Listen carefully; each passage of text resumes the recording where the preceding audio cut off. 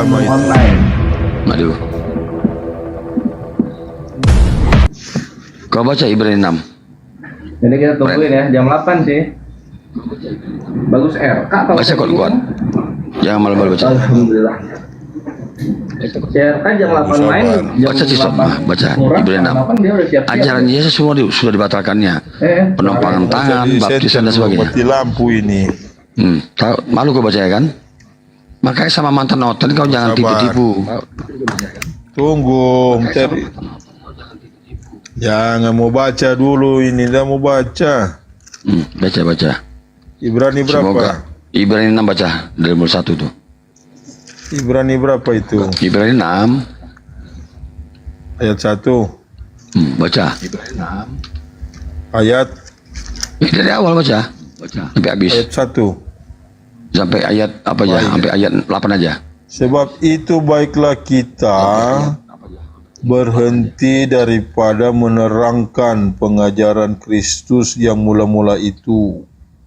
Langsungkanlah kepada kesempurnaan. Janganlah lagi kita membunuh alas, yaitu dengan pengajaran hal tobat daripada perbuatan yang membawa kepada mati dan iman kepada Allah, dan pengajaran dari hal baptisan dan dari hal meletakkan tangan atas orang dan dari hal orang mati bangkit pula, dan hukum-hukum yang kekal. Biarlah kita berbuat kelak Selamat datang dalam kebenaran, kata Kores.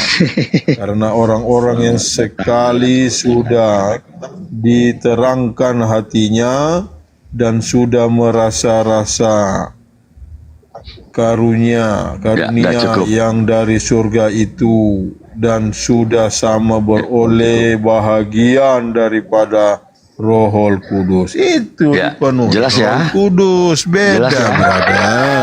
Jelas ya. Kalau sudah dipenuhi, Anda sudah baca dengan tegas, maka kuat, luar biasa. kita telah Luar lahir biasa ya. Jadi baru. Anda baca nggak? Itu Jangan ketutup jelas lagi. ya. Anda sudah baca kawan. Jelas.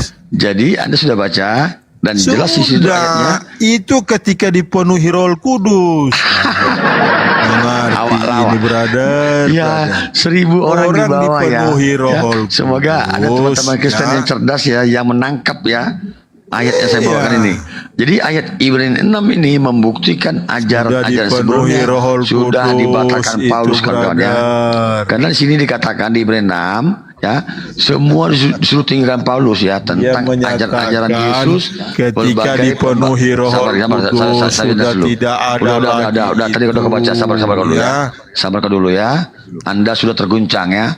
Di ayat Ibrani 6 ini jelas sekali datanya di sini dikatakan ya, semua ajaran-ajaran tentang ajaran Yesus ya dialihkan ya dengan perkembangan yang penuh katanya. Artinya semua sudah dihapuskannya, termasuk juga tentang dasar pertobatan ya, dan perbuatan-perbuatan sia-sia yang dasar percaya pada Allah katanya. Artinya ajaran Tuhan ini disuruh singkirkan, yaitu tentang berbagai pembaptisan. Ini sudah dibatalkan, penumpangan tangan dan kebangkitan orang-orang mati dan hukum kekal. Jadi sudah dibatalkan Paulus di Ibrani 6 ini. Jadi teman kita Tison ini ya, dia coba mengelabui saya, menutupi, dia malu ya. Jadi jelas ya, ajaran Paulus bertentangan dengan ajaran Kristen mula-mula. Sudah dipenuhi Roh Kudus brother. Itu Gak ada baca selanjutnya. Gak ke situ poinnya. Poinnya adalah penuhi. poin di sini poinnya Ibrani 6 ayat 2 ya. Udah, kau jangan congor. Di sini jelas ya. Semua ajaran-ajaran ya, ajaran tentang Kristus ya dialihkan ya. Ya dialihkan semua tentang pembaptisan. Roh Kudus. Udahlah dah. Ya kawan-kawan lain silakan baca ya. Kawan ini ngawur ngidul ya. Jadi tentang pembaptisan dan penumpangan tangan itu semua sudah dibatalkan Paulus.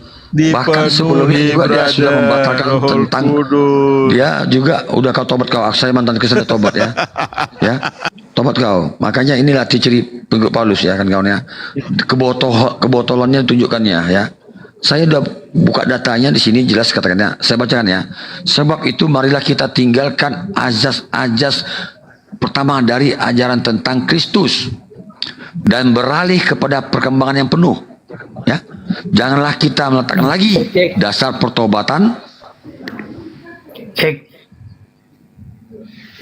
dari perbuatan-perbuatan yang sia-sia dan dasar kepercayaan kepada Allah, yaitu ajaran tentang pelbagai pembaptisan, penumpang tangan, kebangkitan orang mati, dan hukuman kekal.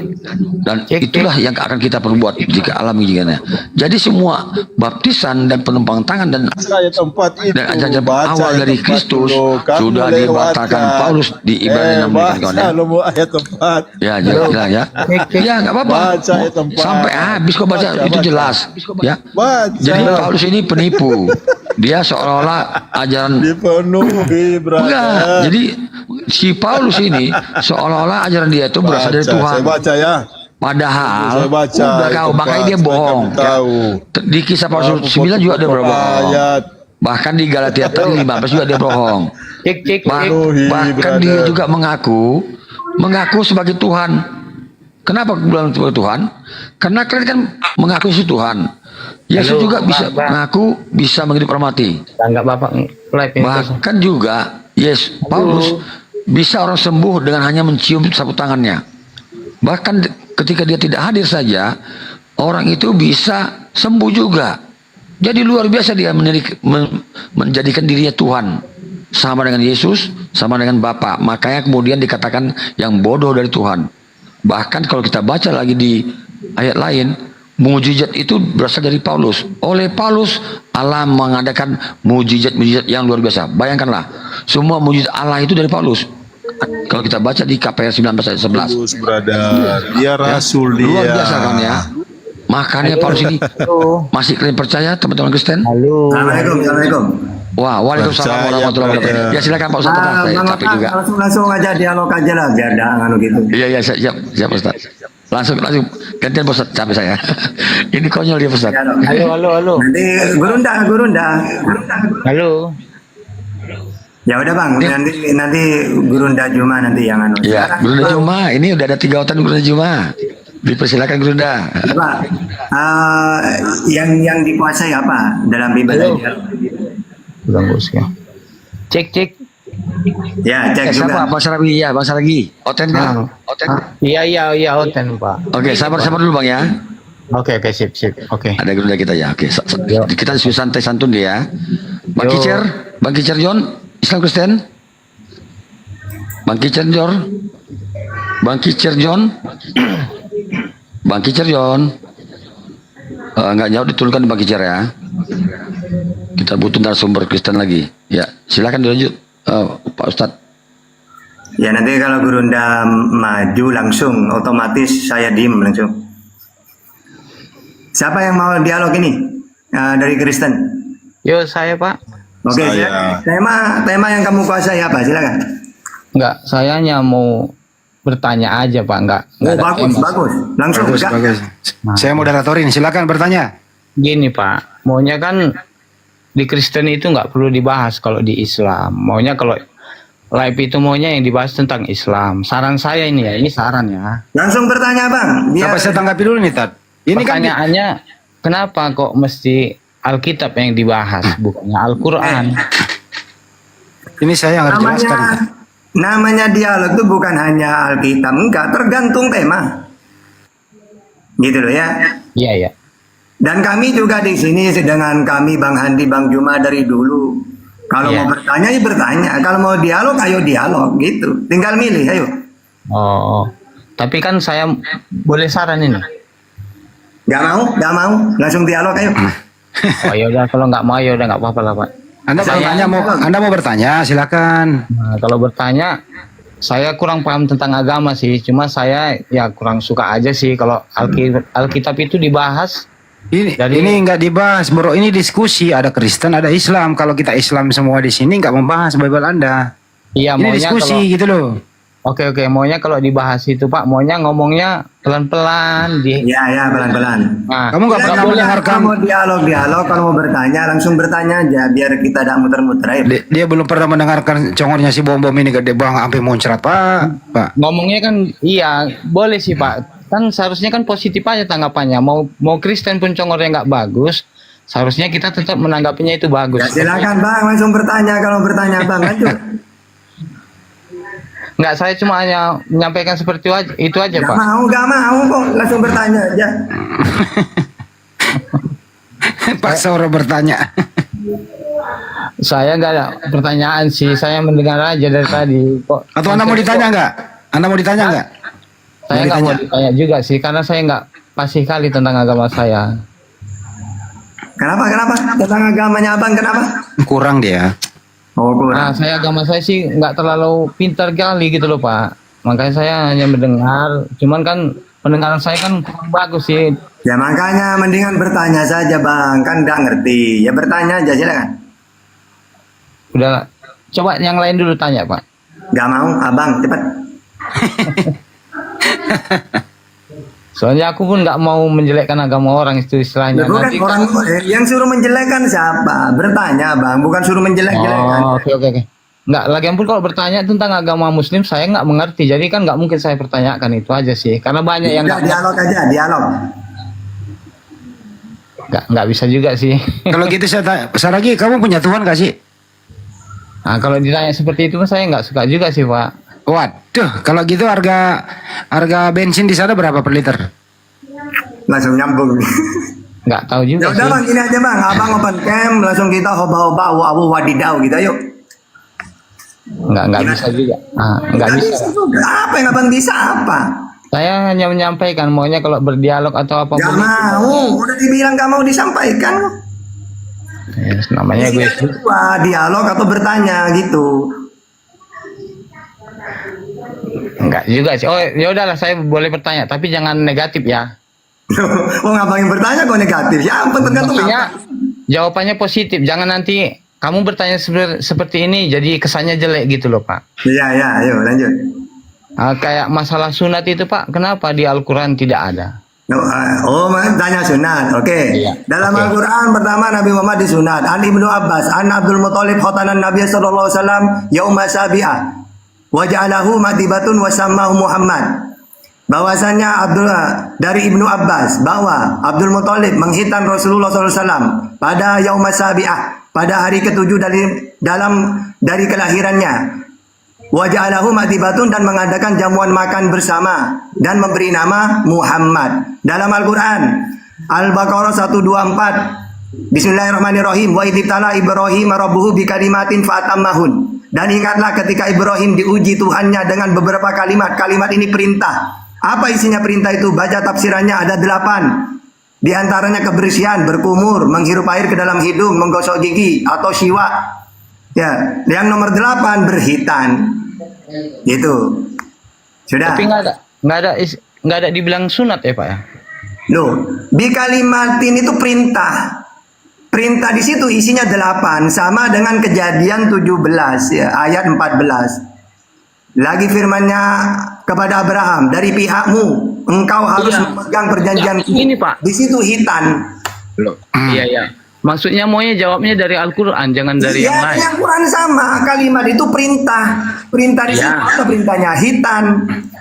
Perintahnya itu ada sunat. Iya, kan 8 tadi udah aku sebut. Iya, kata sunatnya ada. Di Hitan. Al-Quran. Bukan Abang tafsir kan di nanya- Al-Quran. Abang kan nanya ke Islam ya. Islam itu ada penjelasannya, namanya tafsir. Ada sebab-sebab turunnya ayat, asbabun nuzul Iya, namanya. benar. Ya sudah, nanya apa lagi? Udah dikasih tahu ayat. Kasih tahu ngeyel. tadi, hitan Kalau itu ngeyel, bahasa tambah debat nanti. hitan itu bahasa Al-Quran, sunat itu bahasa Indonesia, bahasa umum. Iya, ya makanya saya yang bertanya, jangan ditafsiran dari Al-Qurannya langsung. Nggak Soalnya bisa, Al-Quran kan perlu mempercayakan penafsiran. Al-Quran. Al-Quran ada yang bisa ditafsir, ada yang tidak. Saya kejanggalannya di situ aja sih menurut saya. Kenapa yang Kalau abang ngeyel nanti dialog kita lo ya. enggak Pakai ayat, pakai hadis, pakai ayat masih ngeyel, terpaksa debat kita. Ya maksud saya kan harusnya kan kayak kami kan Kalau gitu ada nggak di Bible Yesus mengaku disunat? kan aku kan bilang tadi aku kan bertanya Pak, bukan Ya bertanya. makanya lu jangan ngeyel kalau udah Loh. dijawab. Nanti gue tanya balik. Makanya kan aku nanya bagus Gimana? Pak. Makanya Kan mau masuk ke jawabannya sana. bagus juga, pakai data, pakai hadis, pakai Iya. Quran.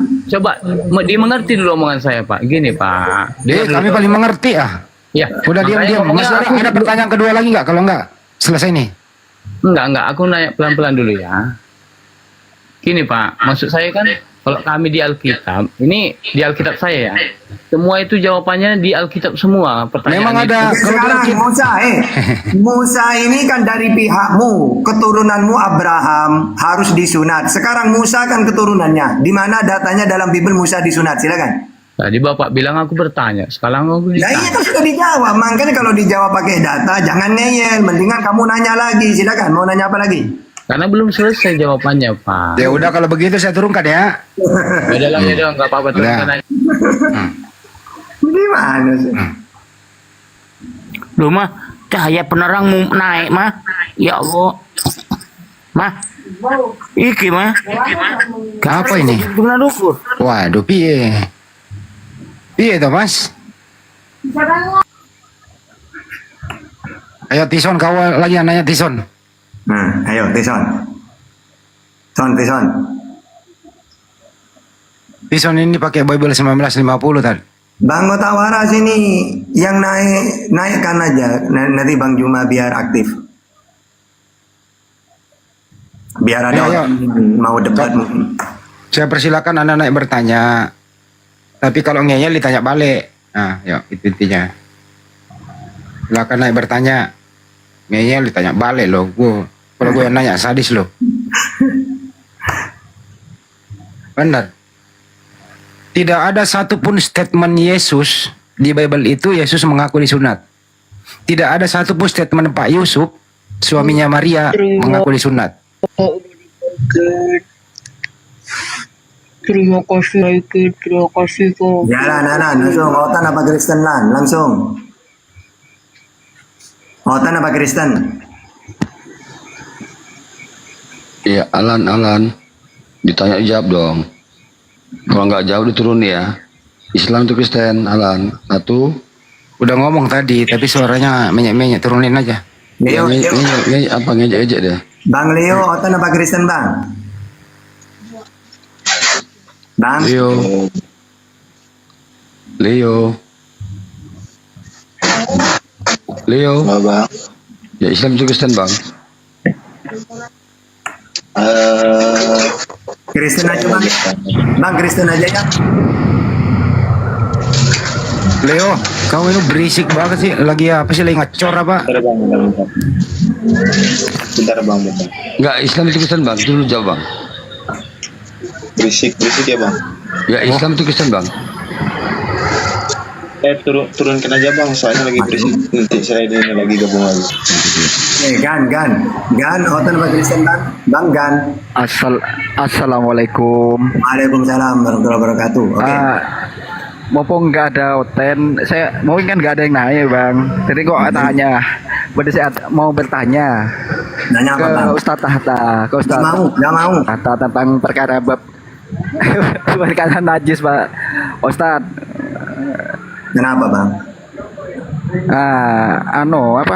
Seandainya ini kan kalau perempuan kan menstruasi itu kan harus bersuci dulu ketika mau berhubungan, itu harus bersuci dulu, mandi suci dulu. Kalau sudah berhenti itu enggak apa-apa tuh kan gitu. Iya, udah Maksudnya berhenti. itu nggak usah mandi dulu gitu loh.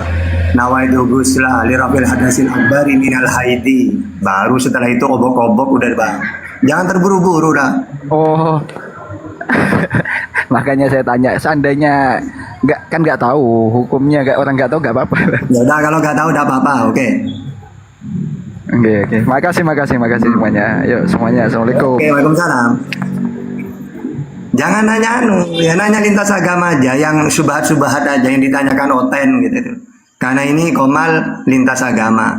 Ini loh Bang Andi, Gurunda Juma. Ini kalau Oten pernah nanya kayak gini, gimana jawabannya? Nah gitu aja, jangan yang lainnya. Nanti kalau nanya seperti itu nanya ke Ustaz Abdul Somad gitu dulu ya.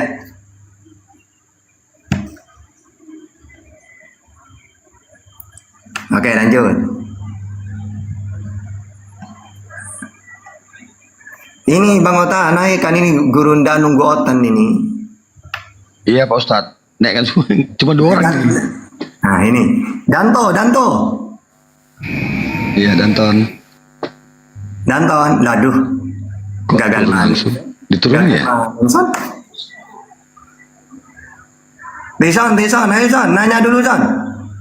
Ya baik brother. Ya saya kan langsung nanya dulu. Tanya ya. Untuk iklan kamu, untuk ngisi waktu, ayo.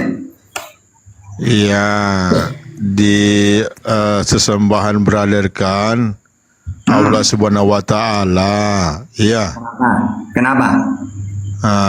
Di mana Tuhan, brother? Oke.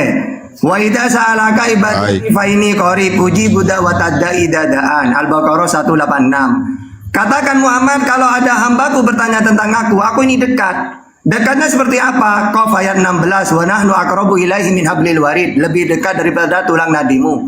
Atau di dalam surat Al-Hadid ayat 4, wa huwa ma'akum aina ma kuntum. Allah itu bersamamu dimanapun kamu berada. Atau surat Toha ayat 5, Ar-Rahmanu 'alal arsy istawa. Minta dalil banyak. Yesus juga kalau ditanya gitu, Sus, Tuhanmu ada di mana? Ada pada diri saya. Kadang-kadang menjawab Matius 18:19, Matius 23 ayat 9, yaitu oleh Bapakku yang di langit oranon. Gitu ya. Oke, silakan apa lagi?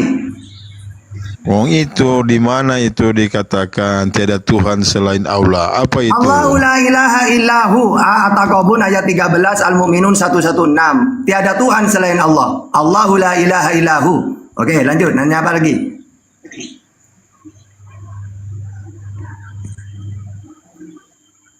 Ya sudah pas brother. Bagus.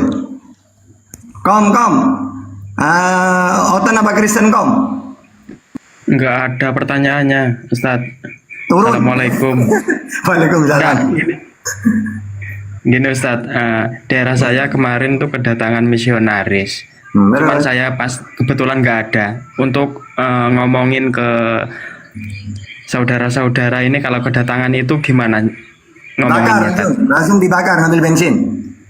Oh gitu, Tat. Oke, siap. Lemparkan sempak bocor. Ya Gurunda. Oke, lanjut Gurunda. Makasih, Tat. Iya.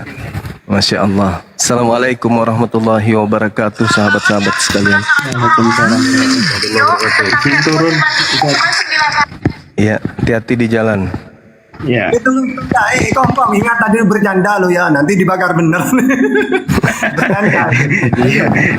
Iya maksudnya dikasih dalil yang mana gitu. Dipahamkan kemudian kepada keluarga untuk menyampaikan kemudian kanter-kanter cara kita mengkanter misionaris ini agar terbakar hatinya dan semangatnya terbakar untuk mau belajar Islam, gitu maksudnya. Luar biasa.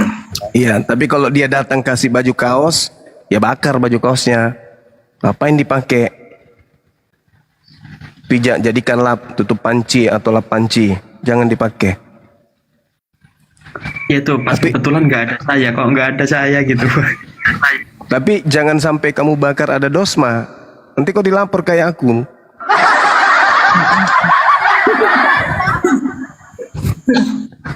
Jadi maunya dosma kalau kita dikasih baju kaos dari misionaris kita pakai sholat, pakai puasa. Jangan dibakar karena kalau dibakar atau dibuang atau dijadikan lap itu menista agama mereka. Tapi kalau ada yang nginjak bebelnya, itu pahlawan. Gitu loh, kebalik otaknya. Allahu Akbar, Masya Allah. Makasih Guru. Iya. Iya. Assalamualaikum warahmatullahi wabarakatuh. Waalaikumsalam warahmatullahi wabarakatuh. Jadi saya himbau kepada umat Islam di Indonesia ini, kalau ada misionaris Lina Wijaya datang membagikan kaos kepada kalian yang tertulis data-data dari kitab yang dibawa oleh Belanda kemudian terjemahkan ke dalam bahasa Indonesia, kalau bisa dibakar atau kalau mau difungsikan jadikan lap kaki atau jadi dudukan panci atau lap dapur. Gitu ya, jangan dipakai karena itu adalah misi penginjilan. Seperti itu, tapi jangan dipublish, nanti kalian dilapor sama Dosma. Dibakar aja atau dijadikan lap aja atau dijadikan sebagai baju kucing. Ya, karena kita nggak melihat apa yang tertulis, yang kita lihat itu adalah misinya. Yang kita lihat itu adalah yang memberikan, apa tujuannya memberi, gitu ya. Kalau dia mau memberikan baju, pergi ke Ragunan, di sana banyak kerah, udah pakai baju. Seperti itu teman-teman. Oke, lanjut, silakan. Wah, ini temanya bagus ini. Iblis itu karya penyaliban. Kebalik, penyaliban itu karya iblis atau karya apa ini, Mas Bagio? Silakan, yang mau bahas ini silakan. Halo, assalamualaikum. Waalaikumsalam warahmatullahi wabarakatuh. Bang Zuma, aku mau nanya nih Bang Zuma. Menurut Bang Zuma, di foto profil aku ini Reaper apa tukang DJ? Aku nggak tahu. Yang jelas itu adalah bintang.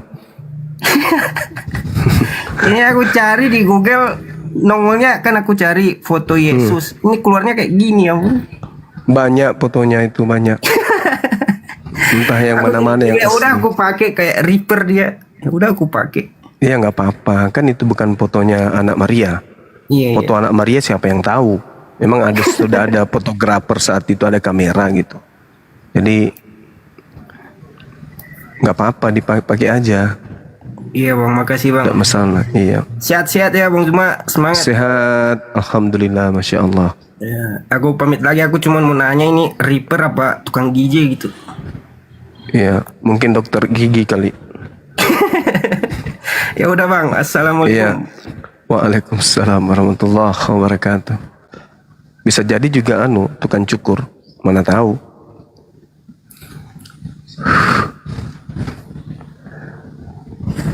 Ayo teman-teman, silakan yang mau bahas tema. Ya, Daniel, selamat malam Daniel. Daniel, dibuka mute-nya Daniel.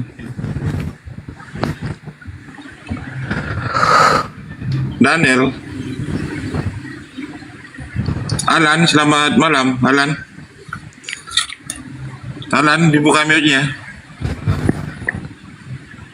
Waduh, kalau gak ada suara saya turunkan ya. Iya, selamat malam. Kalau gak ada suara saya turunkan ya.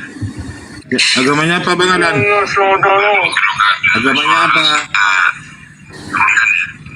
Agamanya apa Bang Alan? Iya, selamat malam. Nggak usah, Ustaz, buang aja, nggak berguna. Waduh. Ya, Tison, lanjutkan aja, Tison. Soalnya dia ngomong tapi sambil ngambil sendal, gimana suaranya bagus keluar. Aneh lah. Ya, brother.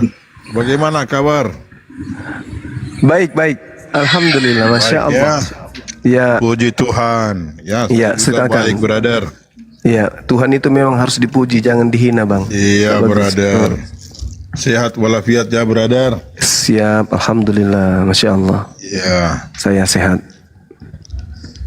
Tema ini ya ini semua yang menjadi aktor iblis ya. Iya, betul. Pertanyaan Ini sih menurut penyaliban siapa itu, ini, brother? menurut kitab saudara sih kalau saya lihat. Begitu ya. Iya. Ya, tidak apa berarti saya sementara makan tidak apa-apa ya. Iya, nggak Tidak apa-apa. bola nih. Ya, Islam. baik. Tidak bola. Turunin aja. Islam. Oh iya. Turunin aja. Yang Islam jangan naik dulu lah ya. Udah banyak gerundur di atas. Jadi begini, brother. Ini bukan aktornya iblis, tidak. Menurut saya, ini sudah dinubuatkan kita para nabi. Pertama, brother. Dan kedua, ini ulah dari ahli-ahli Taurat, orang Farisi, orang Saduki.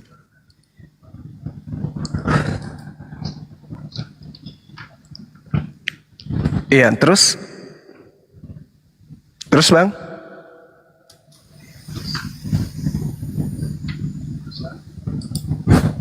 Halo? Halo? Halo?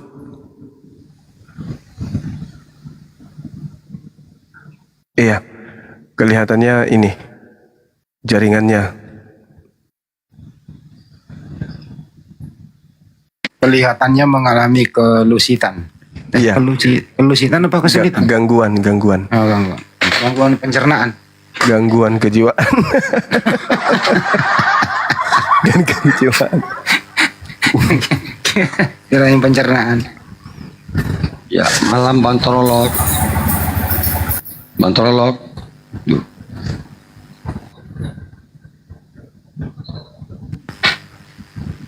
Memang si Timo itu tadi dari Tistison ya, gangguan pencernaan dia itu. Oh, mudah-mudahan masih naik nanti. Bagus datanya dia. Datanya Bible 1950.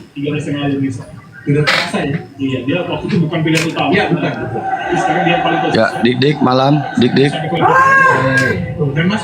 malam. Tomat tembakau. Dan tombola si Brekele. Tembakau. Assalamualaikum. Waalaikumsalam.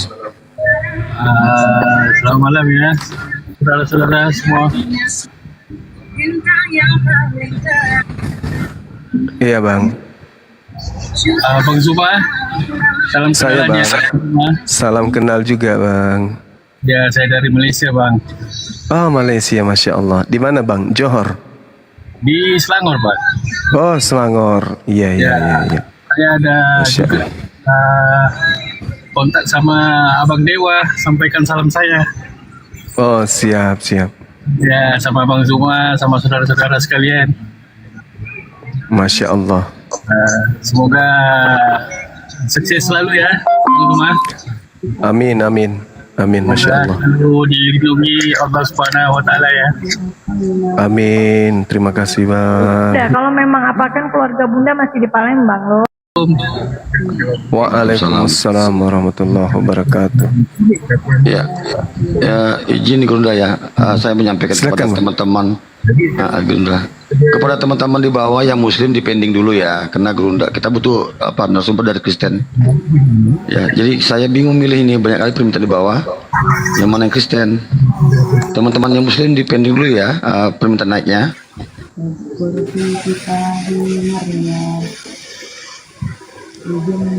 Diminta banyak di aksinya makanan harus secara biasa kata saja Ya,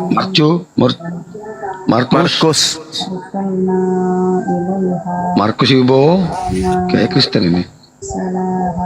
Markus Ibo dan Dian sama Dian sama Endi Markus Endi Tante Markus, selamat pagi. Ada jual cendol kah? Martabak Bang Juma, martabak. Oh martabak. Ya apa kabar Bang? Baik. Dari sekte mana Bang Markus ini? Katolik? Tidak, ini coba masuk mau menyapa Bang Juma. Oh, iya Bang. Assalamualaikum Bang Juma dan semuanya. Waalaikum Bang. Ya, sangat tertarik dengan yang Bang Juma lakukan karena semua yang disampaikan itu sangat menginspirasi. Masya Allah. Tapi Bang Juma bisa saran tidak? Bisa, kritik, saran, silakan. Untuk nanti temanya bisa nggak dibuka tentang kisah Rasulullah sebelum menjadi nabi, saat menjadi nabi, dan seterusnya. Karena itu sangat memotivasi. Itu mah kajian Islam, dari akhlak-akhlak Rasulullah. Ya, Ustaz Abu Somad itu, Bang. Bola, bola. Ya, Carlo, malam.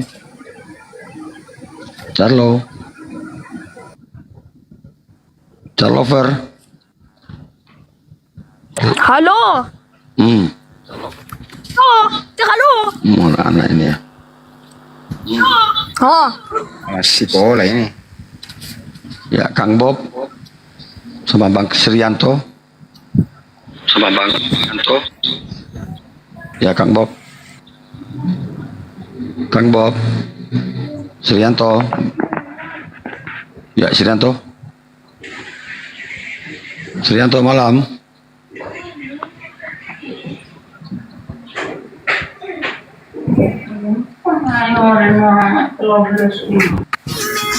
Halo. Itu orang bule kayak itu. Kang Bob. Malam, Kang Bob.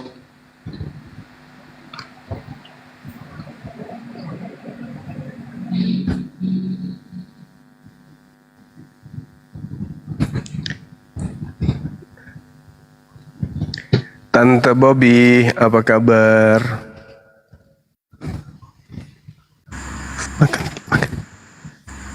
Malam, Petir.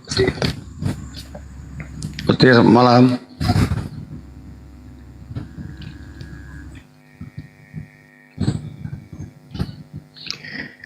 Ya, buat teman-teman Kristen yang mau naik, dipersilakan naik ya. Ada guru kita sini. Ada pendeta Indra. Ada pendeta Indra. Wah. Kok silakan naik lagi pendeta. Pendeta tahta, bukan? Jatuh barusan.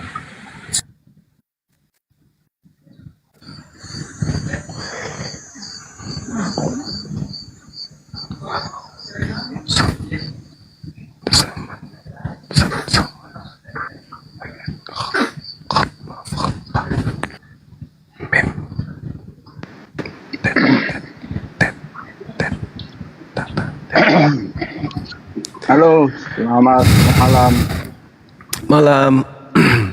Selamat malam Bang Juma. Selamat malam. Malam Bang. Malam. Ya. Abdullah. Apa kabar? Kabar baik Bang. Kabar baik, sehat. Iya. Terima kasih. Sehat. Sama-sama. Apa tema kita? Baik. Ya, tema kita apa nih Bang?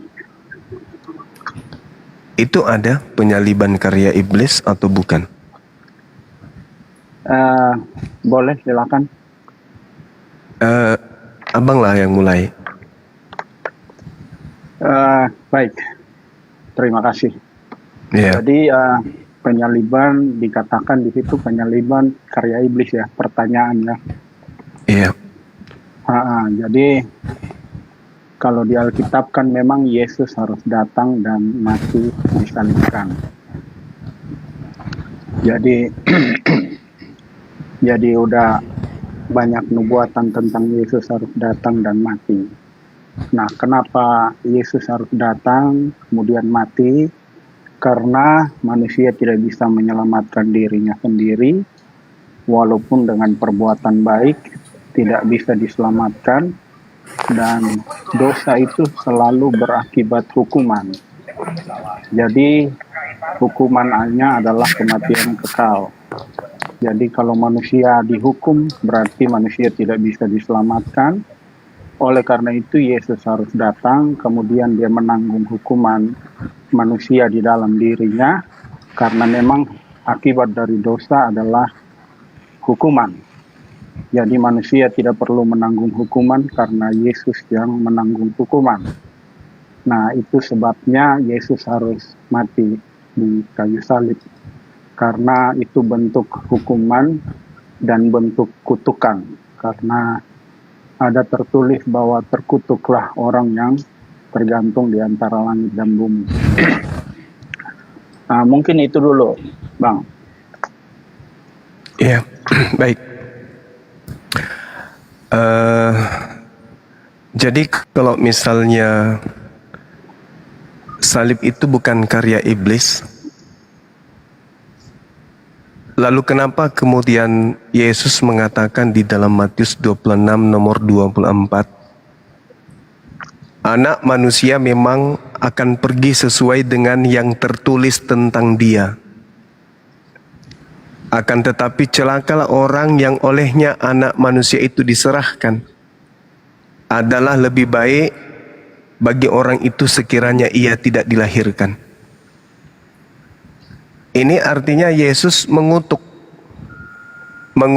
orang yang akan menyerahkan dirinya.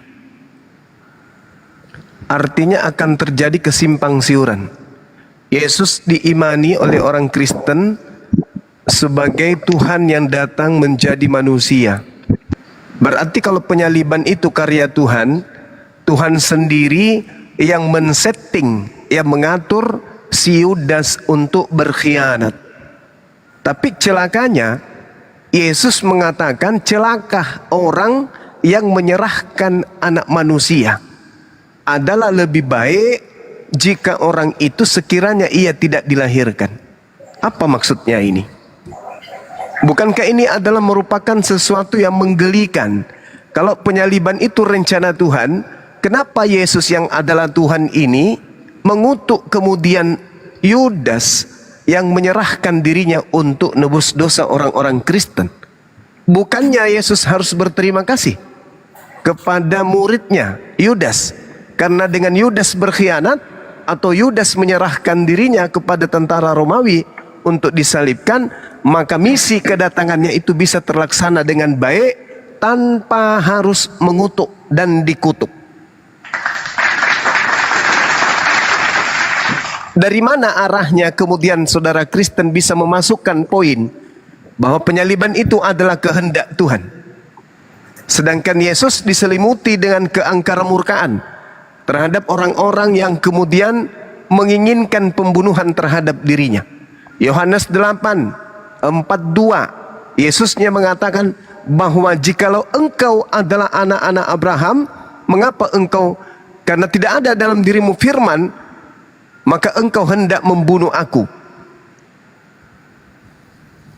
Iblislah yang menjadi bapakmu, dan kamu mau melakukan keinginan-keinginan bapakmu. Kenapa Yesus mengatakan orang yang ingin membunuhnya itu adalah anak-anak iblis? Kalau penyaliban itu karya Tuhan, harusnya yang menyalibkan Yesus ini adalah anak-anak Tuhan yang taat terhadap nubuatan, menghantarkan dirinya sampai kepada penggenapan daripada nubuatnya sendiri. Kenapa kemudian anak-anak yang menyerahkan Yesus untuk dibunuh dikatakan sebagai anak-anak iblis?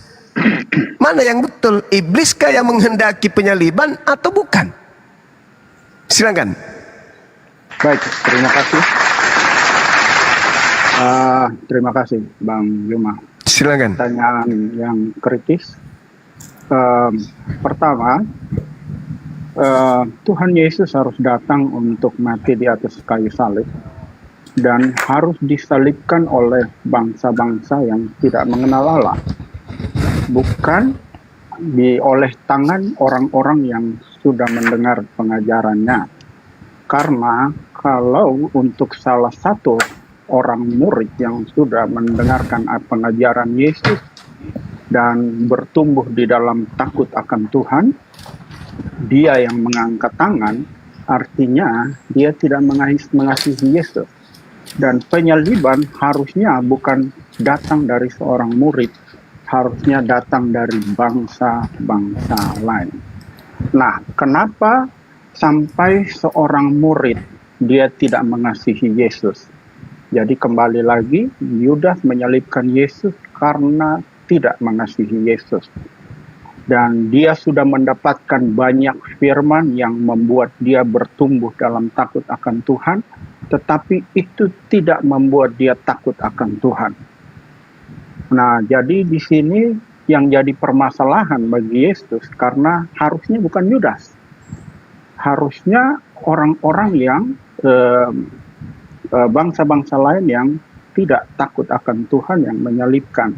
Tetapi memang Yudas ini menyalibkan Yesus karena dia waktu mengikuti Yesus, hatinya terlalu terpikat oleh harta, oleh keuangan, karena ayat-ayat mencatat bahwa Yudas sering mencuri uang kas dari Yesus, dari timnya Yesus. Nah, jadi hatinya ini benar-benar tidak melekat kepada Tuhan, tidak bertumbuh di dalam kasih Tuhan, karena ada cinta akan uang. Dan cinta akan uang ini seperti kanker yang awalnya kecil, tidak mengganggu, lambat laun menjadi besar, dan dia menjadi kerasukan. Seperti yang kita lihat hari-hari ini, bahwa banyak orang dulu baik, waktu bertemu dengan kekayaan, mereka menjadi orang yang tidak baik. Ini tidak beda dengan Yudas. Nah, itu sebabnya Yesus begitu murka kepada Yudas. Tetapi memang kan manusia semua itu diberikan free will atau kehendak bebas. Makanya Yesus tidak menghalangi Yudas untuk berbuat demikian karena dari awal manusia diciptakan, manusia diberi kehendak bebas. Oleh karena itu Yudas pun punya free will tersebut. Dia bisa melakukan apapun yang dia mau. Oleh karena itu, kenapa Yesus marah? Kembali lagi, intinya Yesus marah karena harusnya jangan Yudas. Harusnya orang-orang yang tidak mendengarkan firman, yang tidak tahu firman, orang-orang yang jauh daripada Tuhan, boleh mereka yang menyalibkan Yesus. Terima kasih Bang Juma. Ya, baik. Nubuat itu adalah penglihatan. Nubuat, penglihatan atau ramalan nabi yang diramalkan berdasarkan penglihatan, apakah itu mimpi atau bisikan dari Tuhan terhadap seorang nabi. Itu dulu. Nubuat Tuhan, nubuat seorang nabi adalah keinginan Tuhan. Kalau penyaliban terhadap Yesus ini adalah keinginan Tuhan, kenapa Yesus mengatakan bahwa orang yang ingin membunuhnya itu adalah anak-anak iblis dan ingin melakukan keinginan iblis? Bukankah nubuat itu adalah keinginan Tuhan? Kalau penyaliban itu adalah nubuat, berarti penyaliban itu adalah keinginan. Keinginan siapa? Keinginan Tuhan. Kalau itu adalah nubuat. Nah sekarang, kalau itu nubuat dari Tuhan, kenapa justru yang mau melakukan penggenapan penyaliban dikatakan sebagai anak-anak iblis? Bukankah itu adalah program, rencana, penyelamatan? Apa yang akan diselamatkan? Sedangkan yang mengeksekusi Yesus itu adalah anak-anak iblis. Berarti Tuhan bekerja sama dengan iblis. Untuk apa? Untuk membunuh Yesus. Kalau Tuhan bekerja sama dengan iblis untuk membunuh Yesus, berarti upah bagi pembunuh Yesus adalah surga. Karena mereka telah melakukan apa yang diperintahkan oleh Tuhan. Atau jangan-jangan mereka melakukan apa yang diperintahkan oleh iblis. Ini yang harus diselesaikan. Apakah penyaliban itu karya iblis? Sejauh saya belajar, betul. Makanya Yesus mengatakan, celakalah orang yang olehnya anak manusia itu diserahkan, dan lebih baik bagi orang itu sekiranya ia tidak dilahirkan. Yesus mengutuk orang yang mengkhianat. Loh, katanya nubuat. Harusnya kalau nubuat itu harus terjadi, penyaliban ini adalah untuk nebus dosa manusia, iblis tidak akan ikut campur tangan. Malah iblis akan menghalang-halangi penyaliban. Karena iblis itu menginginkan kemudian anak manusia masuk ke neraka. Kok ada iblis sekarang ini tidak mau manusia masuk ke neraka. Ini iblis apa namanya? Iblis merasuki Yudas agar penyaliban terjadi. Upah dari penyaliban, dosa manusia ditebus. Upah dari manusia ditebus, mereka nggak jadi ke neraka. Loh, kok iblis jadi pahlawan ya? Mana yang betul? Iblis menginginkan manusia masuk neraka atau iblis menginginkan manusia masuk surga? Ini kok aneh kedengarannya. Jadi pada dasarnya penyaliban itu terjadi karena iblis menginginkan manusia bersama dengan dirinya masuk ke neraka. Jadi penyaliban bukanlah penebus dosa. Penyaliban adalah pembangkit dosa warisan.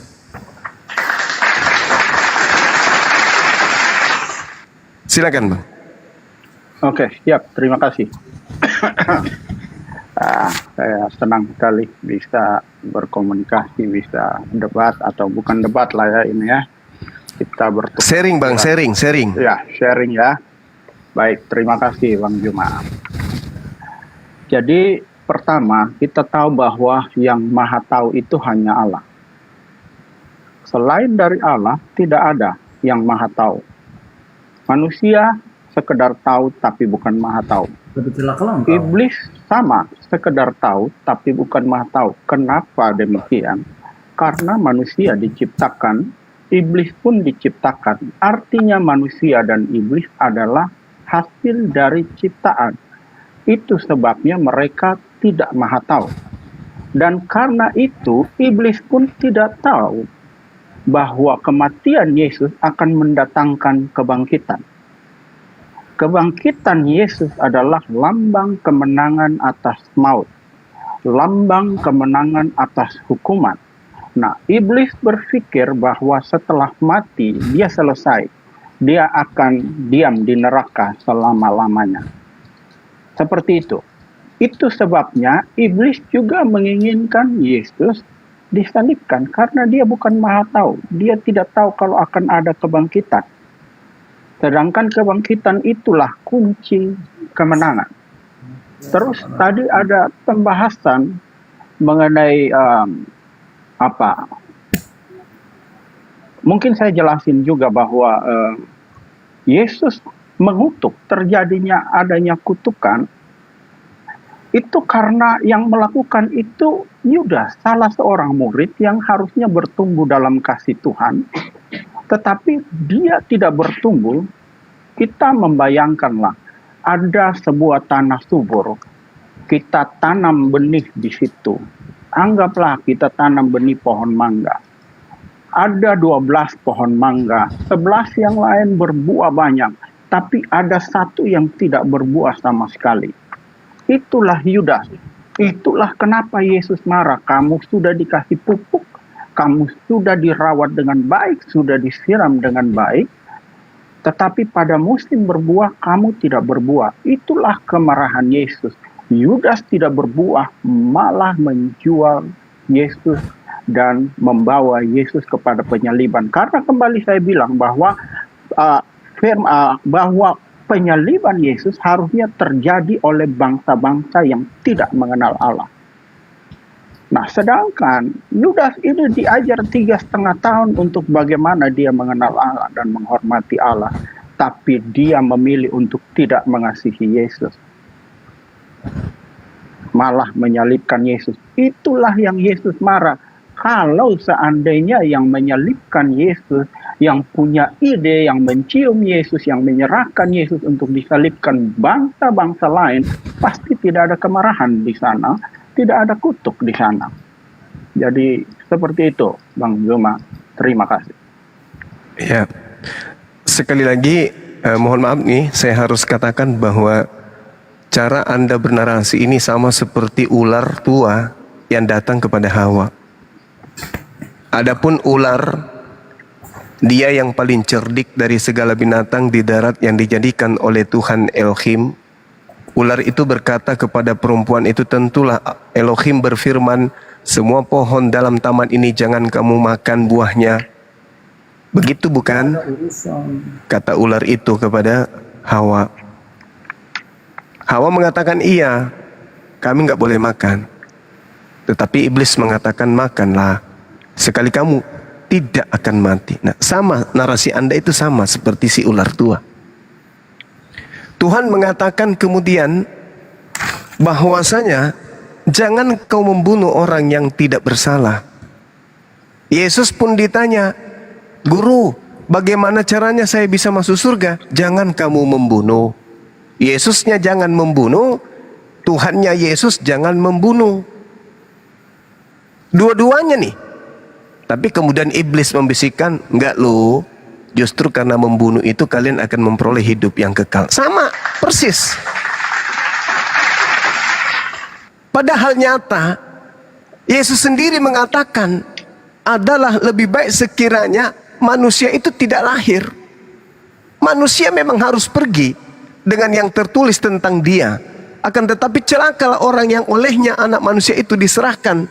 Adalah lebih baik orang itu sekiranya ia tidak dilahirkan. Di dalam kitab Markus 14, Matius 26, begitu banyak pengajaran-pengajaran Yesus dan juga pernyataan-pernyataan penulis Bible. Bahkan di Matius 27, Pilatus pun memberikan kesimpulan bahwa semua yang menyerahkan Yesus itu hanya karena dengki. Karena dengki. Matius 26, 59, mereka membuat kesaksian-kesaksian palsu. Matius 26 nomor 4, mereka membuat tipu muslihat. Semuanya dikelilingi oleh gerakan-gerakan bisikan iblis. Tapi oleh saudara Kristen, gerakan-gerakan yang dia lakukan oleh iblis ini justru dianggap sebagai sumber keselamatan. Berarti yang memberikan keselamatan kepada Kristen adalah iblis. Karena Tuhan yang melarang, jangan ada pembunuhan terhadap orang yang betul. Di dalam Amsal 6 nomor 16, 6 perkara ini yang dibenci oleh Tuhan, bahkan 7 perkara yang menjadi kekejian di dalam hatinya, yaitu orang yang menumpahkan darah orang yang tidak bersalah. Itu kata Tuhan. 6 perkara, bahkan 7 kekejian dalam hatinya, yaitu menumpahkan darah orang yang tidak bersalah.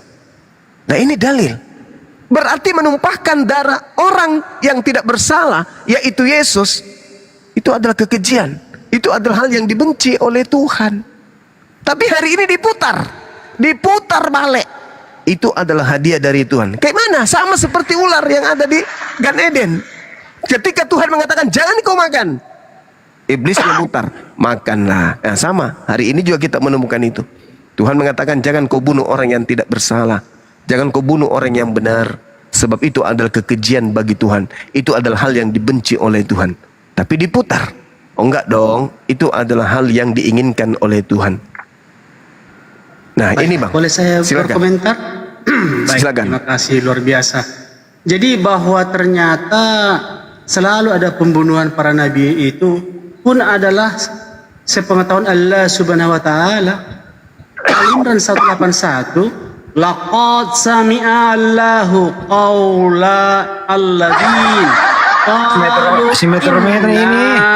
Allah fakirun. Metro Mini ini Pak Juma. Metro Mini. Iya, tahu. Jangan di close dong. Gimana? Nah, orang ngomong tuh dengerinnya kok. Kenapa? Anda jelaskan aja di Bible dulu. Kau bisa ngerjain orang, kamu salah ketemu penyaliban itu. Dengar dulu Bang. Kalau Anda ingin saya selesai. Kamu udah panjang bicara tadi. Enggak, Anda menyakiti hati umat Islam dengan cara Anda membaca Quran. Kita adil ya. Tadi Bang Juma ngomong, kita semua diam. Enggak, bukan begitu Bang, bukan gitu. Membaca kitab suci kami dengan cara kayak gitu itu adalah penistaan. Abang tahu nggak? Itu penistaan. Dia baca itu nggak benar. Cara membacanya itu salah. Tapi dia belum selesai menjelaskan. Ya, tapi kan penghinaan, penistaan di depan mata kami terhadap kitab suci kami nggak boleh kami biarkan dong. Itu membaca Quran kayak gitu itu penghinaan, penistaan. Saya ini menguasai bacaan Quran, tata cara membaca Quran, makhraj huruf itu saya paham.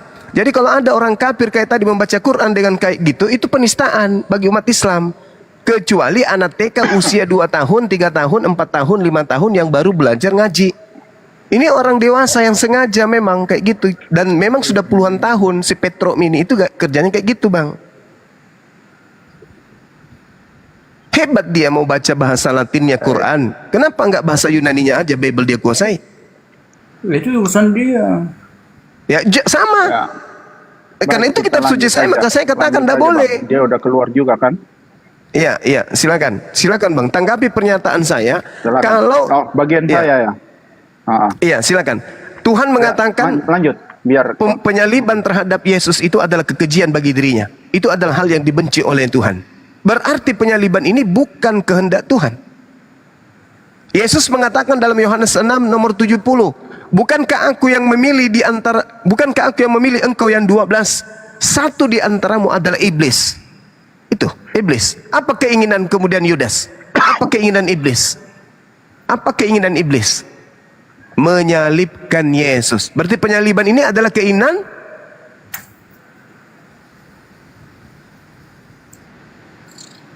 siapa, Bang? Silakan Anda jawab.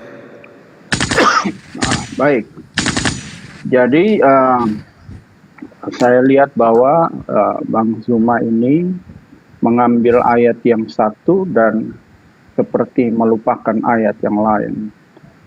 Memang Allah tidak menghendaki adanya pembunuhan. Tetapi jangan lupa bahwa ada hal yang lain, yaitu memang Yesus harus dihukum, Yesus harus mati, dibunuh. Jadi itu satu paket, jadi tidak bisa dipisah-pisahkan. Nah, kalau dipisah-pisahkan, jadinya bukan kebenaran, tetapi penyesatan. Setengah benar dan setengah salah, itu adalah penyesatan. Itu yang ular tua buat di Taman Eden, itu yang Anda buat sekarang. Ular tua ngomong setengah benar, tetapi setengah lagi salah. Dan ini Anda sedang buat, bahwa Anda mengatakan bahwa Allah tidak menghendaki pembunuhan, tapi Anda melepaskan ayat yang lain dari Alkitab yang sama, bahwa memang Yesus harus mati dihukum. Itu tujuan dia datang. Jadi saya lihat Anda mengatakan saya ular, tetapi Anda yang persis seperti ular sekarang. Silakan Bang Zuma. Oke, saya singkat aja Bang. Tolong tunjukkan di mana Tuhan mau agar Yesus itu dibunuh untuk pelaku dosa seperti kalian. Silakan dalilnya. Di dalam Yesaya. Silakan. Saya tidak siap untuk debat ini. Saya baru ayat-ayat masuk. Nah, inilah yang saya katakan tadi. Tapi Anda tahu, itu ular tua, Bang. Saudara itu adalah ular tua yang berbicara. Mana dalilnya? Mana dalilnya Tuhan menginginkan? Sabar, Bang. Anda mengatakan Yesus memang harus dibunuh. Mana dalilnya? Tuhan mengatakan Yesus tidak boleh dibunuh. Mana di mana dia saya? Kita di mana? Waktu supaya saya siapin ayat. Di mana dalilnya? Kebetulan lewat doang. Mana dalilnya? Di mana dalilnya? Di mana dalilnya? Anda juga tahu, tapi Anda kan tidak. Di mana dalilnya bahwa Yesus wajib dibunuh? Makanya Anda mana? Inilah Anda, inilah Anda. Waktu kita berdua ketemu lagi, Tuhan berkata jangan membunuh orang yang tidak bersalah. Itu kata Tuhan. Saya siapin semua ayat-ayatnya. Sekalian bawa Paulus, Pak. Hadapi saya. Paulus Anda bawa ke sini, hadapi saya. Lukas, Markus, Matius, bangunkan, suruh hadapi saya. Tapi kalau modalnya cuman kayak ular tua, kayak abang, percuma kan? Anda hanya mempermalukan diri Anda di hadapan saya. Tidak ada satu data pun di dalam kitabnya Yahudi, perintah seperti apa pernyataan saudara barusan. Yesus memang harus dibunuh. Itu kata setan. Anda berbohong. Mana dalilnya Yesus memang harus dibunuh? Mana dalilnya? Mana dalilnya? Bapak Anda adalah iblis, karena iblis. Iya, itulah Anda. Itulah Anda. Anda mengatakan Bapak Anda adalah iblis. Itulah Anda. Saya membela Yesus di sini. Saya membela Yesus bahwa Yesus tidak boleh dibunuh. Anda mengatakan Yesus harus dibunuh. Mana dalil Anda? Siapa yang menginginkan pembunuhan terhadap Yesus? Tuhan atau iblis? Ayo. Anda wakil iblis di sini atau Anda sendiri yang iblisnya? Ayo. Silakan kasih saya data. Yesus itu tidak boleh dibunuh. Bahkan Yesus mengatakan apa? Iblis tidak berkuasa sedikit pun atas diriku. Ayo. Terus kenapa kemudian iblis berhasil membunuh dirinya kalau iblis tidak berkuasa atas dirinya? Hanya Artinya cuma saja yang percaya Yesus disalibkan. Al-Quran tidak percaya Yesus disalibkan. Yesus Jadi, juga demikian. Yesus juga Anda tidak ini percaya penyesat kalau di dirinya dalam akan mati agama dibunuh Anda. oleh manusia. Yesus juga tidak percaya itu. Yesus tidak percaya kalau dirinya akan dibunuh Anda oleh iblis. melawan Al-Quran Anda sendiri. Al-Quran Al-Quran saya mengatakan, Al-Quran saya mengatakan Isa tidak disalib, yang disalib adalah orang terkutuk. Anda Ayo bang. dan Semangat. penyaliban itu adalah karya iblis. Betul. Penyaliban itu adalah karya iblis. Anda percaya Yesus disalibkan, sedangkan Al-Quran Anda tidak percaya Yesus disalibkan. Masih bolak-balik ini orang ini. Lucu kok jadi saya yang percaya Yesus disalibkan. Kenapa si ular tua ini? Saudaraku ular tua, kenapa Anda putar balikkan? Di mana saya menginginkan penyaliban terhadap Yesus? Saudara ular tua, saya itu mengajarkan bahwa Yesus itu tidak disalibkan, hanya pasukan iblis, dan pasukannya serta sekutunya yang menginginkan penyaliban terhadap Yesus. Saya enggak. Percaya penyaliban terjadi. Loh, saya percaya penyaliban itu terjadi. Tapi yang disalib itu bukan Yesua Hamasia. Yang disalib itu Yesus Kristus. Kenapa Anda tidak masuk? Lucu ente. Sebaiknya Lucu Anda dulu kau. pendeta saja karena Anda percaya Yesus. Anda lucu. Ini sekarang saya sudah jadi pendeta. Meluruskan pemahaman pendeta palsu kayak ente. Jadi ustaz. Lucu Anda ini. Lucu Anda. Saya menuntut pernyataan saudara yang berkata Yesus memang harus dibunuh. Apa dasar Anda mengatakan Yesus memang harus dibunuh? Apa dasar Anda mengatakan Yesus memang harus dibunuh? Apa pernyataan saudara? Apa dasarnya? Saya bisa bantu Anda kalau Anda mau jadi pendeta di Kristen. Saya bisa bantu. Sudah banyak orang yang kuinjilin. Gak usah lari ke sana, wahai ular tua. Gak usah lari ke sana. Wahai ular tua, tidak usah lari ke sana. Ganti namamu besok. Jangan Abdullah. Abdul Setan kau tulis. Jangan kau putar balik.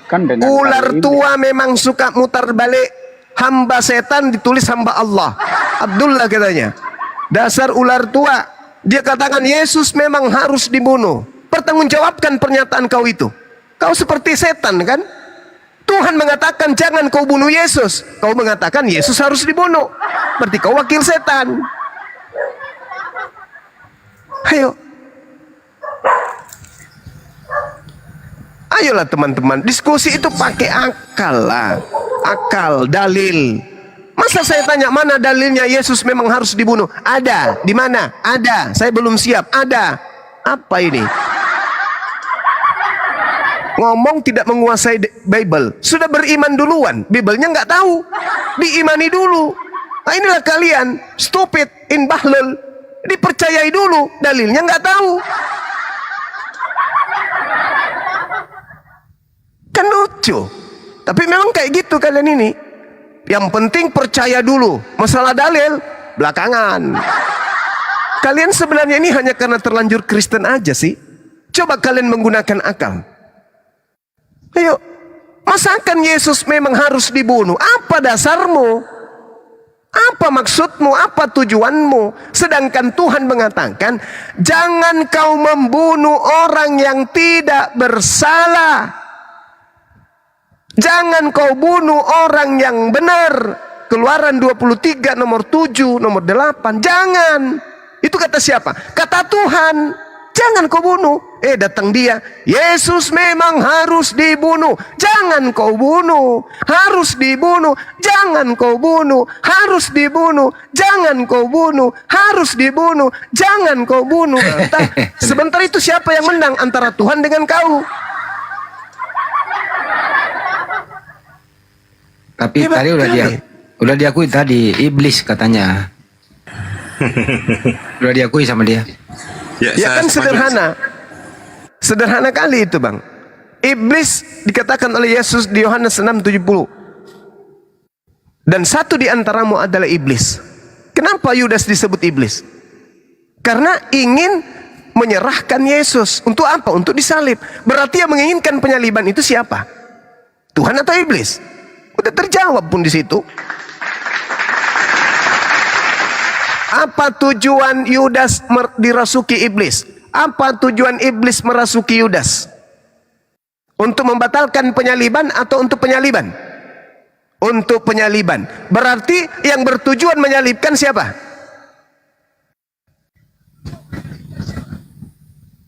Siapa yang punya tujuan untuk menyalibkan?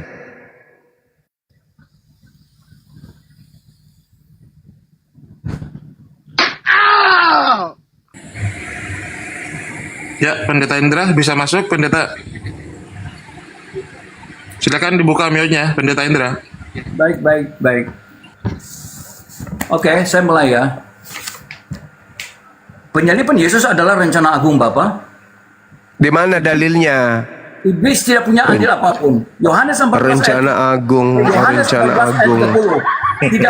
Pelan-pelan. Jangan kayak ular melihat harimau. Pelan-pelan bang, pelan-pelan. Jangan kayak ular yang melihat harimau. Pelan-pelan, santai. Percuma sekolah tinggi-tinggi, punya jemaat banyak kalau hanya kebohongan yang Anda tebar di sini. Tunjukkan di mana dalilnya Tuhan memiliki kemudian karya agung untuk pembunuhan terhadap orang benar. Di mana dalilnya? Percaya, kenapa kamu kasih mute? Dalilnya di mana? Dengar. Yohanes 14 ayat 30, tidak banyak lagi aku berkata-kata dengan kamu sebab penguasa dunia ini datang dan ia tidak berkuasa sedikit pun atas tidak berkuasa. Berarti tidak berkuasa atas rencana tidak Allah. berkuasa. Oke, tepuk tangan dulu. Tepuk tangan. Teman-teman di bawah tepuk tangan. Yohanes 14:30, iblis tidak berkuasa terhadap Yesus. Berarti berhasil enggak Yudas? Berhasil enggak Yudas mengkhianati Yesus? Berhasil enggak? Itu rencana Bapa. Berhasil tidak? Yang dipakai oleh iblis. Berhasil tidak? Dia menyesal. Sekali lagi bang, ya sekali lagi. Berhasil tidak? Enggak nyambung. Saya tanya samamu, Yesus berkata Yohanes 14 nomor 30, iblis sedikit pun tidak akan berpengaruh, tidak akan menyentuh dirinya. Nah, pertanyaan saya, berhasil tidak Yudas mengkhianati Yesus? Jawab. Yudas mengkhianati Yesus karena dia berhasil. Berhasil tidak karya iblis? Berhasil tidak karya iblis terhadap Yesus? Berhasil tidak iblis? Berhasil tidak iblis? Berhasil tidak iblis? Berhasil tidak iblisnya? Iblis tidak berhasil. Enggak berhasil. Tepuk tangan teman-teman. Tidak berhasil. Tidak berhasil iblisnya. Berarti gagal penyaliban terhadap Yesus. Tepuk tangan semua. Tepuk tangan. Iblis tidak berhasil. Iblis tidak berhasil mengkhianati Yesus. Berarti Yesus tidak berhasil disalibkan. Kalau cuman modal ngomong, saya juga bisa kayak gitu bang. Saya juga bisa kalau kayak gitu cara ngomongnya bisa.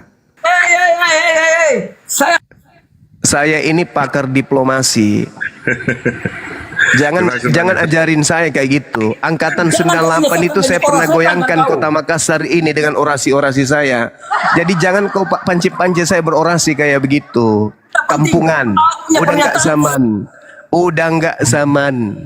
Saya dulu mengkader anak-anak Getar 98 itu, saya suruh berorasi dia kayak gitu di depan Kejati. Itu udah nggak zaman orasi kayak gitu bang. Sekarang itu yang kita butuhkan ilmu. Saya butuh ilmu. Tidak sama. Itu kau seorang penipu. Kau penyesat. Jangan nangis lah di sini. Dilihat orang tadi Anda dipanggil pendeta loh. Nangis nih. Jangan nangis gitu. Jangan kayak gitu. Kalau tidak ada iblis kalian tidak punya Tuhan. Jangan kayak gitu bang. Kalau tidak ada iblis merasuki Yudas, kalian tidak ada Tuhan. Tambah emosi dia ini. Tambah emosi dia ini. Memang menggebu-gebu dia, Bang Hendrik. Congornya doang yang gede, congornya yang gede. Congor gede dengan biji pelernya sebelah yang gede, tapi ilmu nggak ada. Cobalah Pak Pendeta. Pak Pendeta, pelan-pelan aja lah. Jangan pengaruh topi miring membuat Anda ditertawakan di sini. Oke, congornya lagi Kalau disuruh Anda ini. mengatakan iblis tidak berhasil kemudian menggodai kemudian atau memperdaya Yesus melalui Yudas, melalui imam kepala, melalui mahkamah agama, ya, berarti tidak ada penyaliban terjadi terhadap diri Yesus. Berarti yang disalib ini siapa? Kan begitu logikanya, Cak Ayu. Logikanya Bicara santai aja, santai. Coba. dalam kita belum pernah gagal. Ingat, kebenaran, dengar semua. Bahwa kitab yang berisi nubuatan itu adalah kitab dari Allah. Adek yang cantik, adek Lu Indra, tenang Dek, tenang dulu, tenang. Ya, adek tenang dulu Dek, adek tenang dulu, duduk dulu yang tenang, minum dulu ketuban kuda, duduk, air ketubannya disiapkan dulu. Air ketuban kuda diminum dulu biar tenang, biar tenang. Adek itu ada dot, saya sudah siapkan isinya ketuban kuda, minum dulu itu, habisin. Bukan dot Bang Juma, bukan sekop. Sekop, bukan. Ayo, literan minyak pakai. Coba, diam. Ya, itu corong. Iya, corong bensin. Diam, pelan. Buka mulutnya. Nganga, pelan. Gitu. Udah nganga. Ya. Jangan gemetaran kayak gini, tenang aja, relax. Kulihat tangannya gemetaran, santai. Atur napas. Atur napas. Nah, gitu. Dengarkan ya, gurumu berbicara. Ya.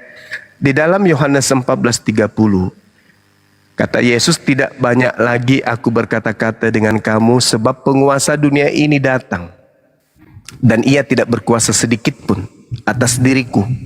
Penguasa yang dimaksud di sini adalah iblis. Oke? Penguasa yang dimaksud di sini iblis. Dan Yesus berkata, sedikit pun iblis itu tidak berkuasa atasku. Artinya ketika iblis merasuki Yudas, iblis merasuki imam kepala, iblis merasuki mahkamah agama, tidak berhasil. Berarti yang disalib ini bukan Yesus. Yang disalib ini adalah pengkhianat. Yang disalib ini pemakan suap. Yang disalib ini orang terkutuk. Yesus tidak terkutuk. Yesusku itu orang suci. Nggak terkutuk Yesusku itu.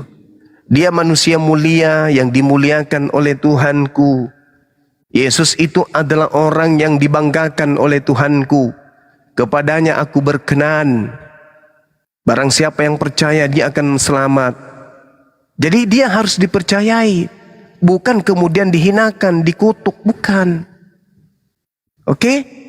Nah, sekarang kamu buka Bible, kamu baca apa yang kemudian Tuhan katakan di dalam Yeremia 31. Tuhan menerangkan di situ sangat jelas, bukan? Dan membantah kemudian kedatangan Yesus versi kamu, kan? Yesusnya mengatakan bahwasanya kitabnya mengatakan tidak usah lagi. Sebab aku Tuhan sudah mengampuni kesalahan mereka dan tidak lagi mengingat dosa-dosa mereka.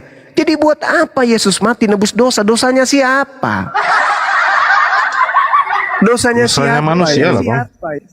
Lah, Tuhan mengatakan manusia dari dosa. Manusia mana yang ditebus pakai darah manusia? Konsep agama mana itu? Aliran kepercayaan dari mana dosa manusia ditebus dengan darah manusia? Di mana Anda mendapatkan ilmu kayak begini? Ayo. Bukankah itu penyembahan dewa Molok yang mengharapkan darah manusia? Karena Tuhan sendiri yang bisa menebus manusia dari dosa, begitu, Bang. Dengan cara? Oke. Dengan cara dia menyatakan dirinya menyatakan dirinya berencana karya penyelamatan, yaitu inkarnasi Yesus Kristus begitu. Inkarnasi itu bukan ajaran Yahudi, itu ajaran pagan Romawi Yunani. Inkarnasi itu ajaran Hinduisme itu. Saya jawab ya. Silakan Anda tunjukkan dalil dulu di mana. Sabar. Kamu kalau berbicara itu pelan-pelan apa? Pelan-pelan, santai ya. Tolong Anda bantah dalil. Jangan kau membunuh orang yang benar. Mana dalil pembandingnya? Bunuhlah orang yang benar. Silakan. Saya menjawab tahu ya. Silakan. Sebentar. Kitab Samuel. Kitab orang Kristen itu adalah kitab perjanjian. Itu dasar hukum yang paling tertinggi. Bahkan di bangsa dan enggak usah jualan obat. Tunjukkan langsung di mana dalilnya. Bunuhlah orang yang benar. Silakan.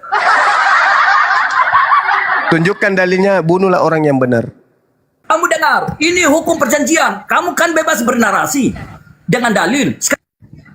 Ya, kamu bebas bernarasi dengan gigi palsumu itu. Seenak mau ngomong. Dengan modal gigi palsu kau ngomong seenak perutmu, kau nipu orang di sini. Jangan kayak gitulah, saudara pendeta. Saudara pendeta, saya tidak minta perjanjian. Saya minta dalilnya mana, bunuhlah orang benar. Mana? Nabimu, kita tulisan. Mana dalilnya bunuhlah orang yang benar demi menyelamatkan karisteng para pendosa? Mana dalilnya? Tunjukkan. Nih, bantah dalil saya ya. Bantah dalil saya. Keluaran 23 nomor 7 nomor 8. Haruslah kau jauhkan dirimu dari perkara dusta. Sabar dulu Saudara, sabar dulu, tenangkan diri Anda dulu ya. Saya kan membaca data ini. Keluaran 23 nomor 7 nomor 8. Haruslah kau jauhkan dirimu dari perkara dusta. Orang yang tidak bersalah dan orang yang benar tidak boleh kau bunuh. Yesus tidak bersalah, Yesus orang benar. Boleh nggak dibunuh? Nggak boleh. Sebab aku tidak akan membenarkan orang yang bersalah. Kalian orang bersalah nggak? Orang bersalah. Kalian berdosa. Masa kalian dibenarkan? Berarti membantah dong dalil ini. Ya, suap jangan kau terima, sebab suap membuat buta mata orang yang melihat dan memutarbalikkan perkara orang-orang yang benar. Yudas makan suap kan? Itu makanya Tuhan melarang ambil suap, karena kalau kamu terima suap, buta mata orang-orang melihat dan memutarbalikkan perkara orang yang benar. Orang benar dianggap salah, orang salah dibilang benar. Itu akibatnya. Nah, saya minta dalil. Anda kan seorang pendeta. Mulut Anda kan seperti kelincahan mesin peninggalan Belanda tahun 3. Tolong kecepatan mulut Anda itu yang berbobot. Jangan cuma kata-kata tapi kosong. Jangan yang kosong. Narasinya itu yang berbobot sesuai dengan tema kita. Saya mengatakan Bang, Keluaran 23 nomor 7, endingnya jangan membunuh Yesus di situ. Karena tidak akan pernah kalian. Ya, Anda sudah paham? Sudah, kau dengan kau punya. Anda sudah paham bukan? Yesus berkata harus tergenapi tentang aku apa yang tertulis di dalam kitab Keluaran. Ini susah ini karena dia cuma modal telinga, nggak modal mikrofon. Kalau cuma doa, jangan menganmuk saya. Mana? Saya lihat kalian punya keberanian. Bagaimana kalau kita kembalikan dia ke kandang, Pak Nyimak? Jangan, biar dulu. Jangan. Biar aja, siapa yang mau dihadapi? Jadi gini, Saudara Indra. Saudara Indra gini, Bang. Gini. Kan ini Anda mau sekali Yesus dibunuh sama seperti iblis. Kau itu sama seperti iblis, Bang. Pingin kali Yesus dibunuh. Kau iblis, kau tidak ada Roh Kudus. Maka yang ada di dalam kau adalah roh iblis. Itu supaya kau tahu. Terus kenapa kamu pakai rok mini? Di dalam diri kamu yang ada roh iblis. Ya, terus kenapa kamu pakai rok mini? Bulumu, pahamu berbulu. Pakai rok mini. Kau bilang roh halus. Bukan begitu cara diskusinya, Saudara Indra. Sudah diselamatkan. Hei, kenapa kamu pingin kali Yesus dibunuh? Kenapa? Kenapa pingin kali kau Yesus itu dibunuh? Kenapa kau kayak iblis? Kamu itu ada iblis, makanya kamu tukang penipu. Kenapa kamu mau kali Yesus itu dibunuh? Karena kamu ada dalam diri kamu adalah roh iblis. Oke. Sekarang saya Oke, tanya, hanya tenangkan ada dulu. dua. Kalau bukan roh iblis, maka ada roh Tuhan di dalam diri manusia. Oke, baik. Saya mau tanya, Bang. Saya mau tanya. Tidak ada yang kalian Saya punya. mau Itu tanya, adalah saya mau roh tanya. iblis. Saya mau tanya. Iblis merasuki Yudas itu tujuannya agar Yesus disalib atau agar Yesus tidak disalib? Jawab. Iblis sementara melakukan pemberontakan terhadap Yudas, melakukan pemberontakan dengan cara membuat Yudas berontak terhadap Yesus. Bukan soal penyaliban, tetapi bagaimana dia bisa memberontak kepada Yesus. Iblis adalah... Saya ulang. Iblis merasuki Yudas agar Yesus itu Agar dia disalib menyangkal Yesus. atau agar Yesus tidak disalib. Untuk supaya dia disalibkan. Tetapi Berarti iblis mau agar Yesus disalibkan, betul? Bedanya dengan Anda apa? apa? Hei, iblis mau agar Yesus disalibkan, betul? Betul? Iblis tidak pernah tahu rencana Allah. Iblis tidak Ya tahu. saya tanya, bukan itu kutanya. Saya tanya, iblis mau agar Yesus disalibkan, betul nggak? terhadap Yesus. Iya, Yesus. Dengar. Iblis mau agar Yesus disalibkan, benar nggak? Tidak, karena iblis hanya datang untuk menggagalkan rencana Allah. Mana buktinya dia Yang jelas, datang? iblis dari semula adalah pemberontak. Jadi dia akan Kok larinya kemana-mana? Dari sejak Kenapa semula, larinya kemana-mana? Kenapa larinya kemana-mana? Iblis merasuki Yudas. Dengar. Iblis merasuki Yudas agar Yesus disalibkan atau agar Yesus tidak disalibkan. Dia menginginkan Yesus tidak disalibkan. Loh, kok bisa? Bisa. Kenapa tidak? Kalau dia Oke. itu dalam rangka supaya Yudas menyangkal Yesus. Oke. Tetapi dia Setelah tidak tahu kemudian proses penyaliban Allah. Setelah kemudian iblis merasuki Yudas, apakah Yudas menunjukkan tempat persembunyian Yesus atau Yudas tidak menunjukkan tempat persembunyian Yesus? Mana yang betul? Dia menunjukkan, tetapi berarti pemberontak terhadap Allah. Itu artinya apa? Itu artinya iblis mau agar Yesus diapain? Yesus naik ke... Itu apa? Apa tujuannya Yudas kemudian menunjukkan tempat persembunyian Yesus? Apa tujuannya? Apa tujuannya iblis menunjukkan tempat persembunyian Yesus? Di situ dikatakan uang dan dengki. Uang kan? Uang dan dengki. Nah, apakah hanya uang? Ya, uang dan dengki. Supaya Yesus ini, dia menyesal. Yesus ini supaya dibunuh, betul? Dan karena apa? Karena uang. Iya, Yudasnya dapat uang, Yesusnya dapat apa? Salib atau tidak disalib? Dia laksanakan. Iya, saya tahu.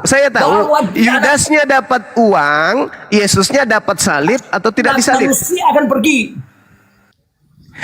Yudasnya dapat uang, Yesusnya dapat salib atau tidak disalib? Loh, kamu membaca sendiri di dalam Alkitab.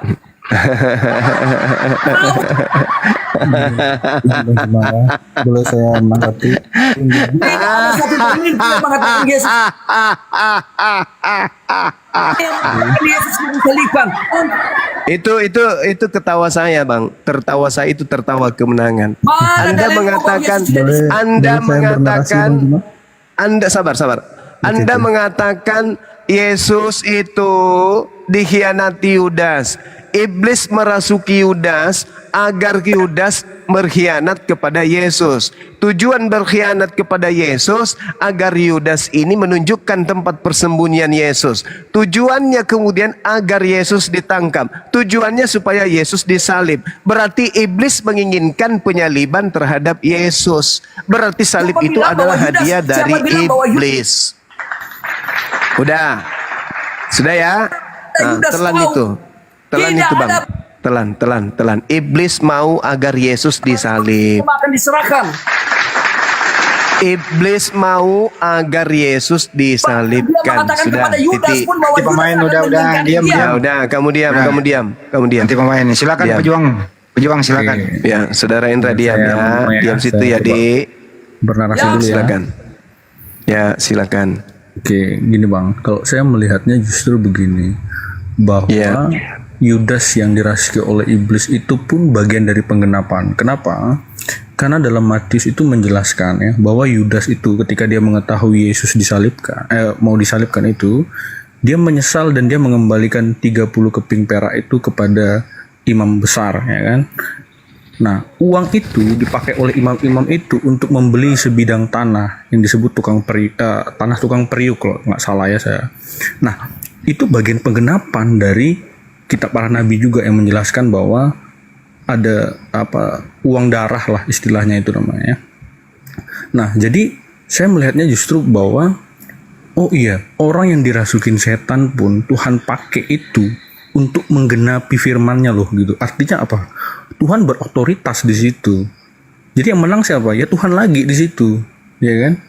Jadi saya melihatnya bukan ini keberhasilan setan. Ya memang setan berpikir berhasil ketika dia bisa menyalibkan Yesus.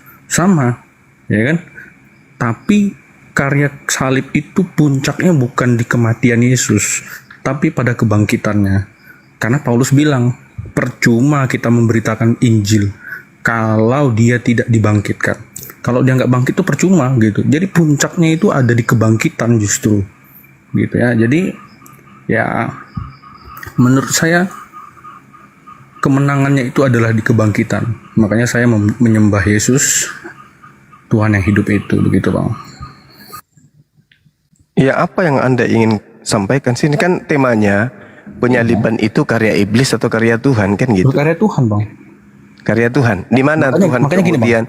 Iya, sabar dulu. Okay. Anda bernarasi terlalu panjang. Okay. Sekarang begini, tolong tunjukkan di mana Tuhan menginginkan pembunuhan kepada orang yang benar. Oke. Pembunuhan itu tidak pernah dibenarkan. Artinya gini, baik pengkhianatan Yudas, apa yang dilakukan oleh orang-orang imam besar, ya kan, tentara Romawi, itu semua kejahatan. Pembunuhan itu kejahatan. Dan itu yang juga ditanggung oleh Yesus di salib itu. Begitu, makanya Yesus bilang di 7 perkataan salib, salah satunya adalah, Bapa ampunilah mereka sebab mereka tidak tahu apa yang mereka perbuat. Karena itu dosa juga yang harus dia tanggung, begitu Bang. Begitu menurut Iya, saya. mana dalilnya? Mana dalilnya Tuhan menginginkan? Dalil apa? Tuhan menginginkan pembunuhan, penyaliban. Dalilnya mana? Yesus kan bilang juga tuh, dia ceritain sama murid-muridnya kan, bahwa anak Saya manusia butuh akan dalil. diserahkan. Oke, Iya, anak manusia itu kan Yudas juga anak manusia, Bang. Yang saya tanya, di mana Tuhan menginginkan pembunuhan terhadap anak yang dikasihi itu di mana dalilnya? Matius 26 ayat 2. Matius 26 ayat 2. Bang, Tuhannya yang mau. Di mana itu tertulis? Kenapa? Tuhannya yang mau. Itu kan Matius itu ditulis tahun 62. Yang saya tanya ini Tuhan mau supaya penyaliban terhadap orang benar itu tertulis di mana? Oke. Nah, karya salib itu kan sebenarnya juga sebuah nubuatan kan, bahwa sudah dinubuatkan di Yesaya ya kalau nggak salah ya, Yesaya 53 kalau nggak salah ya, tentang hamba yang menderita itu. Penderitaan hamba. Kalau begitu Yesaya 53 ini Tuhan yang menginginkan gitu. Oh, iya, berarti Yesaya 53 ini firman Tuhan. Iya. Oke. Jawabannya jelas clear di Yohanes. Gini Bang. Jawabannya dalilnya Yohanes 3:16. Kenapa? Karena begitu besar kasih Allah. Yohanes itu Bang, Yohanes itu muncul nanti di tahun 40-an. Jangan, kita harus bercerita sebelum kejadian. Kok Anda menceritakan? Kalau saya pun menulis, hadir saya pada saat itu tahun 40-50, saya juga bisa mengarang. Oh, pembunuhan itu adalah untuk supaya harga minyak naik. Suma, kau bisa karang apa? Kau kan pernah karang buku apa, Suma? Sekarang kita, Yesus itu berkata apa, saudara? Yesus berkata di dalam Lukas 24 nomor 44, harus tergenapi tentang dirinya yang tertulis di dalam kitab Taurat kan? Ya. Bukan di dalam kitab Yohanes, kitab Matius, bukan. Tapi Taurat, kitab para nabi, dan juga kemudian kitab Mazmur.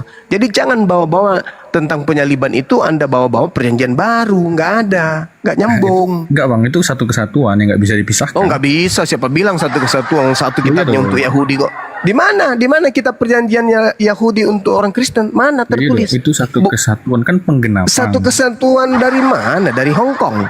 Itu ulah kalian. Itu kan asumsi abang. Loh, sekarang kalau begitu tunjukkan kepada saya. Di mana dalilnya bahwa hukum perjanjian lama itu untuk orang Kristen? Karena gini bang, itu pertanyaannya sama. Jangan juga. Karena itu pembenaran. Kalau karena saya butuh dalil. Dari mana Mazmur dalilnya? 140 bang. Mazmur 147. Mazmur 147. Peraturanku yang datang kepada Israel tidak kuberikan kepada bangsa lain. Jadi kalau cuma pembenaran kayak gitu itu lumayan mengacaukan itu. Ulangan 33 nomor 4. Ulangan 33 nomor 4. Hukum Taurat itu hanya untuk Bani Yakub. Kalian bukan Bani Yakub. Kalian Bani Tahayul. Kami Yakub bang. Apalagi Indra ini Bani Kampret. Dengar.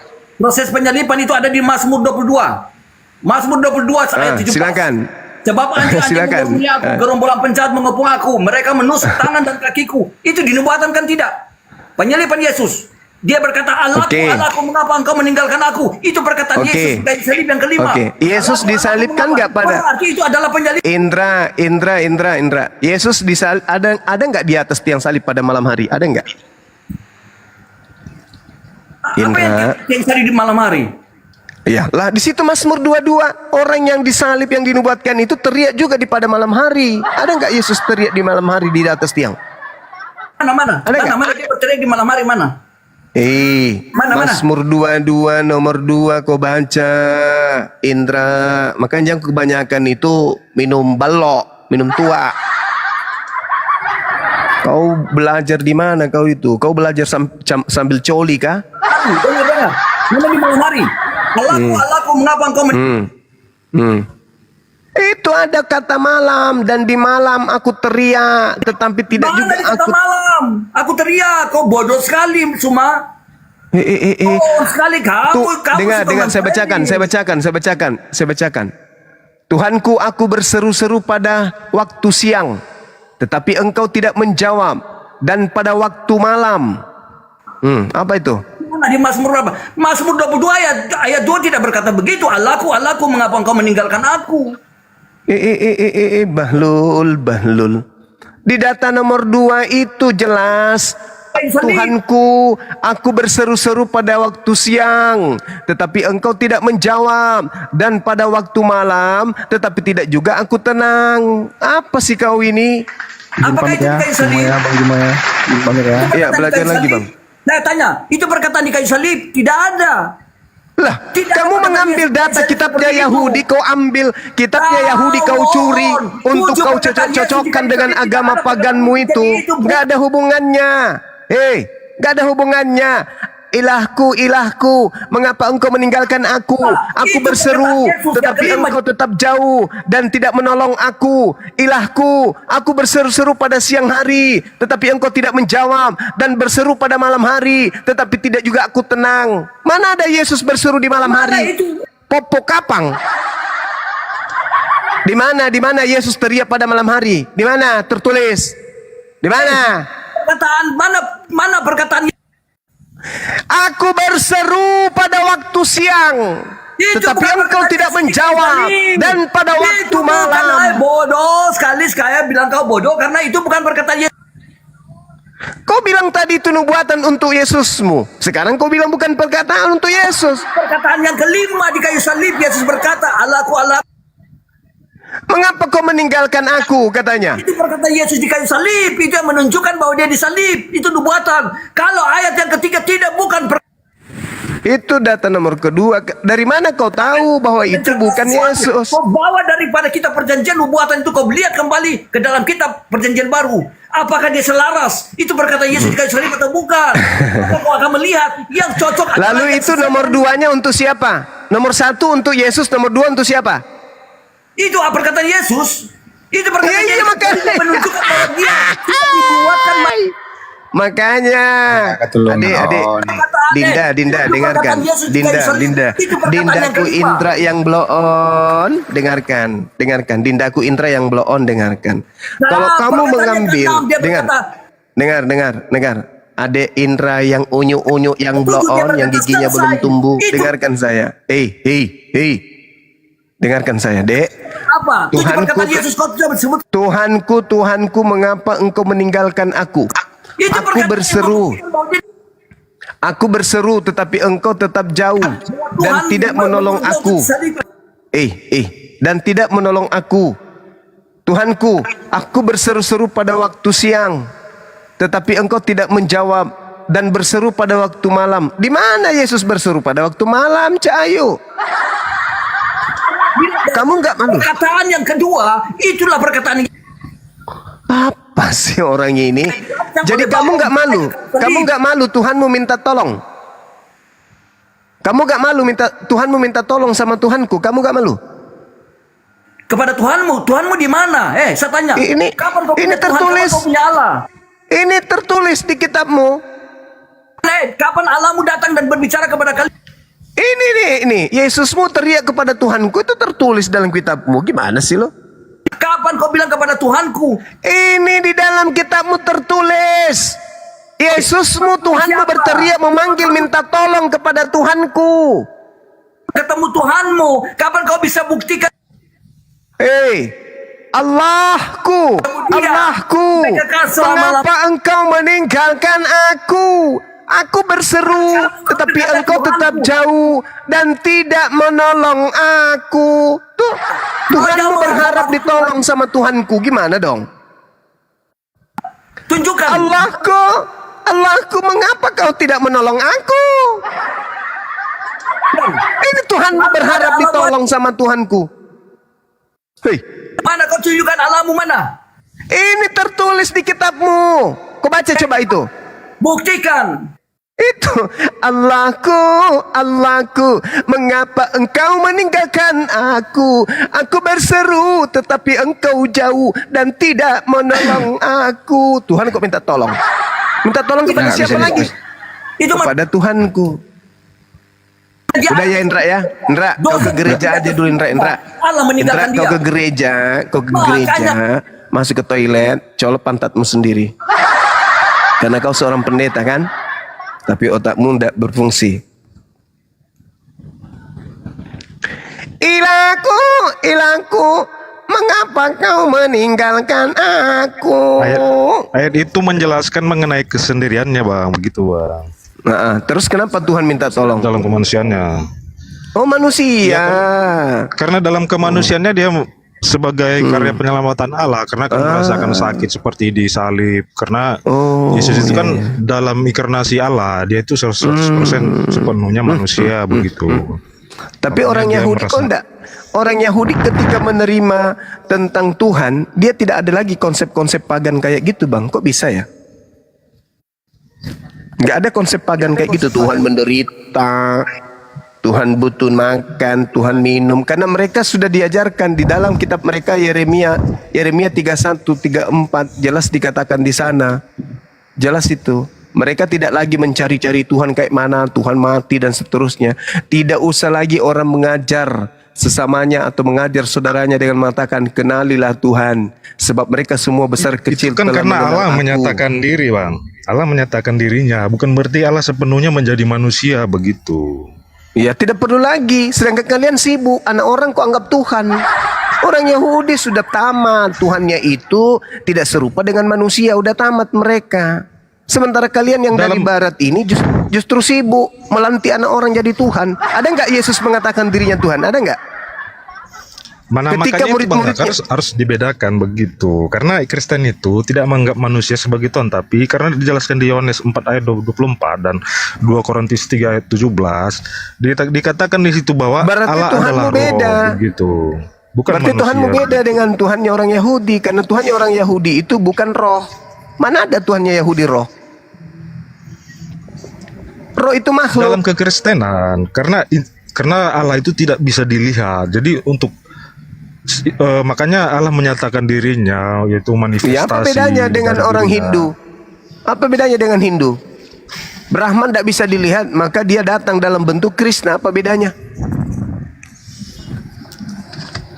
Karena Allah menyatakan dirinya sebagai karya penyelamatan begitu. Apa tujuannya Allah menyatakan diri? Kan pasti ada tujuannya begitu. Yang mengatakan Allah menyatakan diri dalam bentuk manusia itu kan kalian. Tuhannya sendiri ada nggak menyatakan itu? Nah makanya dalam kekristenan Bang, itu tidak sepenuhnya Allah Bapa itu dia berinkarnasi menjadi manusia begitu. Karena sang firman ini keluar dari Bapa begitu Bang, keluar dari Bapa. Ya, firman itu memang ya keluar Yesus dari Kristus, Bapa. begitu. Coba Anda baca Matius 4 nomor 4. Semua manusia itu adalah firman yang keluar dari Bapa. Semua manusia, bukan cuma Yesus. Anda juga adalah firman yang keluar dari Bapa. Tidak Apa begitu bedanya Bang, dengan Yesus? karena seperti di Kejadian itu Allah menciptakan langit dan bumi dengan firman-Nya, karena di situ berulang kali Ya Allah sama, berfirman. Yesus juga berfirman diciptakan begitu. dengan firman-Nya. Allah berfirman, jadilah Yesus. Nah, Sama. kalau bisa Bang Juma kasih ngomong lah orang, jangan cuma Abang aja dengarkan. Yesus Baik, tidak Paman, diciptakan Bang. Yesus tidak diciptakan. Nenek kiper. Dia Otakmu bocor. Dia dilahirkan Bang, bukan diciptakan Bang. Apa ciptaan itu? Apa itu yang dimaksud ciptaan itu apa, Bang? Ciptaan itu berasal dari kata apa? Cipta. Cipta itu apa? Karya. Karya itu adalah Iya. sesuatu yang tidak ada menjadi Diciptakan ada. itu, ya iya Bang, yang belum ada menjadi ada. Kan sebelumnya manusia memang sudah ada Bang Adam Bang, begitu Bang. Ya, berarti samanya kita dengan Yesus kalau gitu. Yesus tidak diciptakan. Apa sih Yesus tidak diciptakan? Gimana ceritanya? Yesus tidak diciptakan. Otakmu robek. Gimana ceritanya Yesus tidak diciptakan? Anda baca Yohanes 1 nomor 14. Apa di situ? Ya. Apa itu? Ya. Perkataan itu telah menjadi. Berarti diciptakan menjadi apa? Menjadi daging. Untung nggak dikasih kecap. Di situ menyatakan bahwa firman Allah itu dan rohnya yaitu bagian dari Allah Bapa, yang keluar dari Bapa, yang Bapa adalah sumber dari segala sesuatu.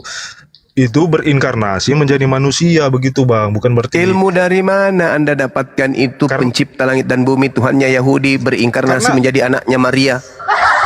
Karena firman tidak diciptakan Bang, karena firman itu pencipta. Karena Allah menciptakan alam semesta ini dengan firman-Nya, begitu.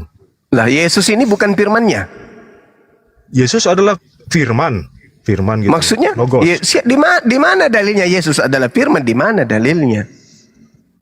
Coba tunjukkan ke saya. Yohanes 1 itu firman bersama dengan Tuhan. Firman yang bersama dengan Tuhan. Ada nggak Yesus di situ? Nggak ada.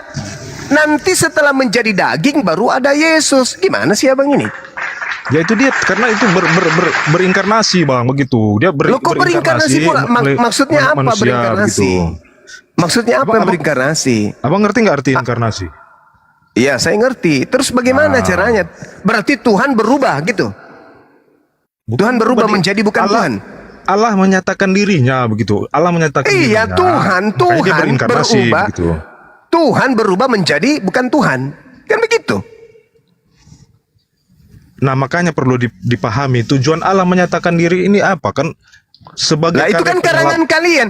Itu karangan penyelamatan kalian. begitu. Itu karangan gereja. Itu karangan kalian. Yesus datang di tengah-tengah Bani Israel untuk apa? Menurut Yesus. Itu bukan karangan kami, itu dari Alkitab kok Bang. Ya itulah kitab kalian, karangan kalian. Itu bukan karangan kami, itu karangan memang fakta di Alkitab begitu. Sekarang begini, coba Anda baca kitab saudara Yohanes 3 nomor 16. Siapa yang harus dipercaya di situ? Yesus kan? Ya, karena kami kan pengikut Kristus. Tolong tunjukkan kepada saya ucapan Yesus tentang inkarnasi itu mana? Coba tunjukkan kepada saya. Kan Yesus yang harus dipercaya. Nah, mana inkarnasi menurut Yesus? Dijelaskan di Di ayat Yohanes 1 ayat 14 tadi firman menjadi manusia. Yang saya minta Yesusnya yang menjelaskan, bukan pengarang Yohanes. Alamak, kan Yesus yang harus dipercaya. Inilah begitu besar kasih karunia Tuhan akan dunia ini, sehingga ia menganugerahkan hambanya yang suci. Barang siapa yang percaya kepadanya akan memperoleh hidup, yang tidak percaya akan mati dalam dosanya. Percaya kepada siapa? Kepada Yesus kan? Nah, di mana Yesus membahas inkarnasi itu? Di mana? Ya, karena dia berulang kali berkata, dia menjelaskan otoritasnya sebagai anak yang dalam kemanusiaannya begitu. Iya, di mana dia membahas tentang inkarnasi itu? Yohanes 8:42, aku datang menjadi manusia bukan atas kehendakku. Mana Di Filipi inkarnasinya? 2, di Filipi 2 ayat 6 ayat 7, yang walaupun dalam rupa Allah tidak menganggap kesetaraan Yesus yang harus dengan Allah itu sendiri, dipercaya, begitu. Yesus. Hei, Paman, Yesus Ya. yang harus dipercaya, bukan Paulus. Alamak, gimana sih orang ini? Oke. Siapa yang percaya kepada Yesus peroleh hidup, bukan percaya Paulus. Yesus berkata apa?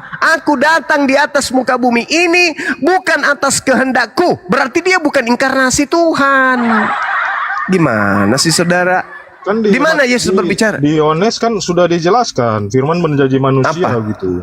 Itu bukan ucapan Yesus, kan yang harus dipercaya Yesus.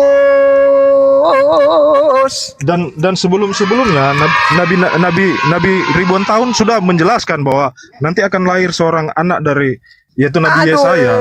Nabi Yesaya sudah Yesaya 9 lagi kamu bawa. membuatkan Yang harus begitu. dipercaya ini Yesus. Yesus. Bukan yang lain. Begitu besar kasih karunia Tuhan akan dunia ini, sehingga dia menganugerahkan hambanya yang suci. Iya, karena kan Siapa yang percaya kepada hambanya si Yesus ini memperoleh hidup kekal. Berarti yang harus dipercaya siapa? Yesus kan? Nah, di mana Yesus membahas inkarnasi? Jadi inilah, jadi itu. Di mana Yesus mengatakan itu? sudah dinubuatkan oleh para nabi-nabi melalui perantaran para nabi. Yesus sendiri berkata kepada perantaran nabi-nabinya begitu. Yang harus dipercaya siapa menurut Tuhan? Yesus atau yang Anda sebutkan tadi? Begini, karena dalam hakikat dan keberadaannya Yesus adalah Tuhan. Jadi sebelum-sebelumnya dia sudah menubuatkan dirinya sendiri melalui perantara nabi-nabi begitu. Yesus sederhana bukan?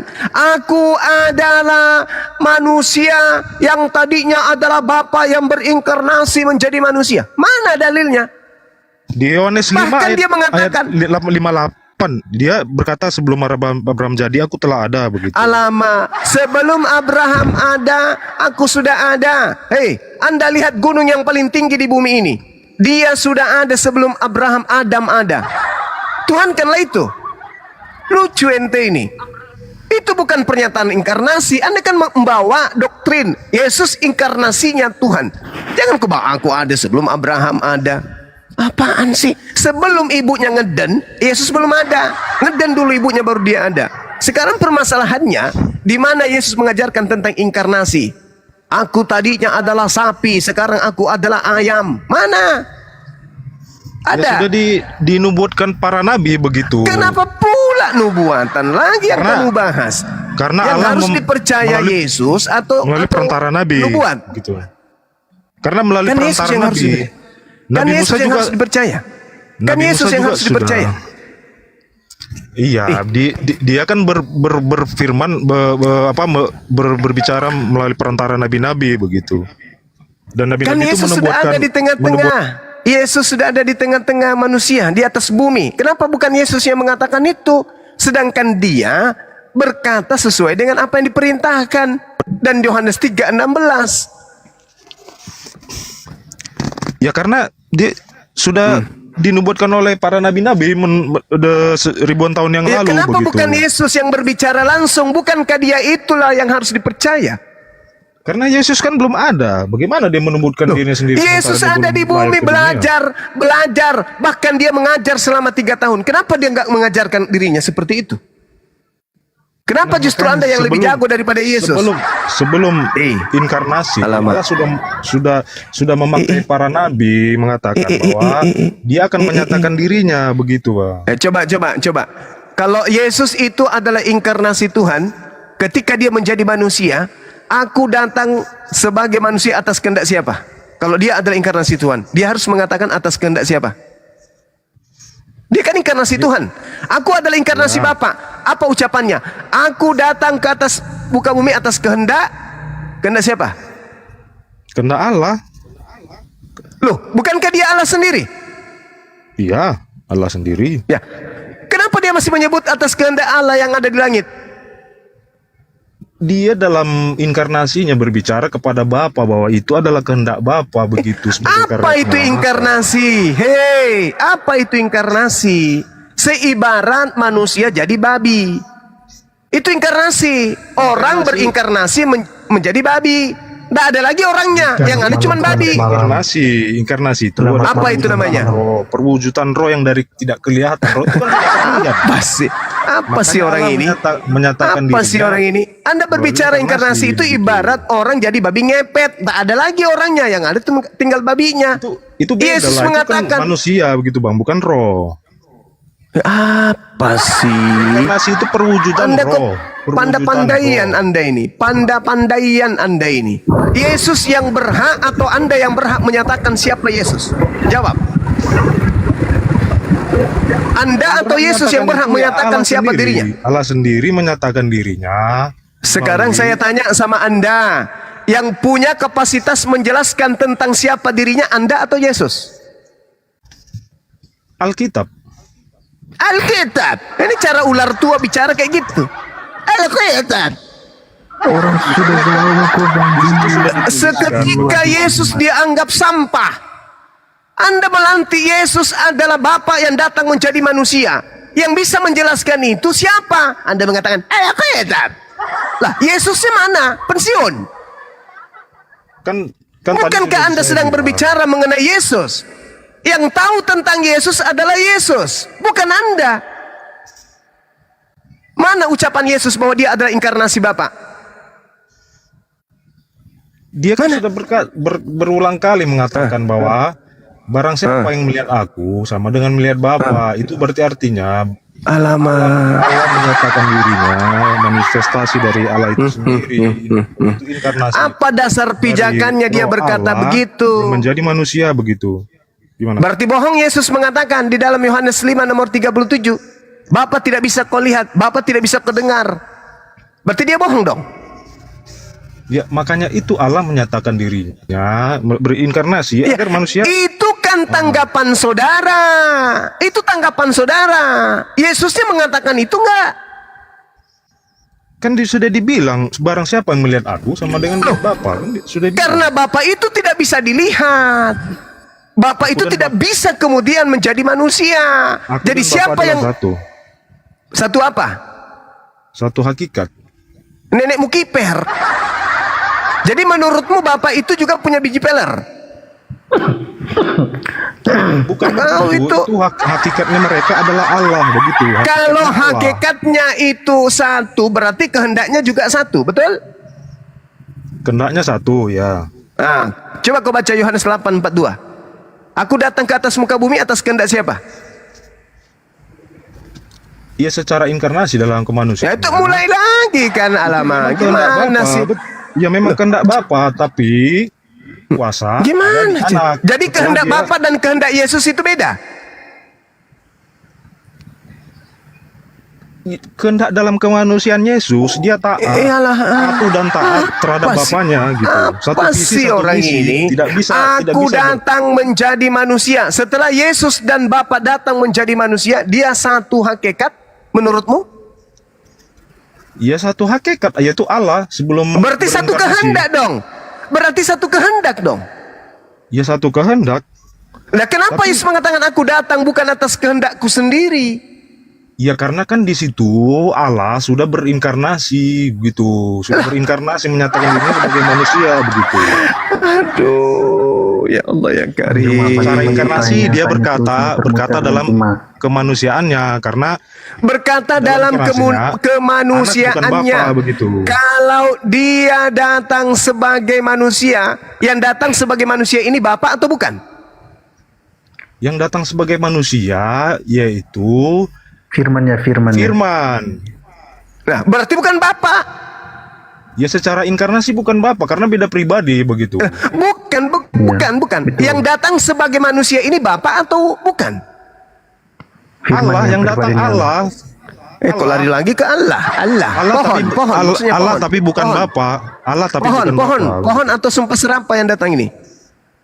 Allah tapi bukan Bapa gitu. Allah siapa? Allah yang mana? Allah bahasa Yunani atau bahasa Ibrani? Allah yang disembah oleh Abraham, Ishak dan Yakub. Walama. Kalau yang disembah Abraham, Ishak dan Yakub itu tidak pernah jadi manusia. Sudah dinubuatkan oleh nabi. Nubuat lagi. Allah memakai para nabi, para nabinya begitu. Kenapa bukan Yesus yang berbicara langsung? Kan sudah berinkarnasi itu, apalagi dia menubuatkan dirinya, kan sudah berinkarnasi. Bukan menubuatkan, menjelaskan dirinya. Kenapa bukan dia yang menjelaskan dirinya? Kan sudah dijelaskan. Di barang siapa? Mana Yesus menjelaskan dirinya mana? Di mana Yesus menjelaskan dirinya kalau dia adalah inkarnasi? Yohanes 10 ayat 30. Kau menyebut aku dan Bapa adalah dia dan Bapa, aku dan Bapa adalah satu gitu. Satu apa? Sementara di dalam Yohanes 8 dia mengatakan aku dan Bapa adalah dua. Di mana ayatnya? Yohanes 8. Jangan marah aja Bang, cuma jangan. Yohanes 8. Saya nggak marah. Memang suara saya kayak gitu. Yohanes 8 ayat. Jangan marah aja. Kalau tunjukkan ayat 3 harus sesuai dengan Coba baca nomor 15, 16, 17. Ayat 15. Ya.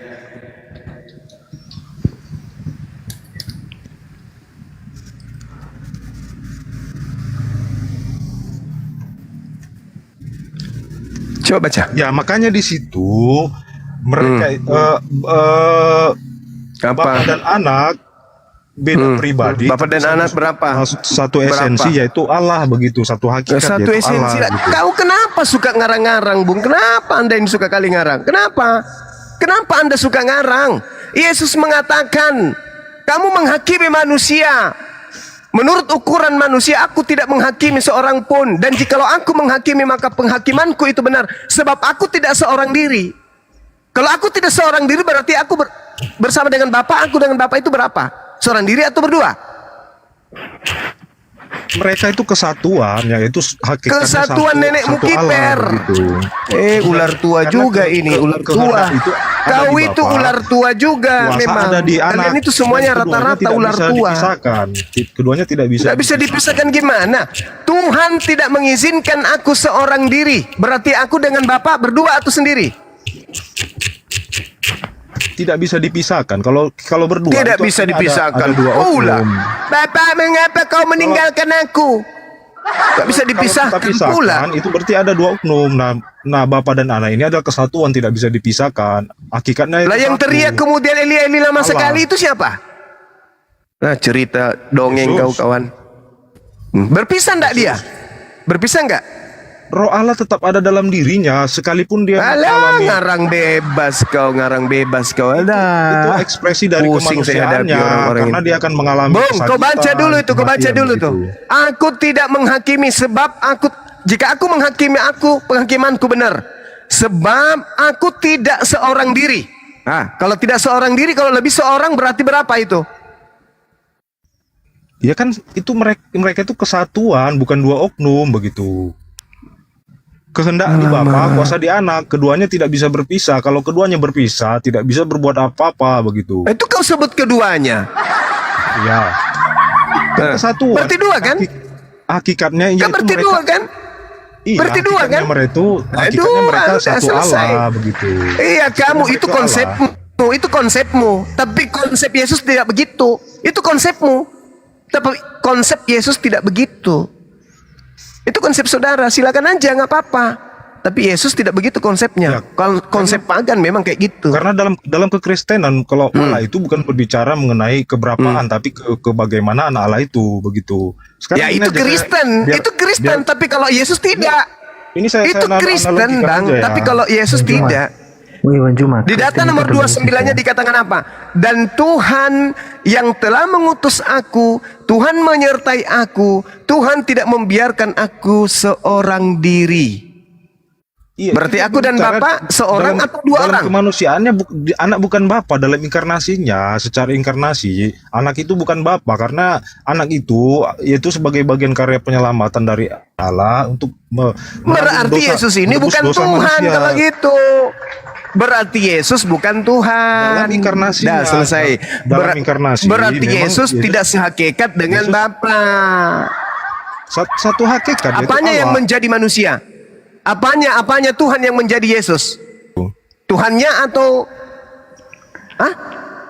Firman-Nya, pribadinya Allah. apanya yang menjadi Yesus? Tuhannya, hakikat Tuhannya yang menjadi Yesus atau ciptaannya yang menjadi Yesus? Apanya?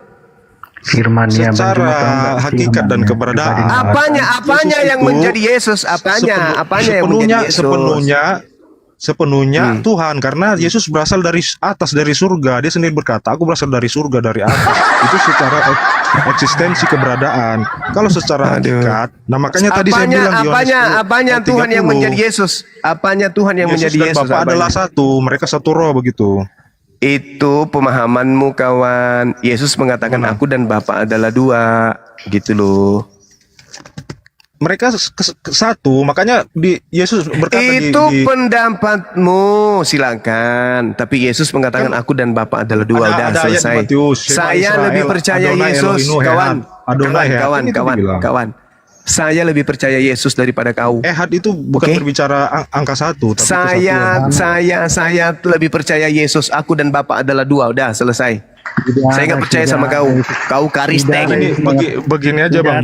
Bisa nggak saya kasih analogi biar ngerti bang? Bisa nggak saya kasih analogi biar ngerti? Saya sudah mengerti. Bisa Kamu sudah ngerti. Iya, tapi bisa nggak satu ayat lagi Bang Joma? Bisa nggak satu aja? Saya sudah paham kalau karisteng agama pagan. Ini memang Tuhannya analoginya hampir mendekati untuk membantu saja ya. Memang tidak sepenuhnya bisa dipahami Tritunggal itu. Nah, jadi saya analogikan saya paham aja. Tuhan saya paham Tuhan kau itu tiga. Udah. Iya, makanya dengar dulu bang. Saya mengerti, karena abang. Saya paham, saya ngerti Tuhanmu itu tiga. Udah selesai. Dan saya lebih percaya Yesus bahwa Yesus berdua dengan Tuhannya. Yesus itu berdua dengan Tuhannya. Yesus tidak seorang diri, dia berdua dengan Tuhannya. Mereka itu kesatuan bang, bukan itu imanmu. Itu imanmu. Silakan. Saya nggak paksa kok. Silakan dengan imanmu. Tapi saya lebih percaya kepada Yesus. Biar mengerti. Saya lebih percaya Yesus daripada kebodohanmu. Iya, gitu dong. Silakan Anda dengan kebodohan Anda. Silakan. Karena memang betul kami lebih percaya karena kami diselamatkan melalui Yesus. Karena hanya Yesus yang bisa menyelamatkan Yesus mengatakan aku dan Bapa adalah dua. Silakan aja. Makanya kalian itu diusir. Itu tadi yang saya bacakan. Dan aku dan Bapa adalah satu. Yohanes 10 ayat 30. Bapa tidak membiarkan aku seorang diri. Berarti aku dan Bapa adalah satu, adalah dua. Bapa tidak membiarkan aku seorang diri. Dia berbicara dalam kemanusiaannya. Karena anak bukan Bapa, kan sudah saya bilang. Secara inkarnasi, anak bukan Bapa. Ketika Yesus mengatakan aku dan Bapa adalah satu, dia berbicara sebagai apa di situ? Dia berbicara sebagai aku dan Bapa satu, karena mereka satu. Iya, sebagai apa dia berbicara? Sebagai apa? Sebagai apa? Ya, sebagai Allah. Nenekmu kiper. Nah, itulah kau ular tua. Yesus sedang berbicara sebagai manusia, di situ kau bilang sebagai Allah. Pohon.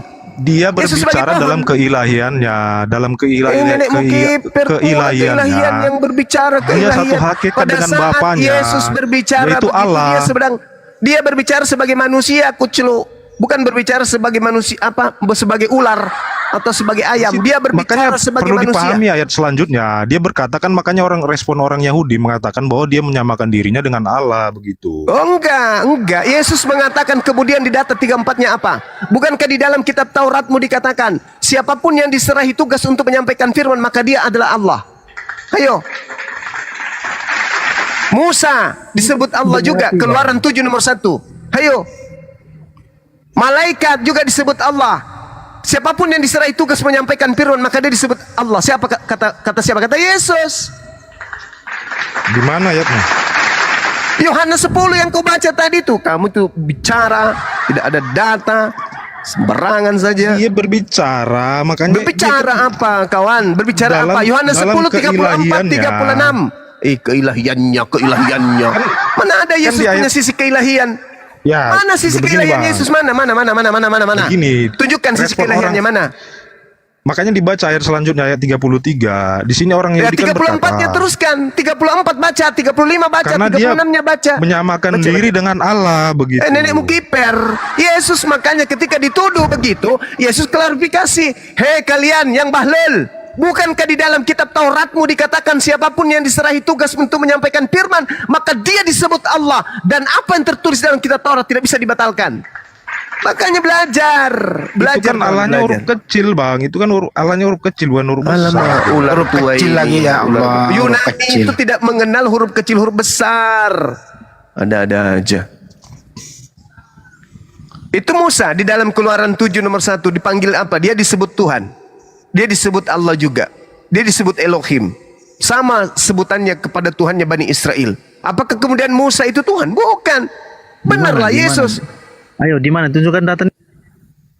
Di mana? Adalah Allah. Nggak ada yang bisa diskusi ini, nggak pakai data. Semuanya. Di mana? Cuman doktrin. Itulah kawan-kawan. Narasinya kayak gini. Tunjukkan datanya. Keluaran 7 Bahlul nomor 1. Oke, Keluaran 7. Itu kamu yang pakai kitabnya orang, kau pula yang tidak ngerti. Malah lebih kita yang lebih ngerti. Ayat Manjuma kan bilang mengatakan Musa itu adalah Allah. Ya, saya cari dulu ya. Ya, silakan. Oke. Keluaran 7 nomor 1. Lebih paham kita, Mbak. Padahal kau ngaku anak-anak dewa, gimana sih?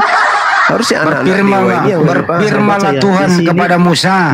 Di sini lihat aku mengangkat engkau sebagai Elohim bagi Firaun. Engkau sebagai Allah bagi Firaun. Nah itu bagi Firaun ya. Bagi Firaun. Nah, terus Yesus ini diangkat sebagai Allah untuk siapa? Yesus itu bagi seluruh. Mana dalilnya? Di mana dalilnya Bapak mengangkat Yesus sebagai Allah untuk seluruh manusia? Di mana dalilnya? Di mana dalilnya? Di mana? Coba. Sebagaimana Yesus berfirman Tuhan, sebagaimana Musa Tuhan berfirman kepadanya, mengangkatnya menjadi Allah untuk Firaun. Di mana Yesus mengangkat Yesus menjadi Allah? Di mana dalilnya? Tadi tunjukkan. Saya sudah berusaha. Di mana kawan? Berapa kali Abang Juma? Di mana Tuhan mengutus Yesus untuk menjadi Allah bagi orang Roma dan Yunani? Di mana dalilnya? Di mana? Tunjukkan.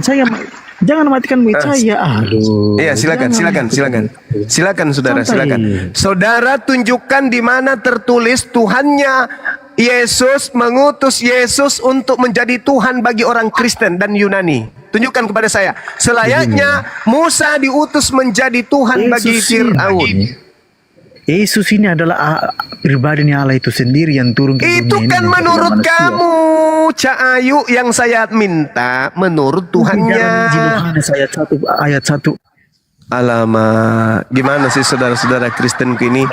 Ayolah, jangan memperbodoh diri. Ayolah, jangan memperbodoh diri lah. Jangan memperbodoh diri. Pada mulanya adalah Musa, kawan. Sama dengan Allah. Saudara dengarkan saya. Musa diutus Tuhan menjadi Tuhan bagi Firaun. Sekarang tunjukkan itu bagi Firaun.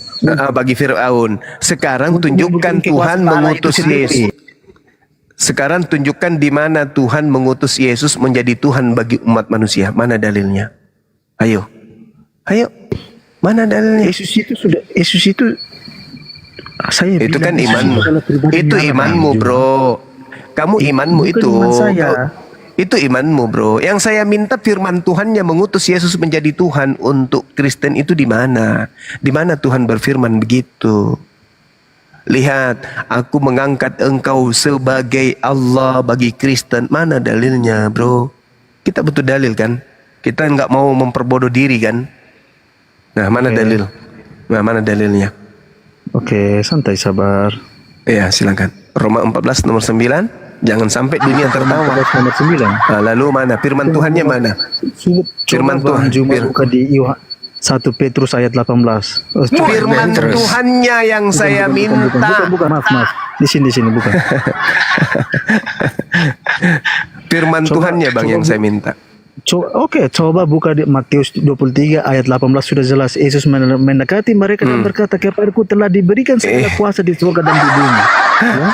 Sudah jelas. Ya. Yang saya minta firman Tuhannya, kawan. Mana firman Tuhannya? Itu perkataan Yesus, kawan. Mendekati mereka dan berkata, kepadaku telah Susah memang ini. Susah. Yang saya minta firman Tuhannya, kawan. Bang Jumat, kemarin saya tanya kepada kamu, Abang Jumat belum jawab sampai. Firman Tuhannya yang saya minta, jangan nangis dulu. Kemarin saya tanya kepada Bang Jumat belum jawab sampai. Firman Tuhannya mana? Jangan main mute. Jangan pindah tempat dulu kalau lo gak jawab itu. Sebagaimana gini loh Bang Jumat ya, Keluaran 7 nomor 1 ini saya ganti Musa menjadi Yesus ya. Ya seperti kan gitu bunyinya. Gini loh, berfirmanlah Tuhan kepada Yesus, lihatlah aku mengangkat engkau sebagai Tuhan seluruh umat manusia. Nah itu kan, ada nggak bunyi begitu? Ada nggak bunyi begitu di Bible? Sampai sekarang Bang Juma belum jawab. Dah, Run. Di mana wahyu pertama kali? Di mana yang wahyu pertama kali? Nggak bisa dia. Lebih nyambung masalah loh, bener.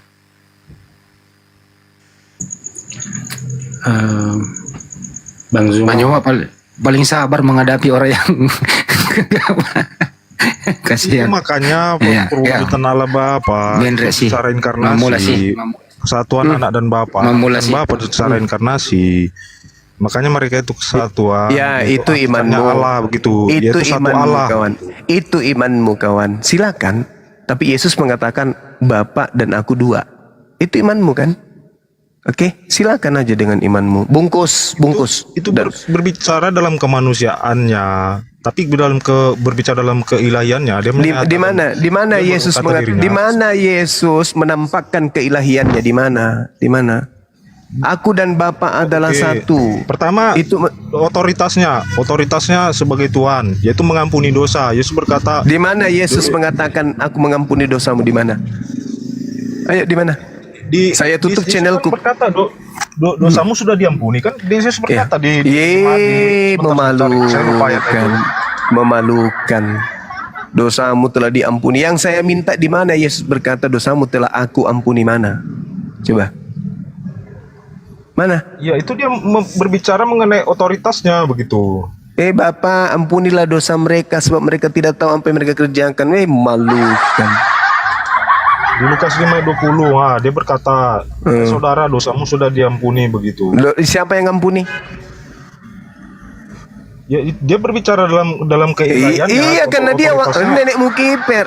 Inilah kawan. Dalam keilahiannya itu ini rusak kau ini, rusak kau ini, kawan. Yesus itu wakil Tuhan, kawan. Ya. Bro, yang mengampuni dosa siapa, bro? Tuhan, dia Allah. Selalu banyak saya tanya satu aja. Bro, yang mengampuni dosa itu. Bro, yang mengampuni dosa itu A, Bapak, B, Yesus. Silakan jawab coba. Yesus. Kenapa bilang diampuni? Karena kuasa otoritas ada pada dia. Oke. Yesus ya? Yakin ya Yesus ya? Iya, karena dia pun berbicara. Terus bapaknya Yesus ngapain? Kehendak ada di Bapa begitu. Rusak. Aneh, rusak memang. Inilah kalau abang ini masih makan babi kah? Seperti begini, saya begini, kalau seperti otak dan tangan. Kalau tidak ada otak, bagaimana tangan kita mau bergerak? Begitulah kira-kira. Oh gitu. Yang mana yang Yesus ini? Yang otak atau yang tangan? Ini analogi saja ya. Iya, yang mana yang Yesus? Membantu begitu. Yang mana yang Yesus? Tangan. Oh, tangan. Yesus ini tangan. Ya, jadi betul. Tuhannya ini Bapa. Gitu. Keduanya satu hakikat, yaitu manusia begitu. Kan satu hakikat tangan dan otak. Sekarang kalau tangan ini lepas dari badan lalu dikasih roh, dikasih pribadi, dikasih kemudian kehendak sendiri, apa masih bisa disebut sebagai satu kesatuan? Sementara dia sudah memiliki kehidupan sendiri. Nah, makanya kalau tubuh tanpa otak kan mati. Gimana untuk Ya enggak, bergerak tanpa otak? sekarang Yesus ini punya otak sendiri dia. Punya roh sendiri, punya kehidupan sendiri, punya kehendak sendiri. Ayo, Kan makanya apakah dia masih dalam kemanusiaannya rohnya itu satu dengan bapaknya begitu dalam bagaimana inkarnasinya. ceritanya satu dengan bapaknya? Kan dia berkata aku dan Bapa adalah satu hakikat yaitu Itu Allah lagi begitu. kembali lagi ke situ. Alamak. Kenapa Yesus berkata aku dan Bapa adalah satu? Baca di dalam Yohanes 8:29.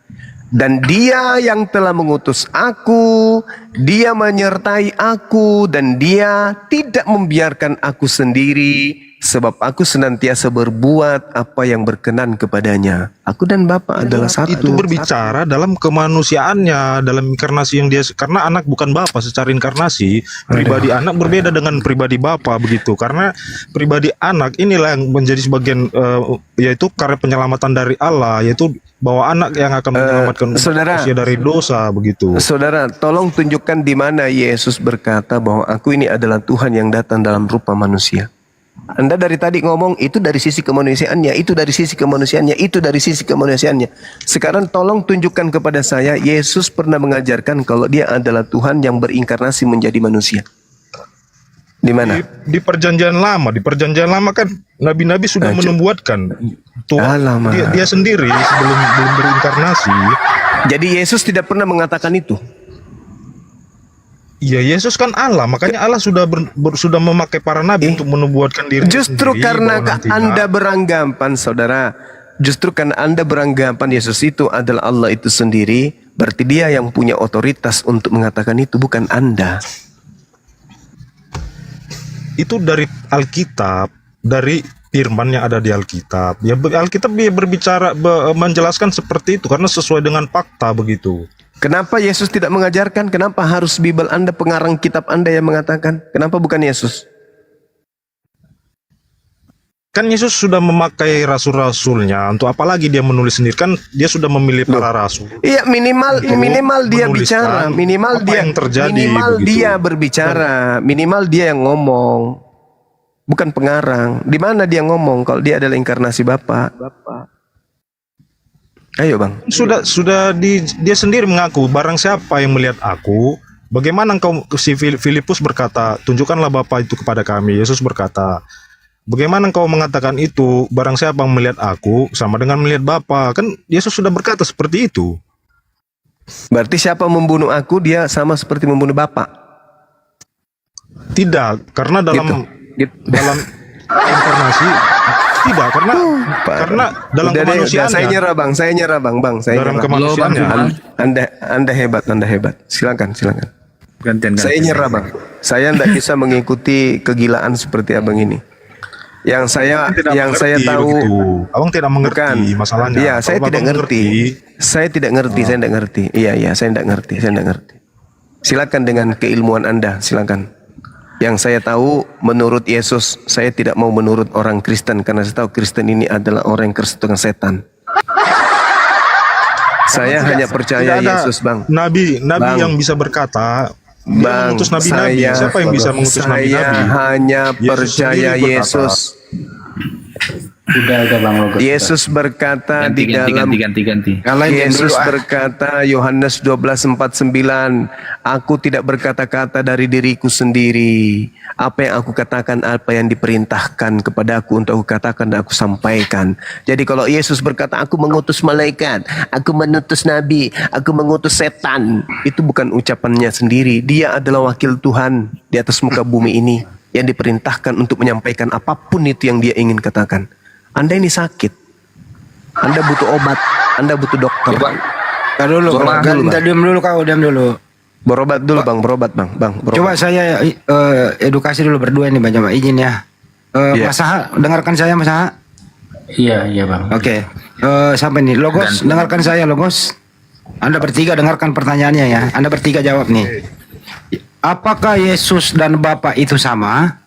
A sama, B tidak. Mas Saha dulu.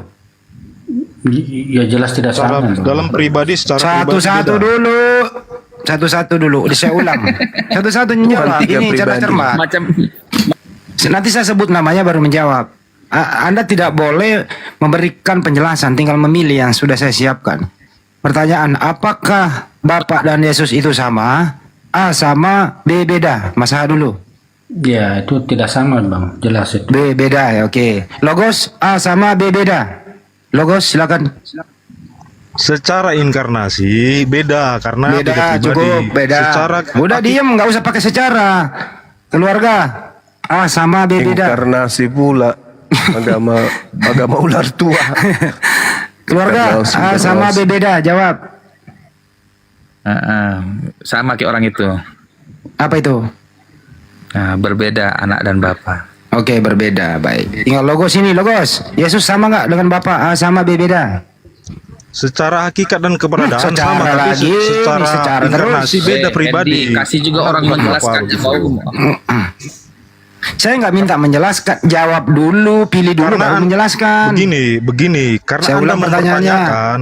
Saya ulang pertanyaannya. Apakah Bapak dan Yesus sama? A sama, B beda. Pilih dulu jawabannya, baru jelaskan.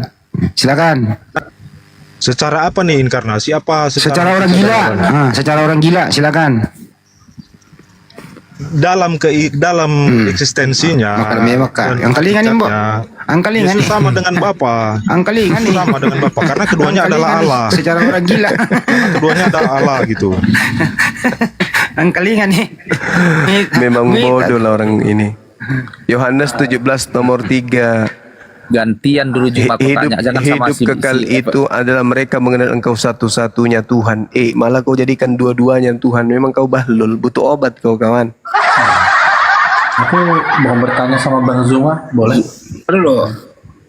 Lu harus jelaskan dulu kepada temanmu sesama Kristen ini, masa kasih tahu dia Yesus adalah Bapa itu beda, biar dia pintar dikit. Nah, kau bertugas dulu kau.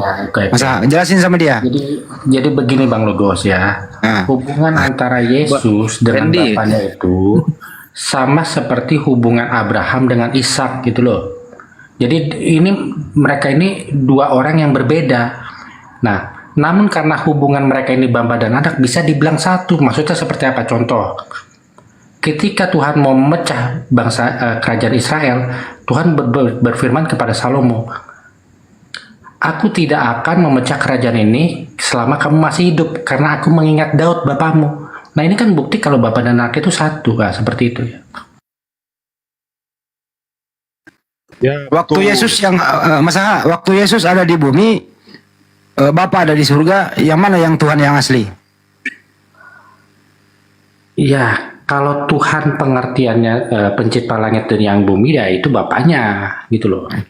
Kalau Yesus sebagai apa? Kalau Yesus itu sebagai raja yang dituhankan, disembah karena dia raja. Kenapa begitu Bang? Karena begini Bang, gini Bang. Yesus itu memang Yesus itu tidak maha kuasa, betul Bang Andi. Ya, itu mujizat Yesus itu dari Bapaknya. Namun menurut 1 Samuel 8 ayat 7 ya kan, ketika bangsa Israel menolak Tuhan sebagai raja mereka, maka orang-orang yang menduduki jabatan raja Israel itu, jabatan yang sebelumnya diduduki Tuhan itu, maka dipanggil Tuhan gitu loh. Jadi Saul, Daud, Salomo, Rehabeam, Yosia itu dipanggil Tuhan gitu. Oke. Waktu Yesus berdoa kepada Bapa, Yesus sebagai apa? Sebagai anak ya. Anak itu posisinya Tuhan atau bukan Tuhan? Kalau Tuhan sebagai Raja Yehuda, dia Tuhan gitu loh. Tapi dia tidak bukan sang pencipta langit dan bumi, bukan Bang. Itu Bang. Jadi Yesus diciptakan? Iya diciptakan ya. Oh pintar. Ya udah selesai. Yesus diciptakan. Logos, Yesus diciptakan atau tidak? Tidak. Wah, masa tidak katanya masa? Karena Yesus itu dilahirkan bukan diciptakan. Arti diciptakan itu yaitu dari yang tidak ada menjadi ada begitu. Karena manusia kan sudah ada sejak Adam gitu. Orang Indonesia. Karena Yesus kan manusia. Apa sebelumnya belum ada manusia? Apa Yesus manusia pertama? Kan tidak. Jadi Yesus itu dilahirkan bukan diciptakan begitu. Jadi saya ini bukan ciptaan. Ya sebagai manusia, memang manusia itu diciptakan begitu. Tapi manusianya Bang Juba ini sebelumnya Saya ini kepada dilahirkan, manusia, saya kan bukan diciptakan itu diciptakan. dari tidak ada menjadi kembalikan ada kan samamu. gitu. Hei, Maka jadilah maka jadi saya kan ini gitu. dilahirkan, saya tidak diciptakan, saya dilahirkan. Ya, Apa lu? betul, Mau apa lu? itu lebih bagus. Nah, berarti Itu- saya itu tidak diciptakan. tidak dilahirkan. Berarti saya ini adalah sesuatu yang dari dulu ada. Saya ini kekal karena bukan ciptaan. Karena kan Bang Zuma ini kan manusia. Apakah sebelumnya manusia belum ada sebelum Bang Zuma lahir? Apa Bang Zuma manusia pertama? Kan tidak. Lah, sama seperti Yesus. Mamaknya dulu baru Yesus. Apa bedanya? Mamaku Kan dulu baru kan aku. dilahirkan Bedanya di mana? melalui tanpa proses biologis. Yesus itu dilahirkan Kata tanpa siapa? proses Kata siapa? biologis. 9 bulan dia di dalam rahim. Untuk menjadi dewasa dia butuh tete, dia butuh nyunyuk, nyum. Mamanya nyema. Yang masuk di sini bukan kelahiran secara hubungan badan begitu. Nah, apa bedanya? Apa bedanya? Coba. Apakah Tuhan tidak mampu menciptakan kemudian manusia tanpa ayah? Tak mampu. Apakah Tuhan tidak mampu membuat seorang wanita ciptaannya untuk hamil tanpa suami? Enggak mampu. Hah? Alamak. Karena semua harus melalui proses begitu, tidak langsung. Yesus itu melalui proses Seperti langsung juga. ada Dia di- pada mulanya adalah firman. Dia punya proses. Bapak pada mulanya firman. Bapak ini pada mulanya firman juga. Apa yang kalian diskusikan, gue nggak bermutu. Nah itu dia makanya teman kau ini mutar-mutar. Bang Suma bukan ciptaan, tapi Bang Suma adalah dilahirkan. Kolose 1 ayat 16. mati Ini dia. aja. Nah, dengar-dengar Bang Suma bukan ciptaan, tapi Bang Suma adalah Udah, mundur dulu itu. Kolose 1 ya. Jadi Yesus itu bukan ciptaan ya, melainkan pencipta. Itu dia. Lebih parah lagi nih ya. Pusing aku lihat kalian. Gak ada yang waras kalian. Habis dari ini kau makan dedak lagi. Dengar dulu kau makan hapa, kau bahasa makanan babi itu apa hapa. Jangan kau bilang aku makan dedak, gantian kau pun makan dedak juga bisa juga. Biar ku terangkan samamu. Kolose 1 ayat 16 menyatakan gini dia, karena di dalam dialah telah diciptakan segala sesuatu. Di dalam dia ini, di dalam Kristus Yesus ini telah diciptakan segala sesuatu. Di dalam Kristus Allah menciptakan segala sesuatu menggunakan firman, dan firman Allah inilah yang telah mengambil bagian dalam daging menjadi Yesus. Itu dia. Jadi pada saat penciptaan pasiennya Banjuma banyak banget. Apa itu? Jadi di situ telah bekerja Tritunggal itu. Berfirmanlah Allah. Jadi firmannya itu yang bekerja mencipta. Pada mulanya Allah menciptakan langit dan bumi. Bagaimana Allah menciptakan ini? Menggunakan firman. Siapakah firman itu? Firman itulah yang dialah yang mencipta itu, yaitu Kristus. Udah paham ya kalau situ? Jadi Bapak Yesus bukan ciptaan, tetapi Yesus adalah pencipta. Yang menciptakan Maria siapa? Kebanyakan makan dedak kau itu. Tanyakan apa? Coba saya tanya dulu Banjuma. Yang menciptakan Bunda Maria makan siapa? dedak. Nih kalau makan dedak begini, makanannya Kalau dedak. makan apa kau cuma makan apa keong busuk itu pertanyaan ujo kau. Kurangi makan dedak. Kurangi makan apa? dedak. Kurangi. Masa Yesus bukan ciptaan? Oh enggak, dia pencipta cuma. Kau jangan jadi dia yang menciptakan mamanya gitu. Oh, apa? Dia yang menciptakan mamanya. Dia bahkan Yesus ada sebelum udah dikatakan. Saya tidak tanya itu. Saya tidak tanya itu. Saya tidak tanya itu. Saya tanya, apakah Yesus yang menciptakan mamanya? Bahkan dia sudah ada sebelum Abraham. Saya tidak tanya itu jurus setan yang saya tanya. Apakah Yesus yang menciptakan emaknya? Dasar pemakan dedak. Otak isinya ampas. Di mana Yesus menciptakan Maria? Habis itu dia ciptakan dulu mamanya. Mama, aku ciptakan dirimu. Jelup, aku masuk ke dalam rahimmu ya, Ma. Makanya kau kan itunya dalil-dalil bodoh kalian. Tawakan kebodohannya. Lu kayak gimana kau tertawakan dirimu sendiri? Mana lah mungkin seorang anak menciptakan ibunya sendiri. Aku nggak berharap kau percaya. Aku tahu kau nggak akan percaya dan kau kerjaanmu hanya memelintir.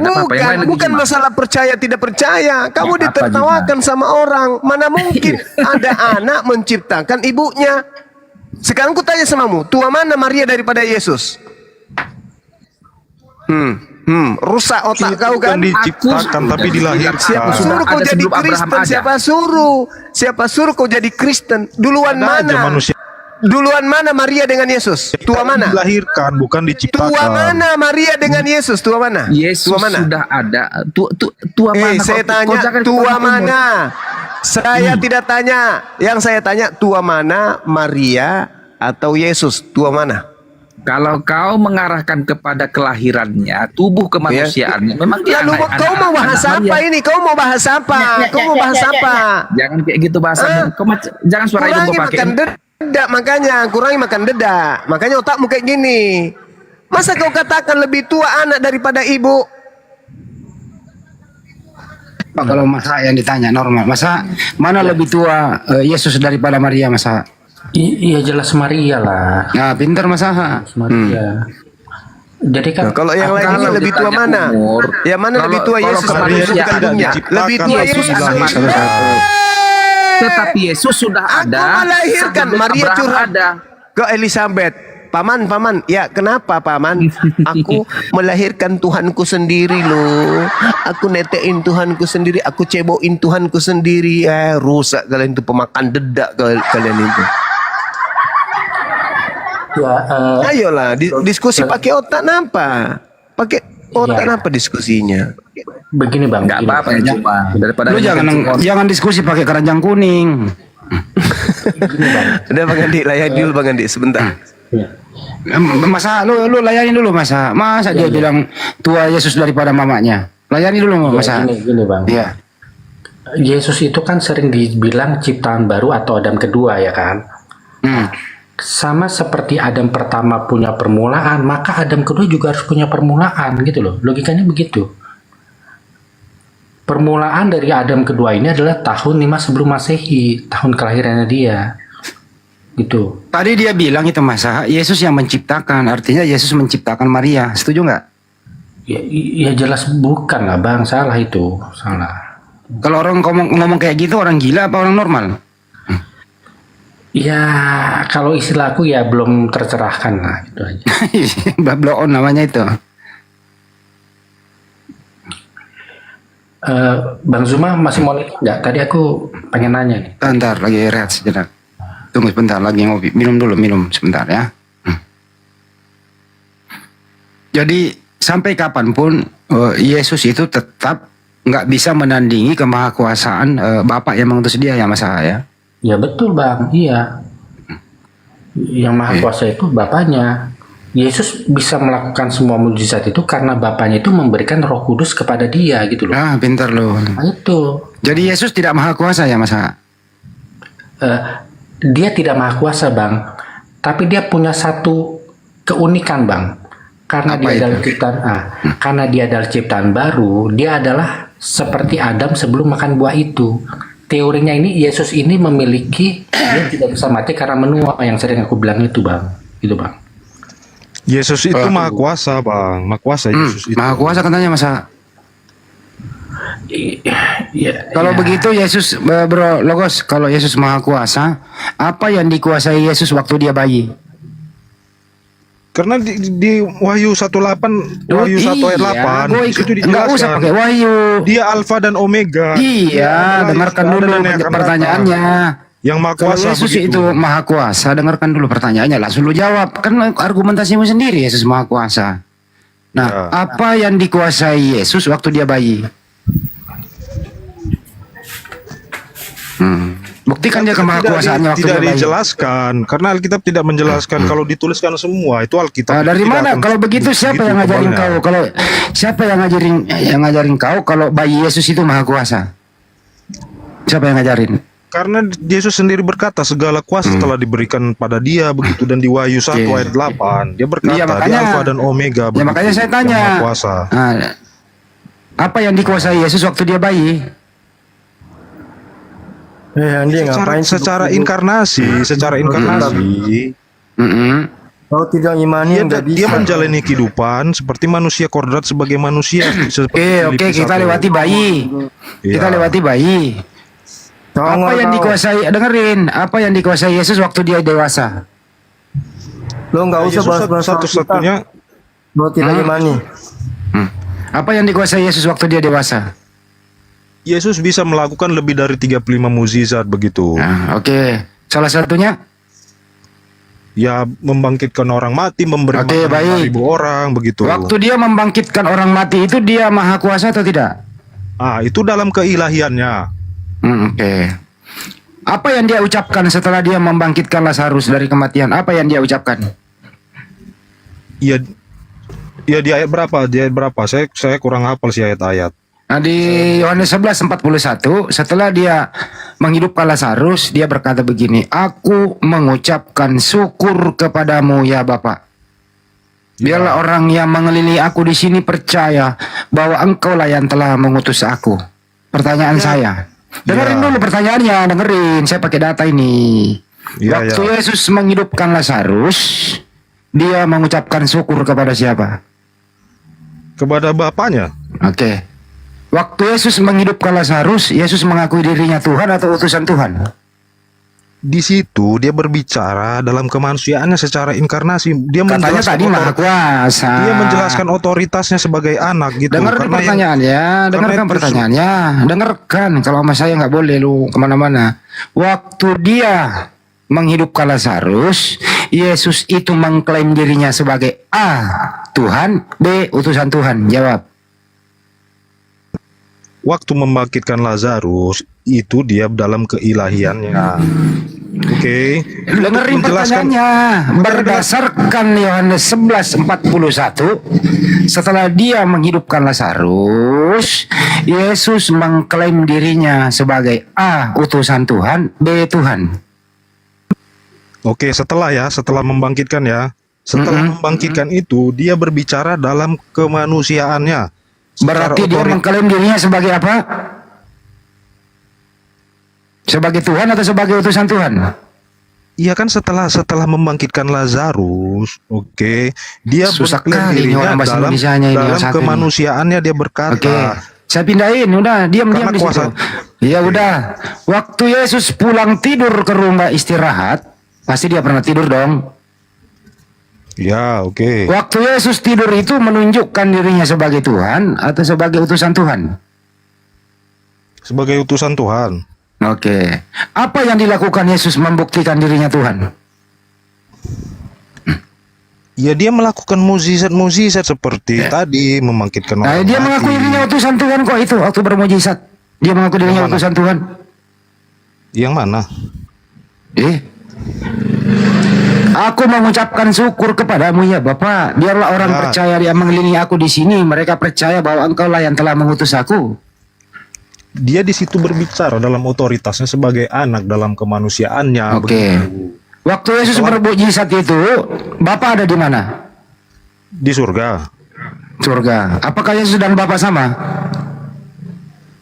Dalam hakikat yaitu esensinya, hakikatnya itu Allah. Iya. Yang bermukjizat itu Bapa atau Yesus? Yang bermukjizat dalam keilahiannya dia sendiri, tapi dalam keinkarnasinya yaitu Bapa. Karena kuasa itu dari Bapa. Katanya Bapa tadi ada di surga.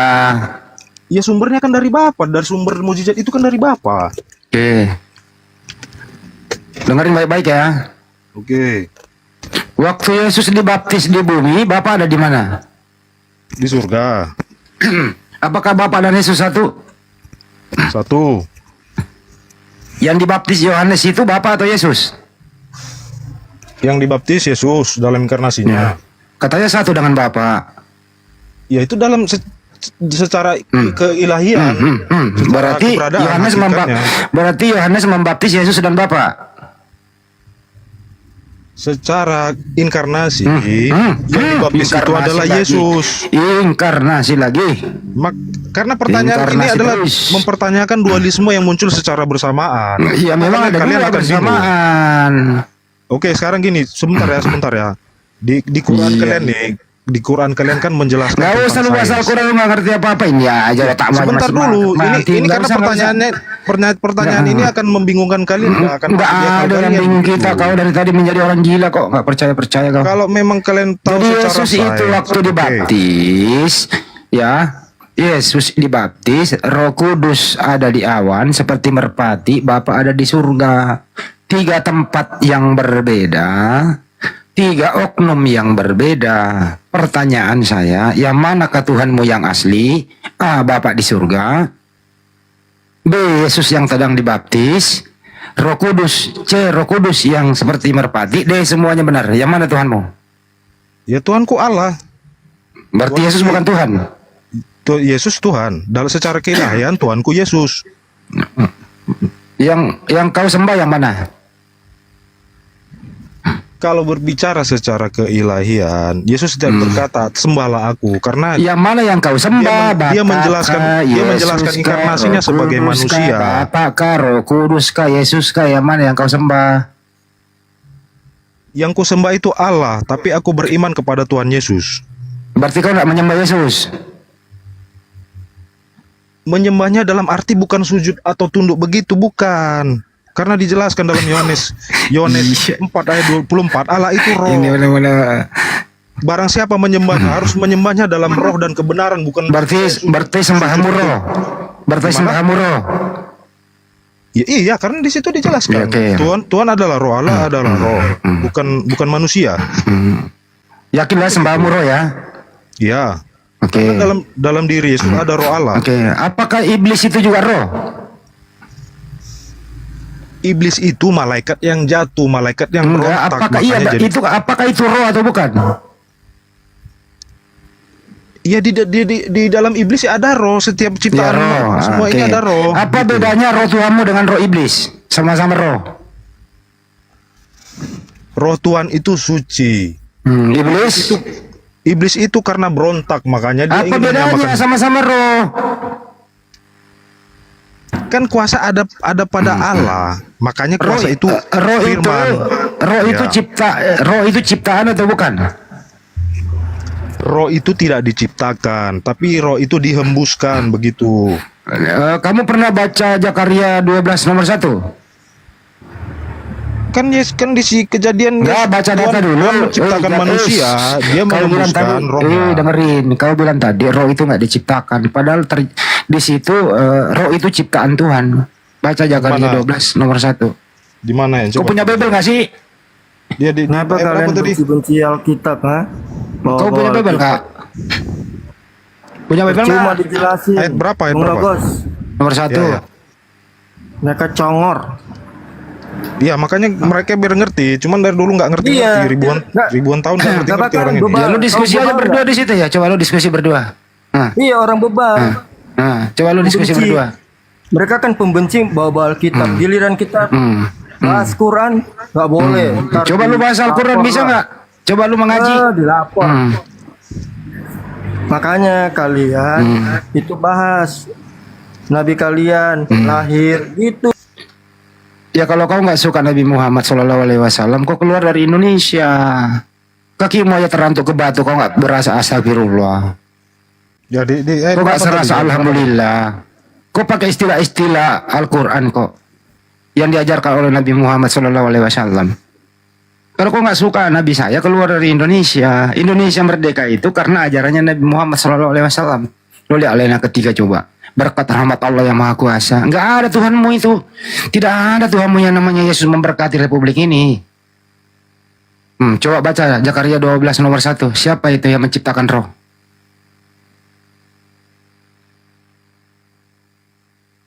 berapa? 12 ayat? 1. 12 ayat 1. Oke. Zakaria apa? Bukan sih. Oh iya, Zakaria 12 nomor 1. Coba.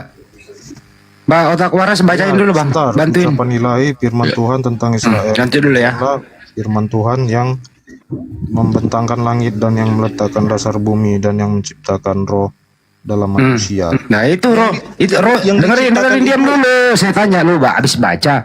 Roh itu diciptakan atau tidak? Tidak diciptakan, roh itu dihembuskan. Astagfirullahaladzim, udah dia baca sendiri. Saya baca, diam kau di pojok situ.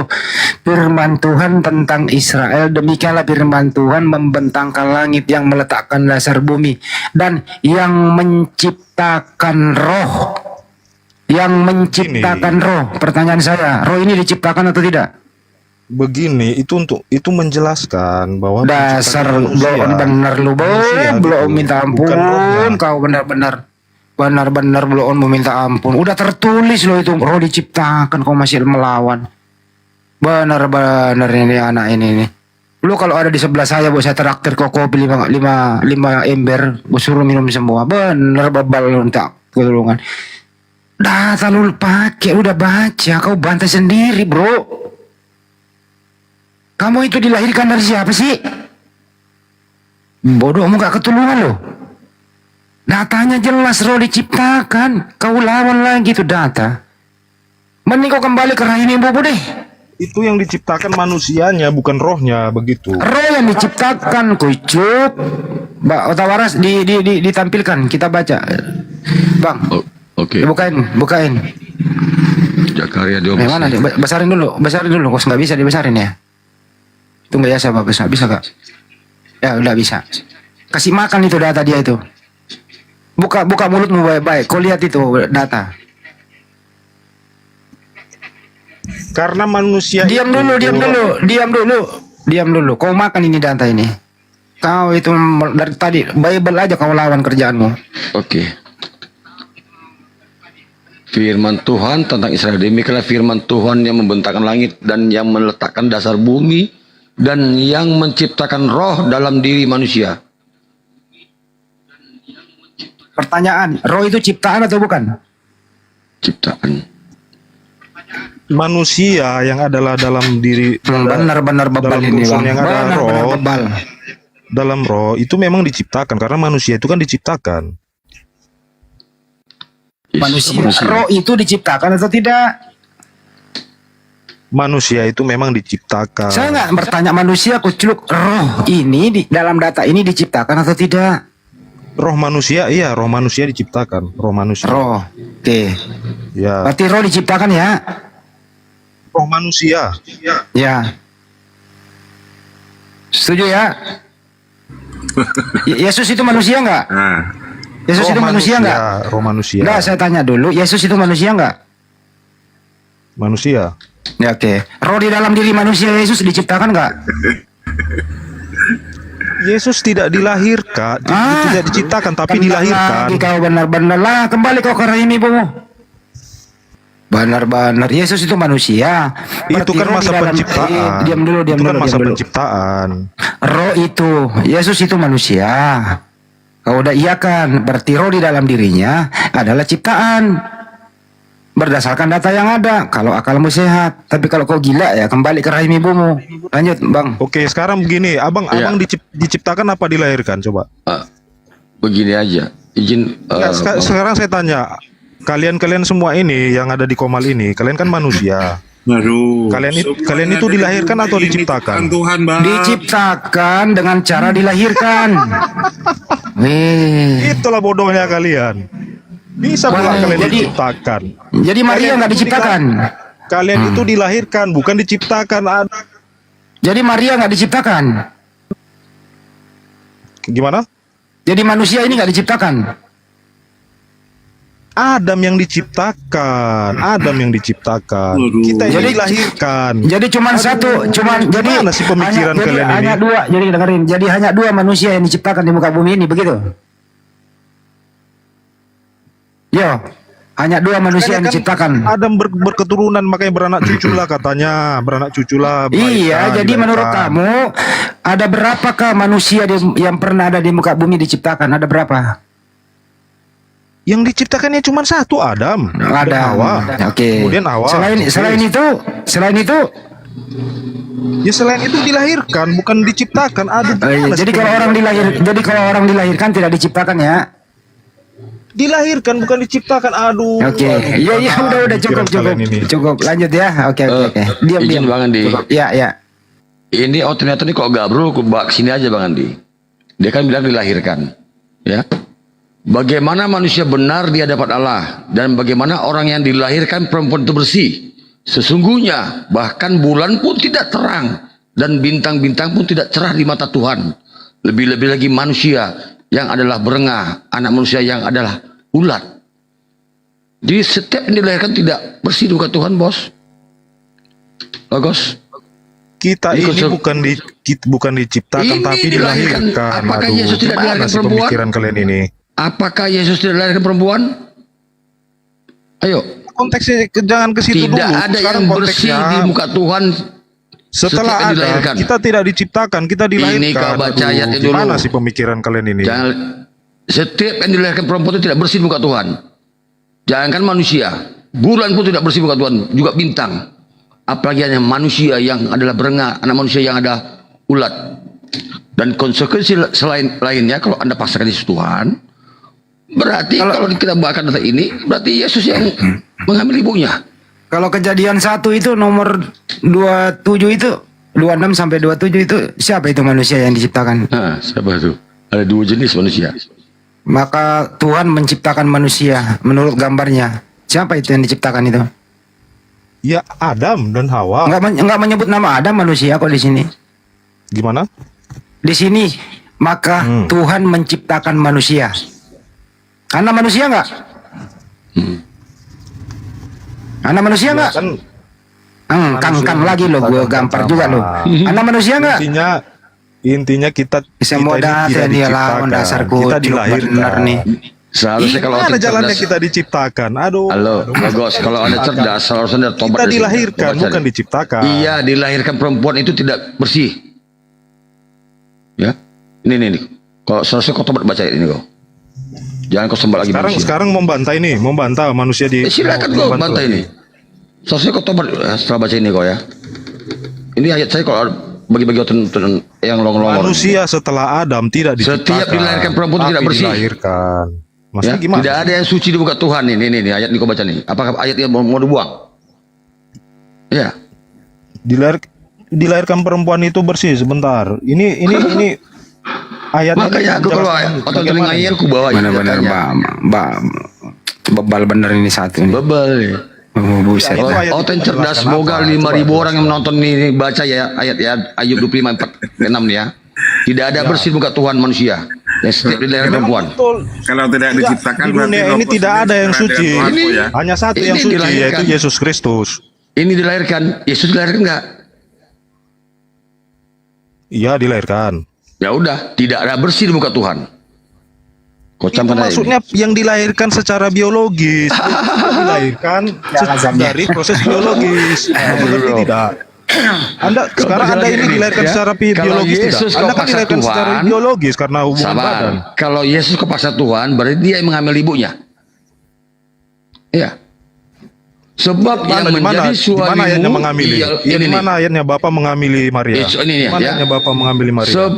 Sebab yang menjadi suamimu ialah Dia Roh besar yang menjadikan engkau, Tuhan semesta alam namanya. Yang menjadi penebusmu ialah Yang Maha Kudus, Allah Israel. Ia disebut Allah seluruh bumi. Siapa itu dia? Siapa itu dia? Suaminya Maria. Siapa di suaminya Maria? Allah. Suami Maria Tuhan. Coba baca. Mundur kita baca. Jangan Anda karena dia dulu di poin itu baca dari awal. Allah itu roh. Allah itu roh. Diam dulu. Sebab yang menjadi suamimu ialah Dia Roh besar yang menjadikan engkau, Tuhan semesta alam namanya. Nyanyi huruf besar. Oke. Cukup bang. Ya. Siapa menjadi suami di sini, bro? Dia itu siapa? Sebentar, itu ayat berapa? Yesaya 54 ayat 5. Berapa? Yesaya 54 nomor 5. Yesaya 4 ayat 5 ya? 54 nomor 5. 54 nomor 5, oke sebentar. Pokoknya gue gak kikau, gue mainkan sampai pagi loh. Kristen yang berilmu, yang merasa mampu menandingi Bang Zuma, silakan naik, ayo. Tadi kok ada yang turun nih. Itu ucapkan dulu assalamualaikum warahmatullahi wabarakatuh, Dok. Oh iya, bentar. Assalamualaikum. Selamat malam. Waalaikumsalam warahmatullahi wabarakatuh. Sedikit barangkali ya, untuk logos ya. Logos itu di dalam rahim hanya satu set dulu, kemudian berkembang, itu diciptakan di situ. Tidak langsung sempurna manusia itu dalam rahim. Lalu satu proses penciptaan, satu set menjadi gini aja bang. Kita nggak usah bicara agama lah, nggak usah bicara agama. Kita ini dilahirkan apa diciptakan coba? Sebelumnya diciptakan baru dilahirkan. Iya, kita dilahirkan atau diciptakan? Iya, diciptakan dulu baru dilahirkan. Aduh. Kan diciptakan, dibentuk dalam rahim, diciptakan dulu, setelah sempurna baru dilahirkan, kucuk. Itu maksudnya bagaimana ini? Begini, sebentar ya. Bapak Ibumu itu mampu menciptakan roh. Logos. Ini pelajaran anak SD, SD. Apakah kita ini titik 2, 1 A diciptakan, B dilahirkan? Silakan pilih. Diciptakan. Diciptakan dan dilahirkan. Boleh. Diciptakan dulu, dibentuk dalam rahim, kemudian setelah sempurna baru dilahirkan. Jadi manusia itu ciptaan Tuhan. A diciptakan, B dilahirkan. Silakan pilih. Diciptakan. Kenapa? Jadi kita diciptakan ini manusia ini. Terus siapa yang cipta? Terus dari mana? Kau dari manusia, dari mana asal usulmu? Karena kehendak ayah dan ibuku, makanya aku lahir. Siapa yang menghendaki ayah ibu mau menikah? Ya karena kehendak ayah dan ibuku. Siapa yang menghendaki kehendak itu? Ayah dan ibuku. Apakah ibu bertuhan? Bertuhan. Kehendak siapa ayah ibu mau berhubungan? Ya kehendak ayah dan ibuku. Tanpa sepengetahuan Tuhan. Ya kehendak mereka. Kehendak tidak ada Tuhan ikut campur tangan di situ. Kehendak ibu ayah dan berarti ayah ibumu ateis, tidak bertuhan. Bertuhan. Ya, terus siapa Tuhan ayah ibumu? Tuhan dan ayah ibuku Tuhan Yesus. Ya, berarti Yesus menghendaki ayah ibumu berhubungan. Tidak. Jadi ayah ibu bebas ya, tidak bertuhan ya. Oke, sekarang gini. Sekarang aku tanya. Waktu Adam memakan buah. Waktu Adam tuh ke dalam dosa, waktu Adam jatuh ke dalam dosa, apakah itu kehendak dirinya sendiri atau kehendak Allah? Silakan jawab. Udah, kau sudah kemana ini dan terus sini kau ya. Yesus melahirkan ibunya, tidak bersih muka Tuhan. Kita ini dilahirkan, bukan diciptakan. Yesus dilahirkan enggak? Yesus dilahirkan mamanya enggak? Dikandung 9 bulan. Pemahamannya ilmu pengetahuan manapun mengatakan kita ini dilahirkan, bukan diciptakan. Inkarnasi itu enggak benar ya. Yesus dikandung 9 bulan, dia berproses. Inkarnasi itu udah menjelma. Kalau menjelma itu lebih bagus KPR 14. Kasih Keluaran 1:27 dulu. Kasih Keluaran 1:26 sampai 27 sampai 31 lah. Biar dia baca di situ. Keluaran 1:26 ya. Iya, kalau dia bantah ini benar-benar lu colok gitu loh. Pakai lu colok situ. Enggak, Kejadian 1, Bang. 26. Kejadian. Aslo ya. Kejadian 1. Ya. Ya, 26 sampai 27 lah. Berfirmanlah Allah, baiklah kita menjadikan manusia menurut gambar dan rupa kita, supaya mereka berkuasa atas ikan-ikan di laut dan burung-burung di udara dan atas tanah dan atas bumi. Itu menjadikan itu menciptakan. Bang, ganti yang lain coba diulang. Ya itu di situ ya. Ya ini nih. Nah ini. Dirombak ada rombak di Bang Di. Dirombak ya. Oh iya, berfirman Allah, baiklah kita menjadikan Gak apa-apa sama aja. Menurut gambar ya. Di situ Allah menjadikan manusia laki-laki. Maka Allah menciptakan manusia itu menurut gambarnya, yang huruf besar. Menurut gambar Allah. Ya, sini diciptakan. Laki-laki dan perempuan. Diciptakannya dia, laki-laki dan perempuan diciptakannya mereka. Ya. Oke. Siapa itu, Bang? Laki-laki dan perempuan itu diciptakan atau tidak? Aduh. Masih datang itu kan proses, itu kan ayat itu perikop ya, proses penciptaan Adam. Aduh, gimana? Ayat. Lalu deh. Adam dan Hawa diciptakan. Oke. Kita abang-abang gimana? Nah, terus cucunya Adam tidak diciptakan. Tidaklah. Iya, oke, tidak diciptakan. Bang, penciptaan Ya itu udah. Lu kreasi diam di tempat ex dulu. nihilo. Woi, diam dulu. Yang Adam menciptakan menjadi Adam, Adam. diam. Diam. Yang menciptakan Adam siapa? Pejuang, yang menciptakan Adam siapa? Siapa? Allah. Yang menciptakan Adam. Bukan Yesus. Tuhan Allah, itu kan Yesus, Tuhan Allah. Jadi Yesus yang menciptakan Adam. Iya, di dalam dia segala sesuatu di Oke. Mana Ya. lebih tua? Mana lebih tua Yesus daripada Maria? Sebagai manusia tua Maria. Katanya Yesus yang menciptakan Adam. Ya, kan saya bilang. Mengkena lagi semua orang sakit ini naik. Yesus ciptain Adam lebih tua Maria daripada yang menciptakan Adam. Mana sih? Secara eksistensi Yesus. Coba Wahyu 1:14 Bang. Wahyu 1:14. Iya, ini udah siapin Bang. Jadi dulu deh silakan. Andi. Wahyu 1:14. Ya udah nggak apa-apa Bang. Wahyu 3:14 Bang. Wahyu 3:14. Iya. Wahyu 3:14 Bang ya? Di mana-mana kita dilahirkan, mana ada diciptakan. Wahyu 3:14 Bang Andi. Bang Andi. Tunggu dulu Pak. Suara aku di OBS. Wahyu 14. Wahyu 3:14. Ya, ini dia. Dan tuliskanlah kepada malaikat jemaat di Laodikia. Inilah firman dari Amin, saksi yang setia dan benar, permulaan dari ciptaan Allah. Oke, siapa itu permulaan ciptaan Allah itu siapa? Yesus. Berarti Yesus diciptakan ya, kena dia. Kena benar-benar. Tidak berasa dia sadar sedikit Yesus diciptakan. Masih bisa datang besok. Kena dia. Dia terpaksa pakai naluri kesehatannya sedikit. Yesus sudah diciptakan. Di sini jelas Bang Andi. Ya udah diam. Diam kau. Di sini Yohanes 1:3 ya jelas segala sesuatu diciptakan melalui dia. Tanpa dia segala sesuatu sudah tidak ada dulu. Tidak mungkin ada, tidak mungkin bisa ada. Artinya semua yang ada di dunia ini ciptaan ini. Sudah diakui tadi Bang, Yesus itu ciptaan. Udah diakui dia. Udah lu diam di situ di pojok. Udah lu diam. Kalau kau nggak diam kau turunkan. Diam. Kuncinya di sini Bang Andi.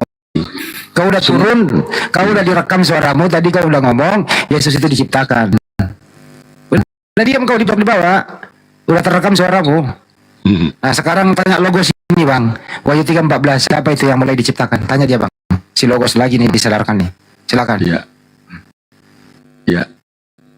14 balikin dulu Bang. Tanya si logos. Ya, si logos ini. Wahyu berapa? Wahyu berapa itu? Wahyu 3:14. Memang Bang Andi, banyak orang Kristen yang tidak pernah dikasih ayat ini.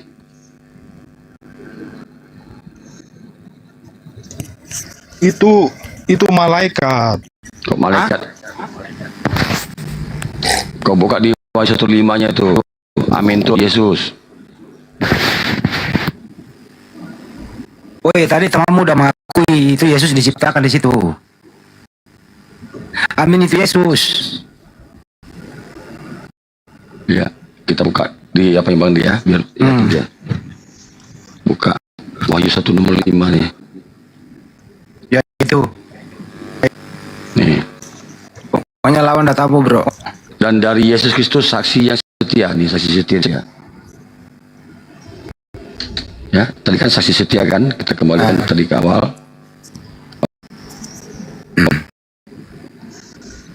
Itu malaikat bukan Tuhan Yesus. Ya udah, saksi setia situ.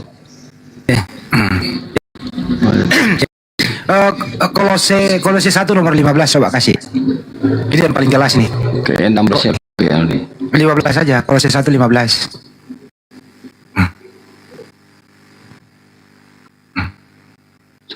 Pokoknya malam ini lu lawan data dah. Bacain Bang. Ia adalah gambar Allah yang tidak kelihatan, yang sulung lebih utama dari segala yang diciptakan. Siapa itu yang sulung itu? Siapa itu? Siapa itu yang diciptakan? Ayo. Adam lagi gua ngampar congor lu. Siapa itu? Yesus lu pasti. Siapa ini? Awas lu bilang Adam. Siapa ini yang sulung dari awal yang diciptakan? Siapa ini? Yang sulung. Diam dulu kau tadi kabur ah. Logos dulu. Gue pengen sadarkan akalnya nih si Logos ini. Perikopnya aja dah, keutama Kristus udah nggak bisa ngelak lagi. Ayo, siapa itu bro? Kolose 1:15. Logos saja kau coba otak waras. Apa kau keluarga sabar, kau tobat kau. Diam dulu kau sebentar. Diam dulu, jangan ikut campur dulu. Nanti kau kena percikan. Percikan oleh bekas. Orang lagi bongkar mesin. Logos, itu tuh, baca. Ia adalah gambar. Ia adalah gambar Allah yang tidak kelihatan, yang sulung, lebih utama dari segala yang diciptakan. Nah, siapa itu yang diciptakan itu? Siapa itu gambar Allah itu? Awas lu bilang Adam, gua gampar lu. Gak bisa bang, ini dari Kristus. Beda. Itu Logos saja, Randy. Diam dulu kau, diam dulu. Diam, jangan menyelamatkan temanmu dalam kesulitan. Siapa ini Logos? Aku tanya. Diam dulu kau, kalau ngomong gua turunkan. Diam dulu kau. Kau tadi pergi nggak pamit. Kalau Logos siapa ini? Logos. Logos. Tuk. Itu di situ itu tidak siapa itu? Dijelaskan. Sudahlah, banyak orang Kristen yang nggak dikasih tahu ya. Siapa ini yang diciptakan ini? Siapa ini yang diciptakan di sini? Siapa? Makanya perikopnya harus jelas di situ. Ya, itu keutamaan Kristus. Ini keutamaan Kristus. Nah. Iya, makanya dibaca Kolose yang ayat 16-nya. Kenapa lu lompatin? Ya ada cara. Siapa dia itu Jangan di ayat tanya lu 16? jawab dulu ini. Jangan tanya lu Di jawab ayat dulu. 16 itu siapa? Siapa ini keutamaan ciptakan? Siapa itu? Jawab. Kali gini gue ikat tanganmu sama kakimu, kok nggak bisa kabur? Gue ikat lo.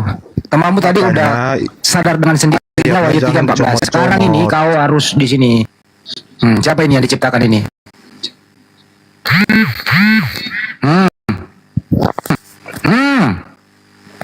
Gue ikat tanganmu sama kakimu.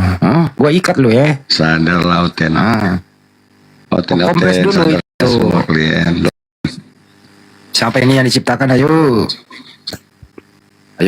Nantilah, Satu. tak waras. Diam dulu. 1, 2, 3, 4, 5, 7. Yang pertama. Siapa itu yang diciptakan di sini? Siapa? Makanya itu dibaca di ayat 16-nya. Jangan Siapa itu? Sampai habis, tetap aja Ya udah, habis. sampai habis lu baca dah. Coba si Logos itu, tak waras. Lu masih ngomong tadi gue udah berjanji kalau masih ngomong gue turunkan ya. Saya itu tegas orangnya gitu loh. Baik dulu, nanti kau sabar dulu. Temanmu dalam kesulitan ini, mestinya kau bantu dia.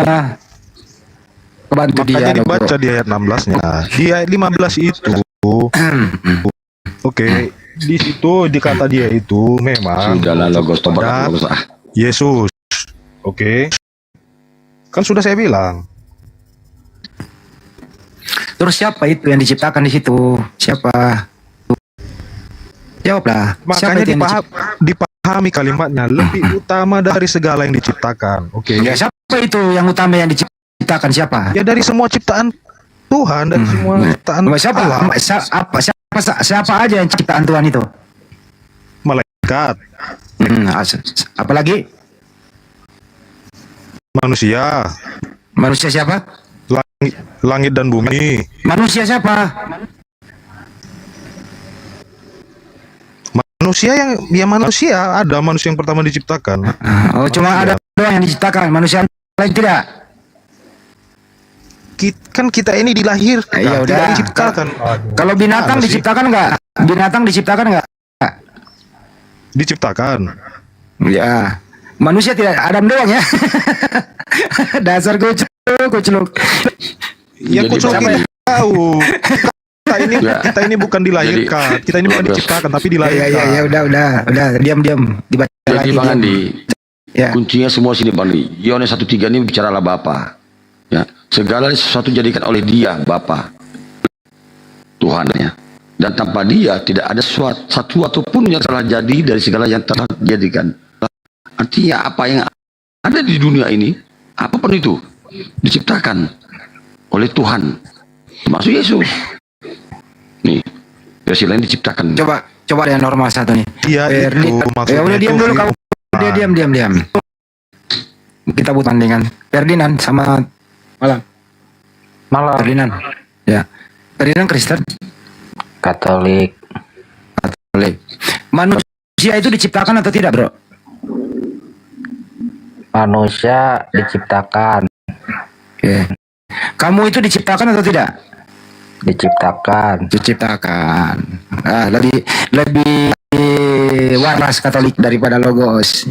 Ini kau doang sendiri nih. Manusia tidak diciptakan, hanya Adam katanya. Ini Bang Andi, segala satu ciptakan. Jadi ada di ciptaan Tuhan, enggak?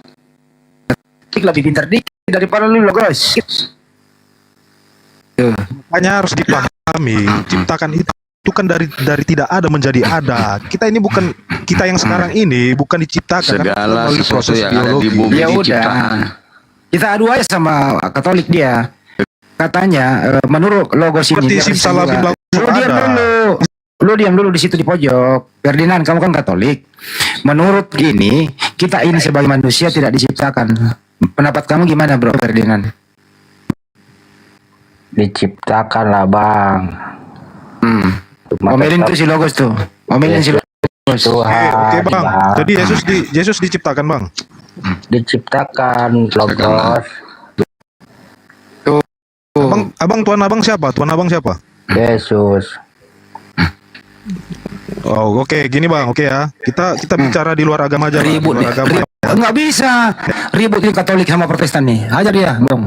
Kita bicara secara sains saja, secara sains. Nggak usah lu gak ngerti sains lu, ini aja dulu manusia itu atau secara bahasa lah, oke. Nggak usah secara bahasa lu ngerti. Kita yang sekarang ini, Udah, diam dulu. Udah Kak, kita udah memahami kau. Ibumu itu tidak diciptakan, kau tidak diciptakan, udah. Tapi menurut Ferdinand Katolik, semua manusia itu diciptakan. Kau doang yang berbeda pendapat di sini gitu loh. Udah nggak usah lu bolak-balik. Diciptakan itu Adam dan Hawa yang diciptakan. Iya, menurut kau itu. Kita dilahirkan. Kita nggak bisa memaksakan kau menjadi pintar. Kita di sini nggak bisa memaksa kau jadi pintar. Biarlah kau begitu selamanya seumur hidup. Manusia itu tidak diciptakan gitu loh. Kita semua diciptakan, tapi tetap Yesus Tuhan kita, Logos. Jangan botol kita, jangan perbodohi umat kita, Logos. Iya, orang banyak ayatnya kok. Berarti Yesus diciptakan, Bang? Iya, ayatnya banyak. Diciptakan, tapi tetap Tuhan kita, Logos. Tuh, lebih jujur dia, Ferdinand. Oke, ya sudah, itu pemahaman abang ya, oke. Tapi pemahamanku, lo ada yang sekarang ini. Bukan pemahaman, anak bayi juga tahu, Logos. Kamu jangan botol-botol amat, jangan ngomongin umat kita. Begini, secara ilmu pengetahuan, ini pelajaran anak SD loh, Bang. Pelajaran anak SD. Kita bro, Yohanes 1:3 ini terbukti ciptaan. Segala sesuatu diciptakan, tidak ada satupun cipta, tidak ada satupun yang jadi dari segala yang telah dijadikan. Apapun yang ada di bumi ciptaan. Oke, sekarang coba buka KBBI. Apa arti cipta? Tidak ada menjadi ada. Gimana sih lu? Oke. Cipta itu karya. Iya, dari tidak ada menjadi ada. Kau tadinya tidak ada, terus kau menjadi ada, berarti ciptaan, kucuk. Iya, berarti abang manusia pertama. Abang manusia.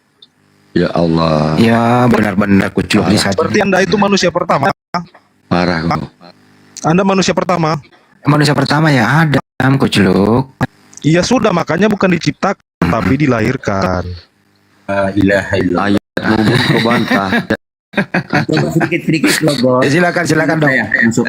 Itu yang menjadi sperma itu dari mana?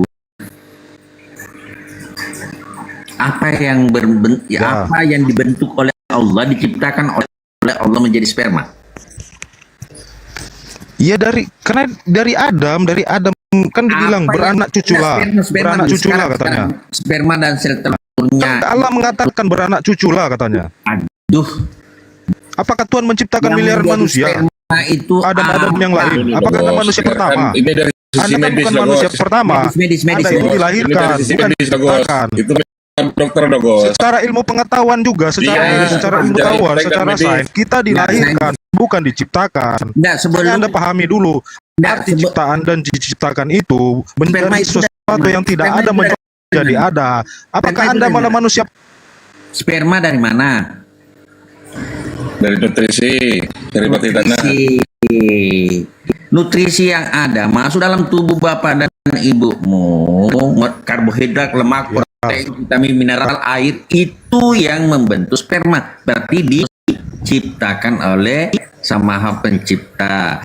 Kemudian bertemulah sperma dan sel telur tadi. Kemudian berkembang dari satu sel menjadi dua menjadi 4, dan seterusnya terbentuk area-area, terbentuk tadi pusat, terbentuk otakmu, terbentuk telingamu, matamu, dan sebagainya. Bagaimana kamu bilang dia diciptakan itu? Ya karena bukan manusia pertama. Kalau Anda mengatakan Anda itu biar aja diciptakan, botol dok, susah biar aja botol sampai berarti Anda manusia pertama. Kalau Anda bilang Anda diciptakan, berarti Anda manusia pertama. Udah, diam. Kamu nggak diciptakan, nggak usah. Kau tidak diciptakan, udah. Nggak usah daripada diputar-putar. Biarlah dia menjadi bodoh dengan sendirinya. Buat malah ini. Anda yang bodoh. Iya, udah. Mana jalan Sekarang kita melangkah kedua. Yang menciptakan Adam menurut kami siapa yang menciptakan Adam? Yang menciptakan Adam Allah. Bukan Yesus. Udah logo, jangan Firman kita logo. Firman itu ya kan belum, Yesus belum ada, tapi di firman itu dijelaskan. Firman itu Yesus. Firman itu Yesus. Udahlah, malu kita logos. Aduh. Kristen dia. Naik. Sekarang kamu yang menciptakan Adam siapa tadi itu logos? Iman katanya. Makanya dikasih saya waktu ngomong. Enggak usah ngomong. Yang menciptakan Adam siapa? Sebut namanya, Buru. Yang menciptakan Adam siapa? Allah dengan firman-Nya. Firman-Nya yang menciptakan itu Yesus. Saya nggak nanya caranya menciptakan. Sebutkan nama siapa yang menciptakan Adam. Allah. Bukan Yesus. Yesus. Siapa yang menciptakan Adam? Yohanes 1 ayat 1. Siapa yang menciptakan Adam? Siapa yang menciptakan Adam? Apa? Yesus. Yesus. Mana lebih tua Yesus daripada Adam? Ya lebih tua Adam lah. Itu secara inkarnasi. Secara hakikat. Yesus yang menciptakan Adam. Secara hakikat dan keilahian Yesus lebih tua. Tidur. Yesus yang ciptain dualisme yang muncul secara bersamaan. Yesus yang ciptain mempertanyakan dualisme. Lu diam dulu di situ di pojok. Yesus yang ciptain Adam, tapi lebih tua Adam daripada yang menciptakan Adam. Kau sakit kau berobat jalan kau itu. Secara hakikat dan keberadaan Yesus lebih Tuhan karena kan dia firman. Oke. Jadi lebih tua Yesus daripada Adam ya. Karena dia firman sebelum dia ada sebelum segala sesuatu dijadikan begitu. Oke. Mana lebih tua Yesus daripada Maria? Oke, kita bicara inkarnasi ya. Mana lebih tua Yesus daripada Maria? Tinggal jawab. Mana lebih tua Maria? Karena kan Maria ibunya begitu. Jadi anaknya Maria yang menciptakan Adam, begitu? Betul nggak? Secara lagi. Yesus tidak diciptakan. Iya enggak, menurut kamu enggak. Jadi anaknya Maria. Yesus dilahirkan tanpa proses biologi. Diam dulu. Anak yang dilahirkan Maria itulah yang menciptakan Adam, begitu? Setuju? Betul? Secara hakikat dan keberadaan, iya karena firman. Ya udah, iya katanya. Ya udah. Yang dilahirkan Maria itu yang menciptakan Adam, betul? Secara hakikat dan keberadaan Yesus. Betul, Yesus. Karena Yesus adalah Allah. Jadi yang dilahirkan Maria itulah yang menciptakan Adam. Setuju? Biar dijadiin piti-piti nih orang TikTok nih. Gimana sebenarnya? Coba ulang. Diulang ya. Jadi yang dilahirkan Maria itu yang menciptakan Adam, betul? Secara hakikat dan keberadaan ya, karena Yesus adalah firman. Oke. Jadi yang menciptakan Adam adalah anaknya Maria, betul? Secara hakikat dan keberadaan ya. Ya. Coba ulang kata-kataku.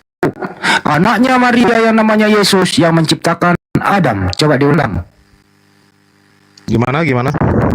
Anaknya Maria yang bernama Yesus yang menciptakan Adam.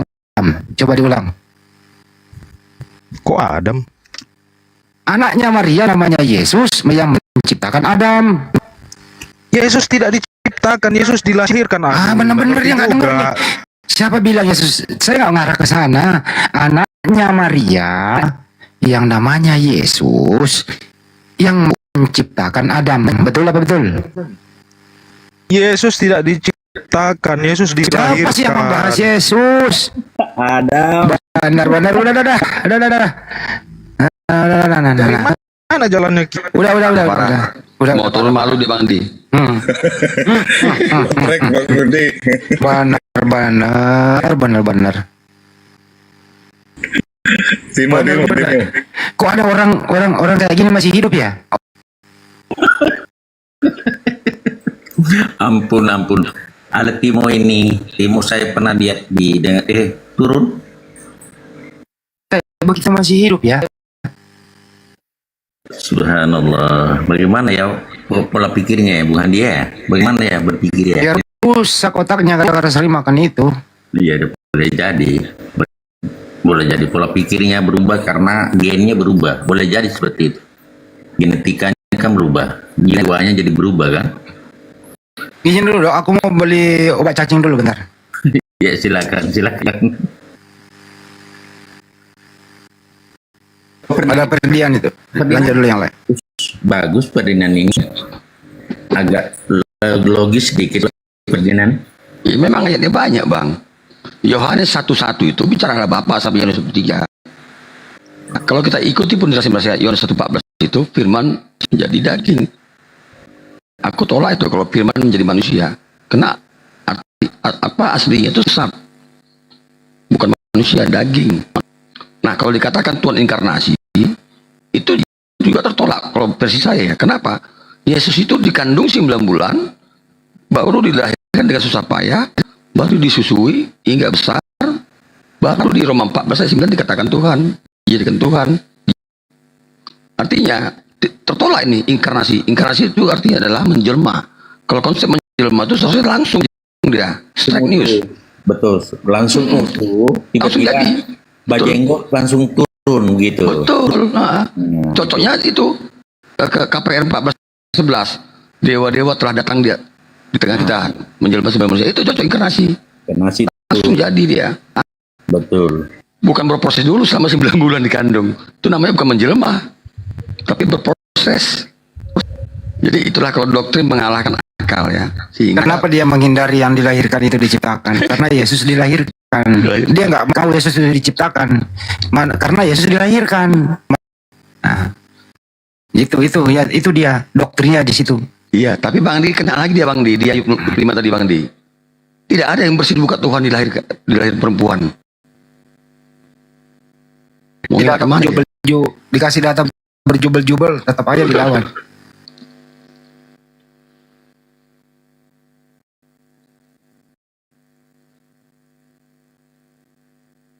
Itu kuatnya doktrin bukan dia. Punya doktrin itu sampai mengalahkan akal sehat. Ya, saya kun. Tapi kalau antara koi baulu sama tai sapi masih bisa bedain, Dok. Masih bisa dibedakan. Kalau urusan duniawi ya, duit 100.000 sama 50.000 masih bisa dibedain. Tapi masalah pencipta dan ciptaan dia nggak bisa bedain. Antara manusia dan Tuhan enggak. Gitu loh. Rusak otak. Gimana ya? Artinya bukan akal bukan otak. Akal yang. Halo, Bandi. Silakan Ferdinand. Saya tahu diciptakan tuh dari pacar saya, katanya manusia itu diciptakan. Pacar saya orang Islam, Bang Andi. Oh. Ya, benar apa enggak itu ya? Harus masuk Islam itu. Masih pacaran 2 tahun, Bang. Oh, sudah diajar sama pacarnya. Apalagi kira-kira dalam Islam yang menurut pandangan kamu meragukan pandangan Ferdinand? Ya, masih belajar sama pacarku, Bang. Alhamdulillah, semoga mendapat hidayah saudaraku. Ya, Bang. Iya, belajarlah. Artinya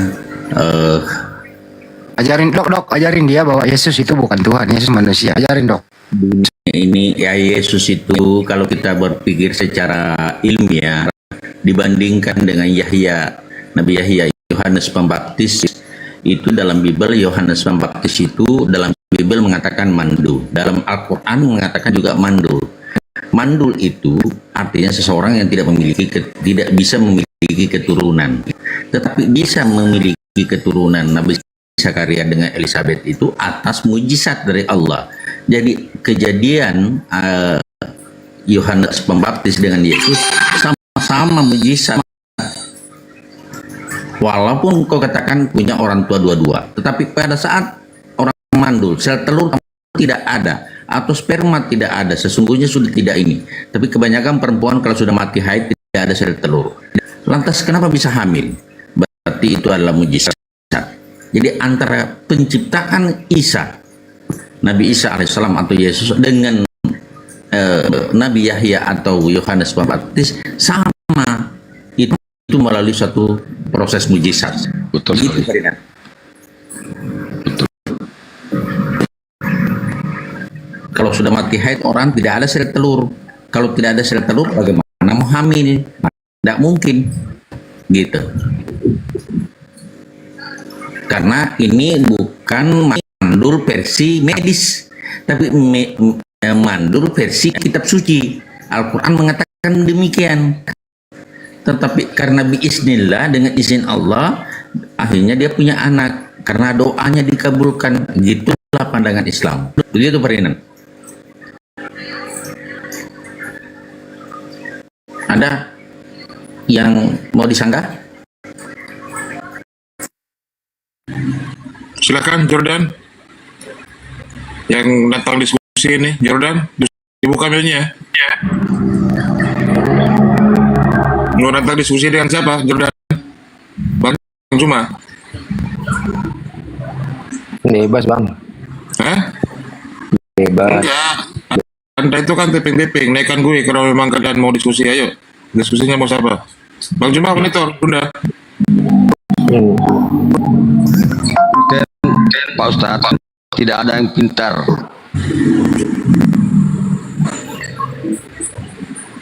Model doktrinnya menabrak Bible.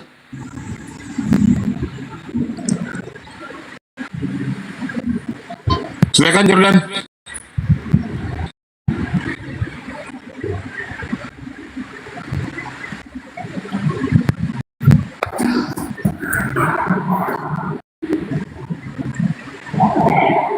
Jordan, silakan Jordan.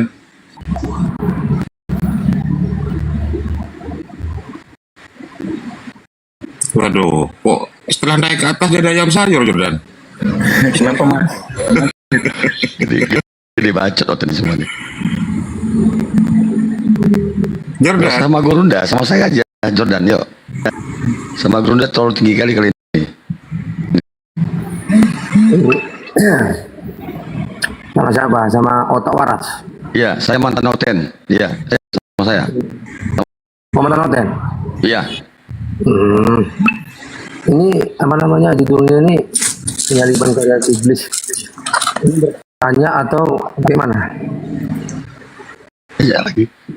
Emangnya Yesus disalib itu atas rencana siapa? Rencana atau itu nubuat tuh bang? Nubuat itu. Di mana nubuatannya? Di Salimah 3 gitu. Kau tahu sendiri. Udah tahu kamu, kok nggak terbantahkan kali itu. Ya kau kan abang kan sudah tahu aku Pak narasimu ke sana. Semua terbantahkan tuh satu persatu ayat itu. Kenapa terbantah? Jelas sekali. Kenapa? Oh, Anda mau belajar gitu? Bukan mau belajar, pengen tahu gimananya terbantah gitu. Yang jelas ya, kitab PL itu tidak ada bicara tentang itu. Di mana kitab Yahudi? Dengerin dulu pertanyaannya.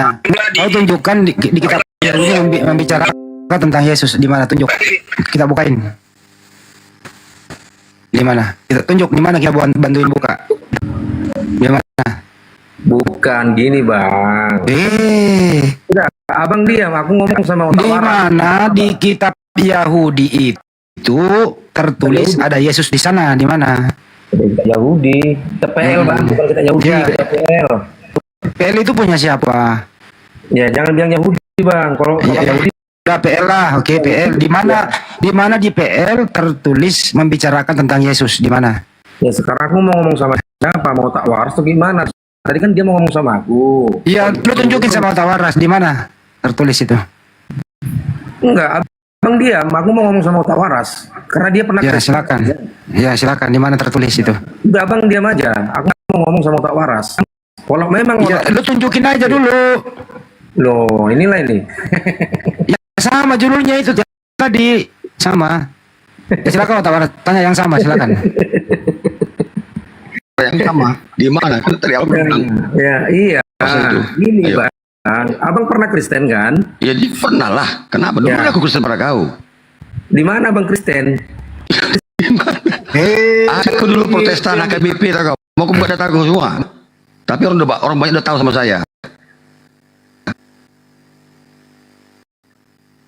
Saya Sili Tonga, Batak Toba asli, Sipautar, Tarutung.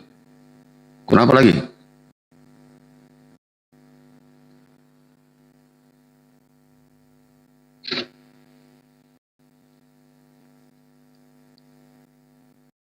Halo. Kalau memang kau waras, rata-rata marga Silitonga itu nggak waras. Ya, kau hujat marga kami ya. Iya, menghujat. Kenapa rupanya? Banyak sekarang Silitonga sudah malap. Bahkan aku jumpa kemarin di Siantar, kau. Jangan kau. Dia bahkan dari lahir sudah. Enggak gini bang. Gini bang. Gak usah kita diskusi aja, yuk. Enggak gini bang. Kita nggak usah mengakui. Ya udah, kita diskusi aja. Di sini nggak usah. Mana? Iya dan itu privasi orang nggak boleh. Orang Batak nggak usah lah di sini. Loh, kau kan nggak percaya siapa saya? Terpaksa saya buka sedikit. Ya, abang bilang abang Silitonga. Ya Silitonga. Ya, kalau memang kau Silitonga, kau nggak kayak gitu ngomong. Ngapain? Margamu di sini. Kau Batak. Kalian kan nggak percaya sama saya. Ya, ngapain percaya sama kau? Ya udah kita diskusi aja, nggak usah lari kemana-mana. Yuk. Di mana ceritanya? Udah jangan kejang-kejang kau. Di mana kau bilang nubuatan Yesus di situ di PL kitab Yahudi? Iya. Kau memang betul-betul mantan Kristen enggak? Ya, betul lah, kenapa gak betul? Kan aku bilang tadi. Memang tahu nggak pengajaran Kristen itu di PL apa? Justru aku tahu makanya aku mualaf. Ya, dari mananya kau tahu? Kau mualaf karena apa? Saya tanya dulu sama kamu. Saya mualaf karena Bible. Nah, karena Bible atau karena istri? Karena aku belajar Bible. Tidak. Saya ini nggak usah. Saya diam kamu diam. Jangan saya gitu, ini ya SD di Metodis bahkan kuliah di kampus Kristen ternama. Ya. Contoh saya saking inginnya. Dasar mau makan babi memang nggak nyambung kalau diskusi ya. Bukan nggak nyambung bang. Dia bilang marga. Jangan dibilang marga di sini. Banyak. Memang kalau marganya orang begitu masa kau larang orang punya marga? Jangan, nggak boleh itu. Ya udah bisa. Apa nggak boleh? Itu sendiri kau pakai kau sendiri pakai gultom. Iya. Itu gultom itu bukan marga. Kau sendiri pakai gultom, baru kau larang orang. Ya aku marga gultom. Aku mau marga gultom. Ya aku Silitonga, nggak percaya kau, bukan dataku. Ngapain kau bilang Silitonga? Kalau aku iya. Kenapa kok iri kali kau? Kau pakai marga boleh, aku nggak boleh. Alah. Ayo. Kalau kita diskusi aja. Begitu marga Silitonga kayak aku nih, ini akun Kuril. Akun Kuril ini bang. Akun saya real juga ada kemarin sudah kena benet. Kotak waras kau bilang. Akun saya real kemarin sudah kena benet. Ya udah. Kau ke laut aja. Iya, kejang-kejang. Kau pakai marga boleh. Orang lain menyebut marganya nggak boleh. Udah sembah sana anak manusia kau. Orang berhenti menyembah anak manusia, kau larang pula. Kalau orang berhenti menyembah manusia, berhenti makan babi, jangan kau marah. tetap lah kau menyembah manusia, makan babi tiap hari. Itu loh, tetap berbeda gitu. Dasar kau. Itu dokter Ferdinand diajarin tuh. Kayaknya anaknya lebih terbuka deh. Ferdinand masih terjaga? Iya bang. Sekali kau sebenarnya ini apa kira-kira tanyalah apa yang kau mau tanyakan. Menyimak aja dulu bang, dengerin bener nggak jalurnya. Oke. Jadi begini. Sebelum segala sesuatu ada itu, yang ada siapa?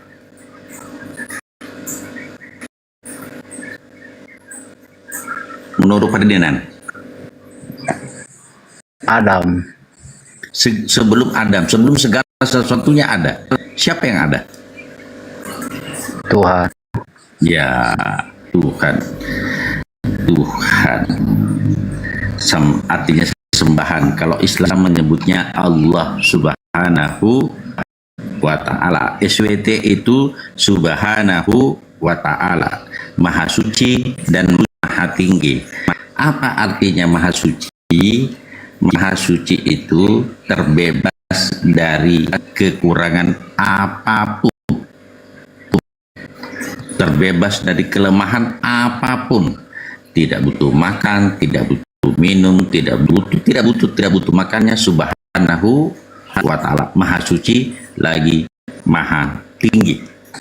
Jadi itu gelar, jangan selalu itu Allah SWT dengan Allah tersendiri Allah, kemudian ada SWT di belakang. Itu gelar yang diberikan oleh dirinya sendiri. Dia memberikan gelar Subhanahu wa Ta'ala. Jadi jangan ada gelar Subhanahu.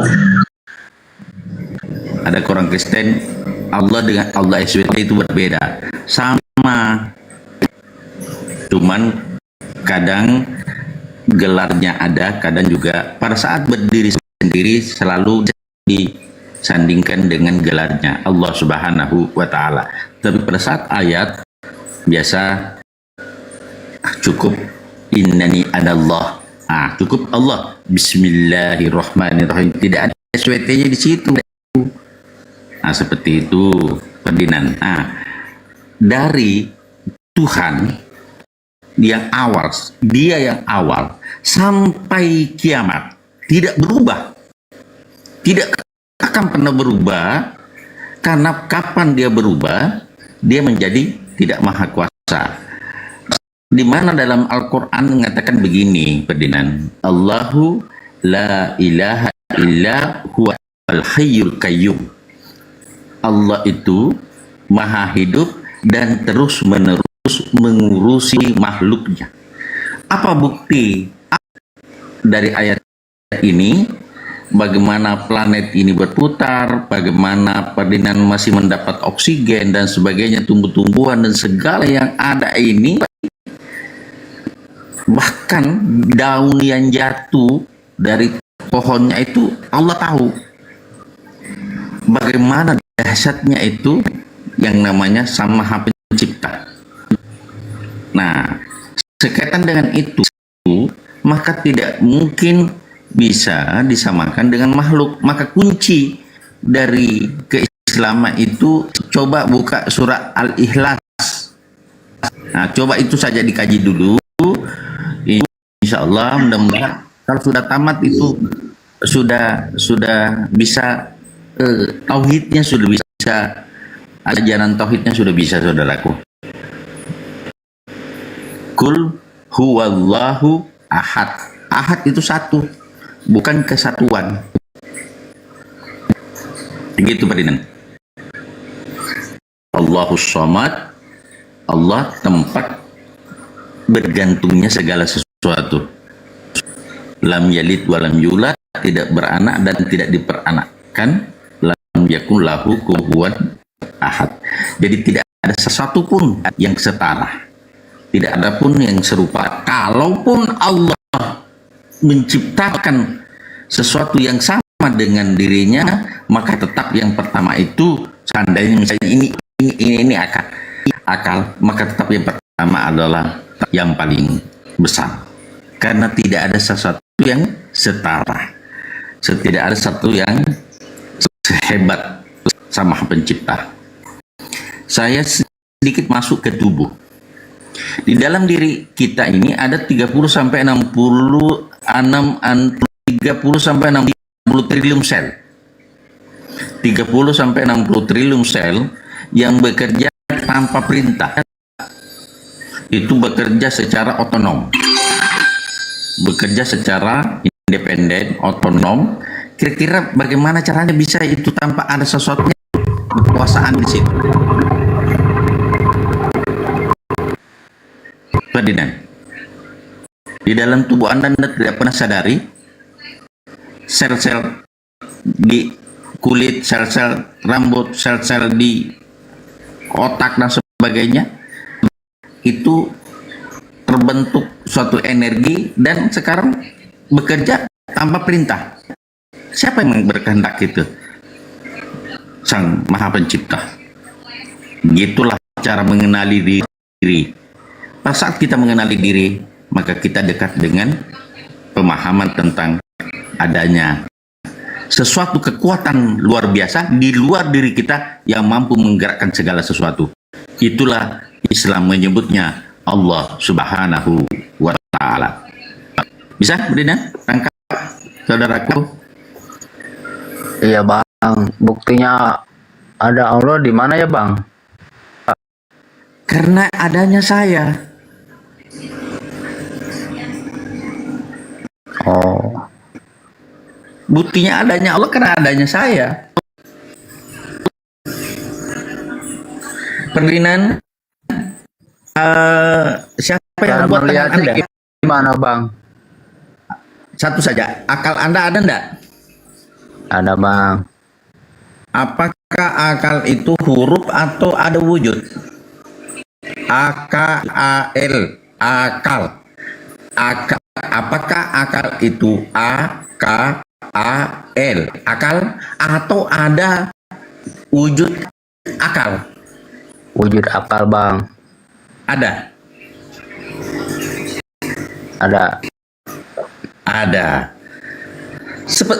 Bisa kebuktikan wujudnya akal itu, saudaraku, supaya sebagai pembanding.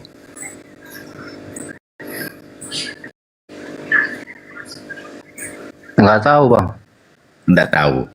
Kedua, di samping Anda itu percaya nggak ada signalnya Amerika di situ? Ada apa bang? Ada signal dari Amerika di sampingmu itu. Ada juga sinyal wifi bang. Kok bisa nonton Amerika kalau pakai Indovision? Artinya di samping Anda ada gelombang yang Anda tidak tahu. Karena Anda tidak mampu lihat. Tapi Anda sudah bisa membuktikan bahwa gelombang di samping saya ada. Ada baik, ada buruk. Kalau kau mau menonton film-film porno, ada juga di samping Anda. Tinggal Anda pilih. Yang baik dan yang buruk ada. Makanya hati manusia itulah yang menangkap gelombang itu, sehingga manusia bisa berbuat baik dan manusia bisa berbuat buruk. Tergantung yang mana hatinya mampu ditangkap.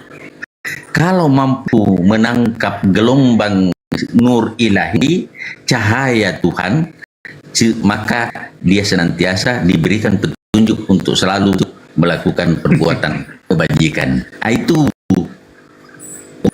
karena Allah itu maha halus, saudaraku. Allah itu laisa kamitslihi syai'un, tidak serupa dengan makhluknya. Jadi Allah itu ada karena adanya saya. Tidak pernah bapak saya bisa menciptakan saya, tidak pernah. Pada saat bapak dan ibu, kemudian bapak dan ibunya Ferdinand berdekatan, jadilah. Apakah ibu ikut campur membuat Anda di dalam rahim? Tidak kan?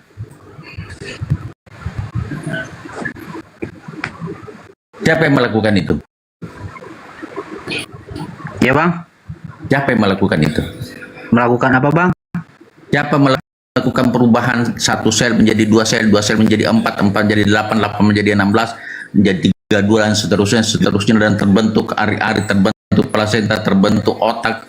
Kepala siapa yang membentuk otak Anda itu? Ciptaan, Bang. Yesus, Bang. Yesus. Iya, ciptaan Yesus.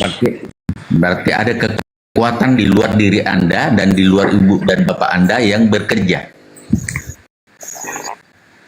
Ya Yesus yang bekerja nyiptain alam semesta ini, Bang. Yesus yang mana ini yang menciptakan? Yesus. Yesus Tuhan kami, Bang. Oh iya. Bukan Bapak. Yesus dan Bapak satu.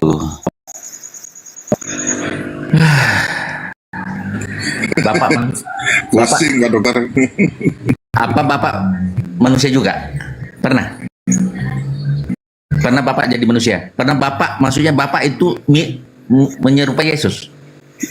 Waktu ada Yesus 33 tahun di bumi ini, wujud Bapak di surga itu sama dengan Yesus? Atau bagaimana menurut pandangan unta liar ini? Allah berinkarnasi menjadi manusia. Inkarnasi itu tidak melalui proses dalam rahim. Simsalabim, langsung itu khayalan kamu. Namanya Tapi inkarnasi kami melalui proses. Tidak, kalau inkarnasi tidak proses. Bukan kayak kamu punya pikiran yang sepotong itu. Kami mengakui, mengimani bahwa Allah berinkarnasi menjadi manusia. Nah, kita dialog. Ya silakan Pak Ustaz. Silakan Tata. Saya ini Allah berinkarnasi jadi manusia. Pusing saya dibikin ini. Loh, silakan. Enggak cocok itu. Masa inkarnasi di kandung 9 bulan dulu. Pusing juga Pak Dokter ternyata ya. Ayo bentar ya. Ayo dialog. 9 bulan diproses dalam rahim. Kemudian ngedem Maria itu. Sampai lahirlah. Dineteki. Bagaimana si Tuhan itu bisa seperti itu, saudaraku? Coba. Biar. Berani nggak dialog? Ya, silakan. Sudah berinkarnasi jadi manusia berarti melalui proses seperti manusia biasa juga. Nah, silakan Tata. Ya, nah, nanti kita pakai data ya. Sebenarnya kejadian Yesus itu ketika Tuhan ingin menciptakan manusia dari perempuan yang mustahil punya anak. Biasanya tanda-tandanya Tuhan mengutus malaikat dulu. Contoh kepada Elizabeth. Elizabeth ini mandul, tidak mungkin punya anak. Lukas 1 ayat 7. Maka caranya Tuhan beri anak, ngutus utusan dulu, yaitu malaikat. Lukas 1 ayat 11. Dan anak yang dikandung dipenuhi Roh Kudus. Lukas 1:35. Begitu juga kepada Maria. Maria ini mustahil punya anak karena dia seorang perawan. Mana datanya? Lukas 1:27. Maka sebelum dia itu punya anak mengandung, Tuhan mengutus malaikat dulu kepada Maria. Lukas 1:26. Ya. Jadi sama. Makanya dalam Bible atau dalam Al-Quran ada 3 wanita mustahil punya anak. Tapi Allah memberi anak. Pertama, Elizabeth istrinya Zakaria. Yang kedua, Maria karena dia seorang perawan mustahil punya anak. Yang ketiga, Sarah karena dia mandul. Abraham juga tua sudah, lanjut umur. Tapi tiga-tiganya Allah beri anak dengan cara Allah mengutus malaikat dulu untuk mengabarkan bahwa istrimu akan hamil gitu. Tapi orang Kristen fokus ke Yesus. Seakan-akan hanya Maria yang ajaib. Padahal tiga wanita ini, tiga-tiganya mustahil punya anak, gitu. Nah, kayak gitu sebenarnya. Silakan, tanggapin. Memang benar. Di antara kedua itu Sarah, istri Abraham itu kan itu masih ada hubungannya antara suami, antara laki-laki dan perempuan baru bisa jadi proses jadi anak, tapi Yesus berbeda ceritanya. Bedanya apa? Nah, bedanya dia dikandung oleh Kan maksudnya tiga-tiganya ini kehendak Tuhan gitu loh. dia Tiga-tiganya tidak ada hubungan biologis baru jadi manusia. Tidak, dia dikandung oleh Roh Kudus. ya sama. Elizabeth juga gitu. Tidak, Elizabeth itu tidak. Sama-sama diberi Roh Kudus. Lukas 1. Iya, mereka disampaikan oleh para malaikat. Hanya pakai data. Ada hubungan biologisnya. Ayo pakai data. Jadi dua-duanya dikandung dipenuhi Roh Kudus. Kepada Elizabeth Lukas 1 ayat 15, kepada Maria Lukas 1 35. Dipenuhi Roh Kudus dua-duanya. Elizabeth ada suami atau tidak? Ya ada, tapi kalau Tuhan tidak berkehendak, tidak mungkin punya anak karena dia mandul. Loh. Apanya? Semua manusia ini tanpa Tuhan berkehendak juga orang ET juga melahirkan. Kata siapa? Allah. Tidak bisa. Orang yang tidak mengenal Tuhan saja bisa melahirkan. Binatang juga melahirkan. Iya, tapi semuanya itu kehendak Tuhan. Lalu binatang melahirkan itu kehendak Tuhan juga. Nah, ya iyalah, masa? Alah, begini. Cerita itu salah itu. Nih, itu kita bayar. Tuhan ini menciptakan segala sesuatu. Datanya di mana? Efesus 3 ayat 9, Wahyu 4 ayat 11. Ya Tuhan dan Allah kami, Engkau layak menerima puji-pujian dan hormat dan kuasa sebab Engkau telah menciptakan segala sesuatu. Apa segala sesuatu itu? Yaitu dari tidak ada menjadi ada. Apapun itu di muka bumi ini, itu diadakan oleh Tuhan. Walaupun proses antara suami istri, tetap kehendak Tuhan itu.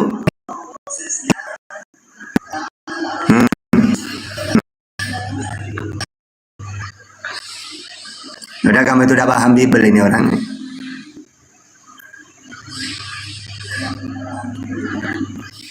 Jadi kamu itu aslinya mau ngomong apapun ketampol pakai Biblemu itu. Ya silakan.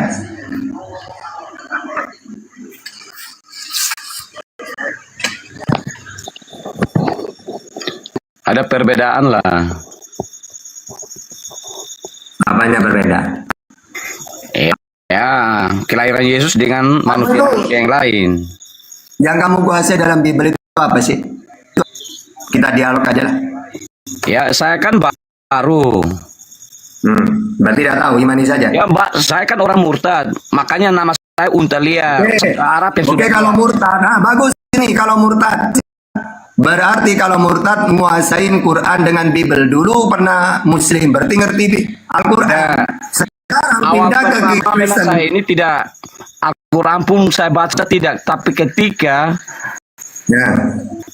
sudah punya HP, sudah ada punya terjemahan, saya baca sini, badan saya geli ketika saya baca. Oke, sekarang kamu mentuhankan itu dari mana?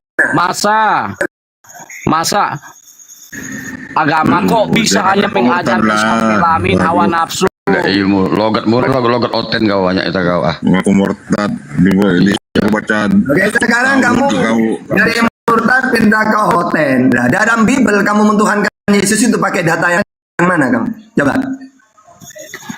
Saya hanya tetap ajaran Yesus itu punya kasih dibanding ajaran Muslim kan banyak mengajarkan mengatakan Yesus itu oke, Yesus ajaran kasih. Di mana datanya? Ya, saya baca saja. Dia bilang harus mengasihi sesama manusia. Di mana datanya itu? Pokoknya saya dengar saja, saya sudah puas. Oke, kalau gitu saya pakai data. Lukas 19:27. Akan tetapi semua seteruku, kata Yesus, yang tidak suka aku menjadi rajanya, bawalah mereka kemari dan bunuhlah mereka di depan mataku. Matius 10:34. Jangan kamu menyangka bahwa aku datang untuk membawa damai di atas bumi.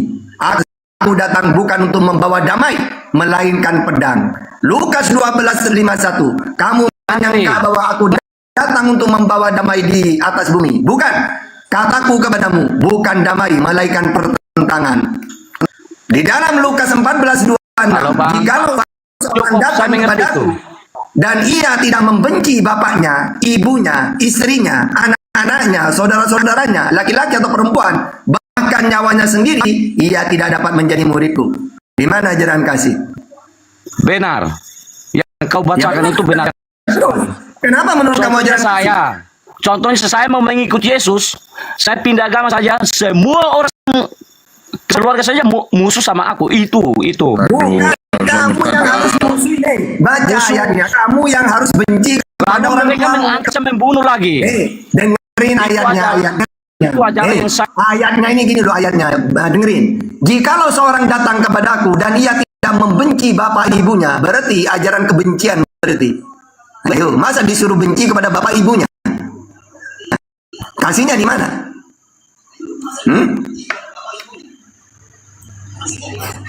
Jadi kamu itu ngomong ajaran kasih tidak punya data. Ketika saya kasih data-data kebencian, malah kamu tidak paham ya. Ayo ngomong, kan sudah aku bilang kamu ngomong apapun saya tampol pakai Bible kamu itu. Ayo.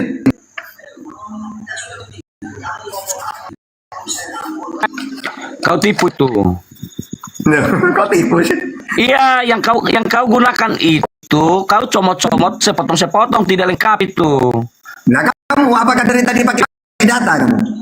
Ya kan memang saya baru 1 bulan, saya belum Sudah sekarang ketika saya pakai data malah kamu. Sudah, saya mengerti. Itu membawa pedang itu untuk hari kiamat. Yang untuk data hari kiamat coba baca lagi coba di mana? Ya, itu hari penghakiman lah.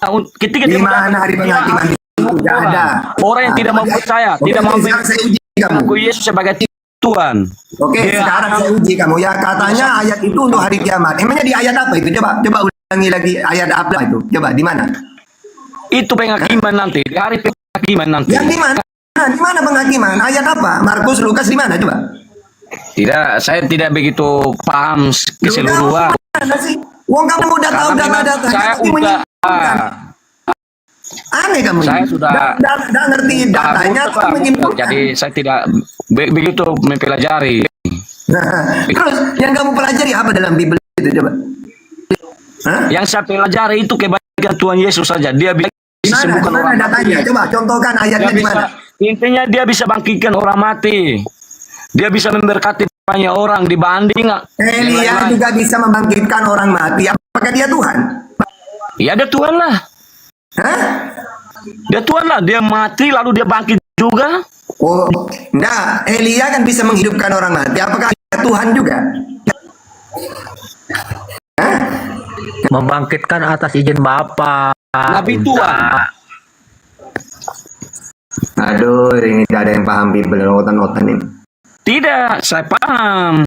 Oke, ketuhanan Yesus itu di mana? Kok bisa kamu mentuhankan dia di data yang mana? Coba. Ketuhanan Tuhan itu data, Bang, kita bisa lihat dari mujizat-mujizatnya. Oke, kamu tahu nggak mujizat itu apa? Mujizat itu pemberian Tuhan. Kisah para Rasul 2:2. Ya lah, Tuhan Yesus lah. Yesus itu diberi mujizat oleh Tuhan. Berarti dia bukan Tuhan. Dia Tuhan sendiri lah. Nah, kamu baca Yohanes 11:41. Dia meminta kepada Tuhannya, Bapak, karena banyak orang yang mengelilingi aku, supaya mereka percaya bahwa Engkau yang mengutus aku. Itu. Kamu itu lucu, orang bermujizat dituhankan. Berarti Musa nanti Tuhan juga nanti, karena bermujizat. Mujizat itu pemberian Tuhan. Kisah para Rasul 2:22. Ya, tapi Tuhan Yesus juga dia itu Tuhan. Dia itu firman Tuhan. Apa itu firman? Makanya kami tuangkan. Apa itu firman itu? Firman itu apa? Ya firman lah. Apa firman itu? Artinya firman itu apa? Enggak tahu kan? Firman itu perkataan Tuhan. Keluaran bukan perkataan Tuhan. Dengerin. Keluaran 3428 itu wahyu 16. Nah, kamu kalau ditanya tidak tahu, ketika orang mau menjelaskan kamu ngeyel. Firman itu bukan perkataan. Oke. Kalau perkataan itu wahyu. Kita kasih data ya. Firman itu perkataan Tuhan. Keluaran 3428, Yeremia 15:16, Yeremia 30 ayat 4, Yehezkiel 3 ayat 4, Yehezkiel 3 ayat 10. Karena firman itu perkataan keluar dari mulut Tuhan. Ulangan 5:22, Yesaya 55 ayat 11.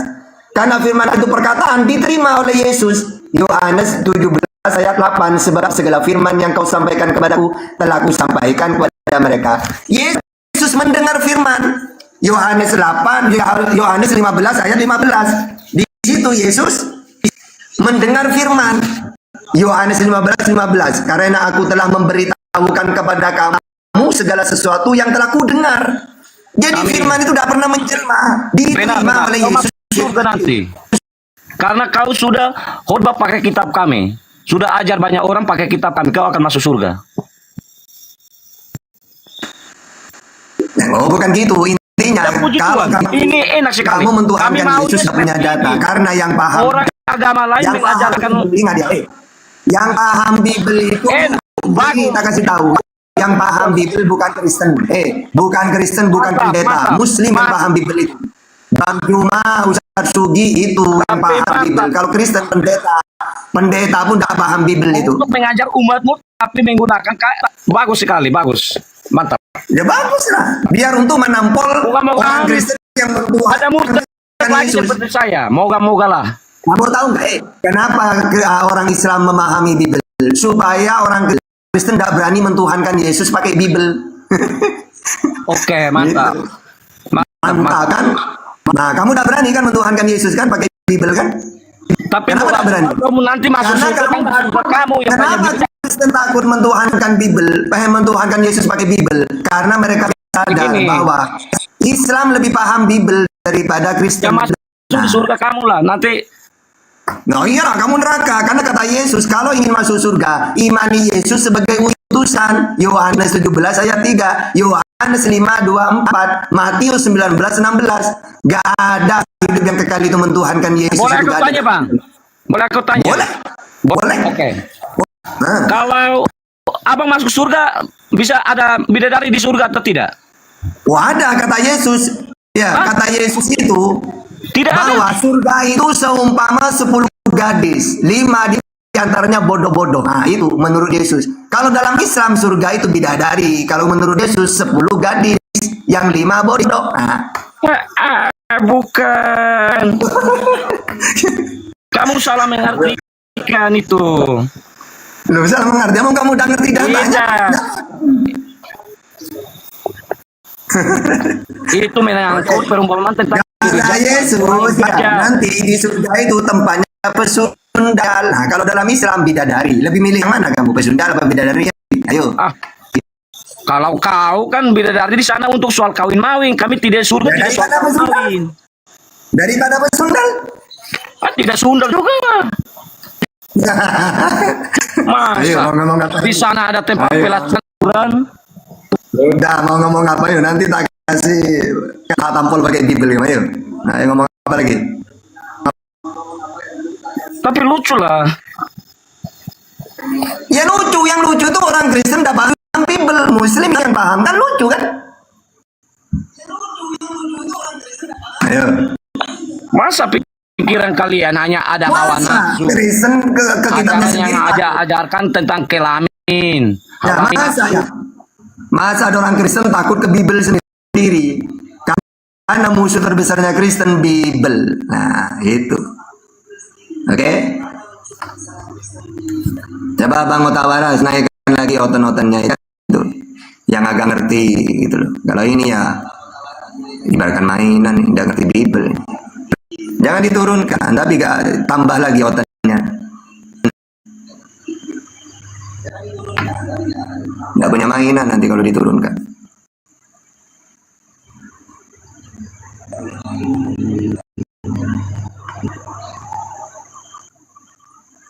Ada lagi ini. Ferdinand, silakan. Kalau mau bertanya aja. Ferdinand. Iya bang, masih menyimak. Siapa tahu saya login. Kata-katanya masuk akal aja. Jangan menyimak, bertanya aja nanti tentang Islam. Silakan. Iya bang. Ustaz, pacarnya ini Muslim, jadi sudah mau nikah. Jadi ya Muslim ya? Muslim pacarnya. Oh, tapi Ferdinand, sekarang muslim apa Ustaz? Belum, masih OT, baru mau belajar. Waduh, nanti tambah sepi kok mal. Nanti kalau dia masuk Islam tambah sepi kok mal, gimana ini? Nggak, bertanyalah Ferdinand. Kebetulan ada Ustaz di situ, saudaraku. Silakan, silakan. Cara kawin Islam gimana Bang nantinya? Nah, silakan. Kenapa? Maksudnya? Itu Di bagus. dalam Islam itu ya. Syarat sanika, Ustaz. Maksudnya kawin gimana? Cara nikahnya gimana Bang ternya? Oh, kalau dalam Islam maksudnya pernikahan dalam Islam. Di dalam Bang. Islam itu ya nikah itu ya ada syarat rukunnya, yaitu 5. Mempelai 2 berarti perempuan laki-laki. Wali, saksi, ijab kabul. Jadi harus hafal itu ijab kabulnya itu. Kalau Arabnya itu qabiltu nikahaha wa tazwijaha bil mahril mazkur. Nah, kalau bahasa Indonesia saya terima nikahnya dan kawinnya Jainab binti siapa binti Rahman dengan mas kawin tersebut dibayar tunai, udah itu doang. Yang penting tahu rukunnya ada 5.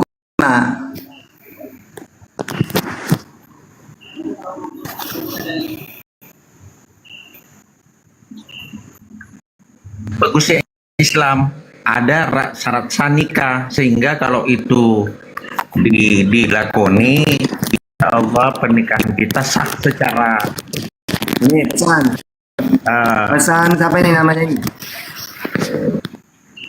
TikTok Pak TikTok Marcel, silakan Pak. Malam mau dialog atau mau semuanya. Pak? Apa kabar? Ya, kabar baik. Tumben. Mau dialog apa mau bertanya? Enggak lah, malas. Kalau ada Sirait senang saya. Jangan malas. Enggak, kalau ada Sirait senang saya. Ada siapa?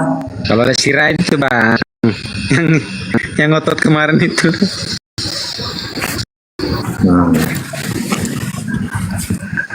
Yohanes, Morten apa Kristen Bang? Mau nanya Bang, silakan. menurut abang ini yang digantung di salib itu apa Bang? Menurut Quran dan Bible bukan Yesus. Siapa Bang jadi Bang? Ya orang jahat pokoknya. Kalau dalam Islam Quran tidak dijelaskan, yang penting dia orang yang diserupakan tidak diceritakan namanya. Terus kan ada kata-katanya Bang itu Bang ya. Dia nyebut apa Bang kata-katanya Bang? Di salib itu Bang. Oke, saya jelaskan pakai Quran dan Bible ya. Siap. Pertama di An-Nisa 157.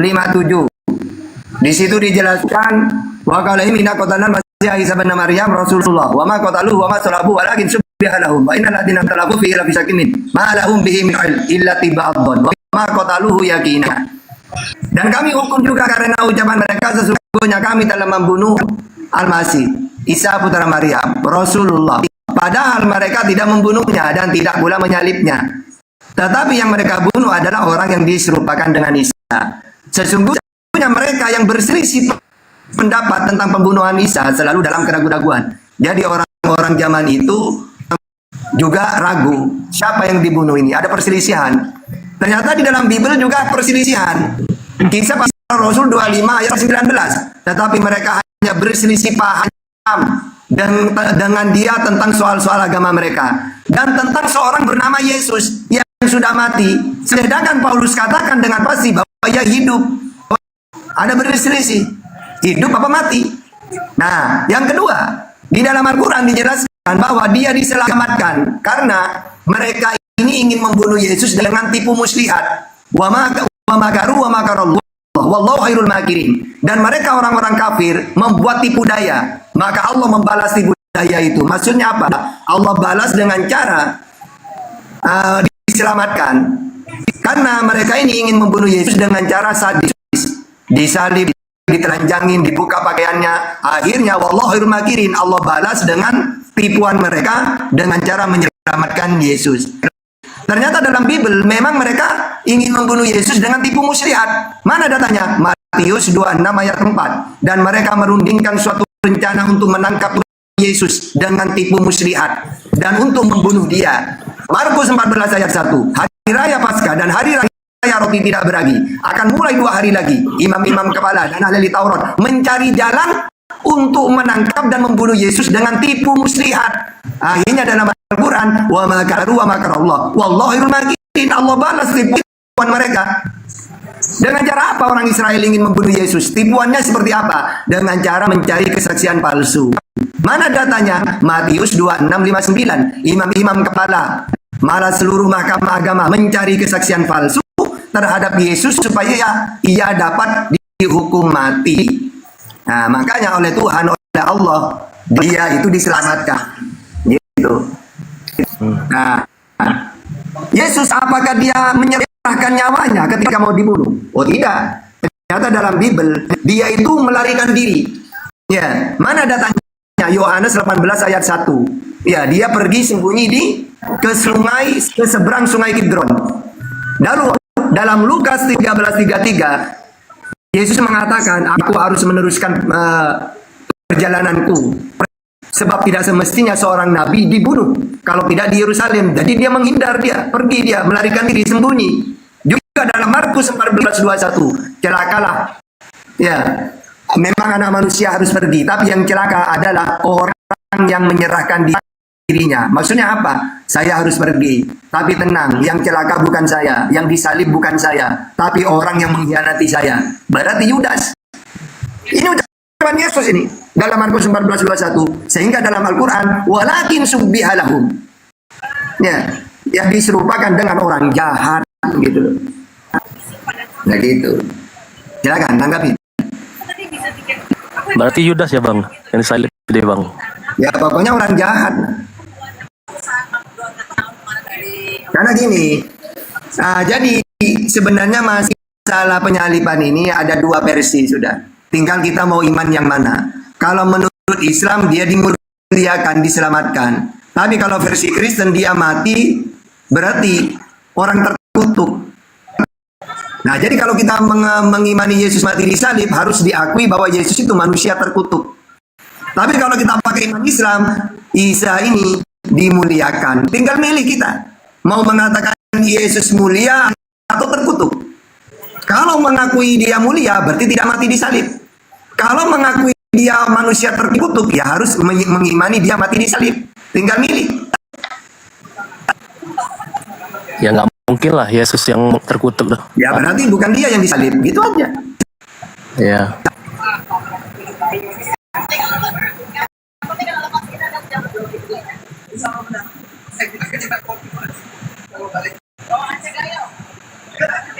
Ya, Julio. Oh, kenapa Kristen bang?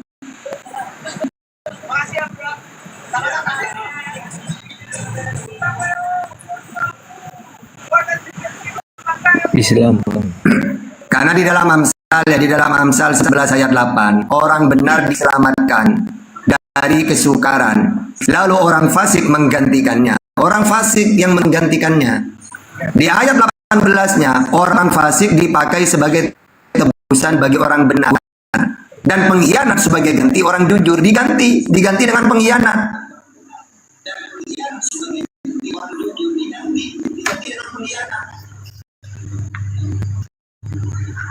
Karena memang di dalam perjanjian lama ya, memang yang layak disalib itu orang yang terkutuk.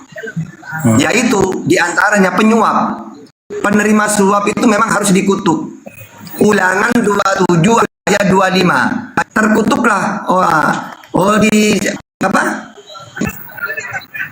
terkutuklah orang yang menerima suap untuk membunuh seorang yang tidak bersalah, dan seluruh bangsa itu harus berkata amin. Nah, dalam ulangan ya, di dalam ulangan 27-25, yang layak mati terkutuk itu orang penerima suap.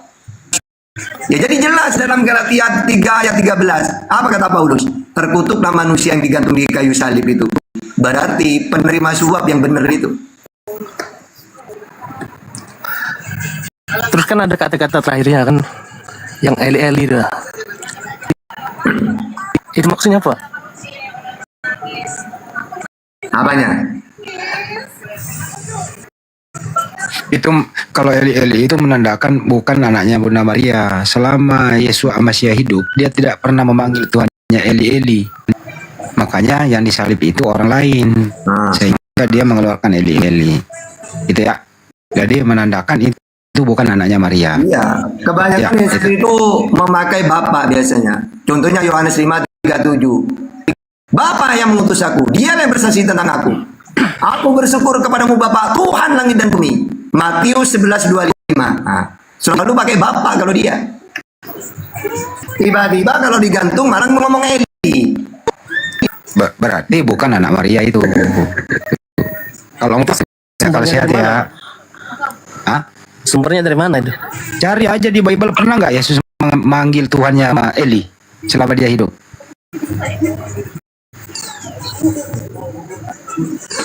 Aku dan Bapak adalah satu. Aku akan pergi kepada Bapakku. Bapak lebih besar daripada aku. Aku berdoa kepada Bapakku. Bapak terus. Giliran disalib Eli, berarti bukan dia, orang lain gitu. Mudah tahu menjelaskannya.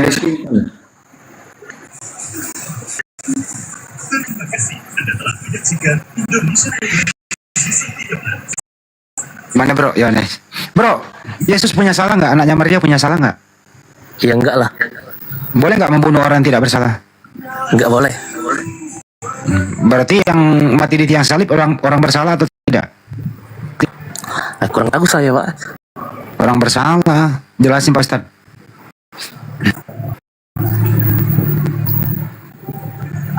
Iya, mendingan anu aja Yohanes nanya-nanya. Silakan nanya lagi. Udah selesai itu.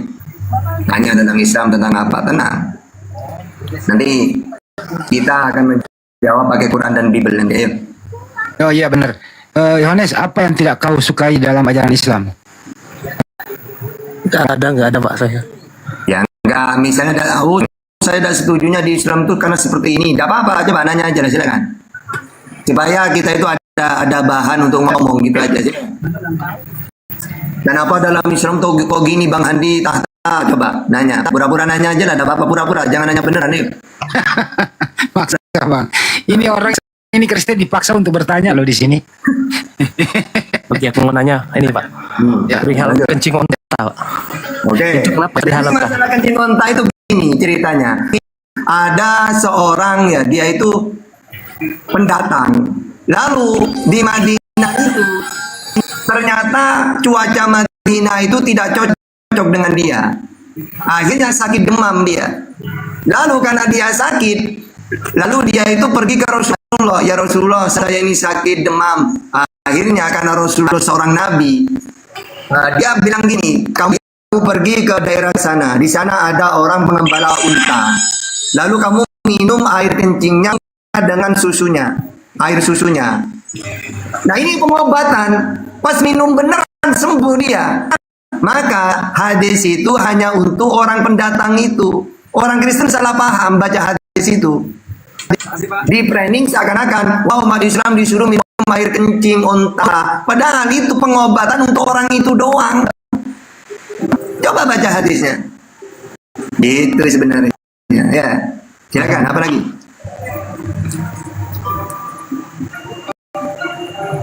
Aman itu belum ada apotek juga bro.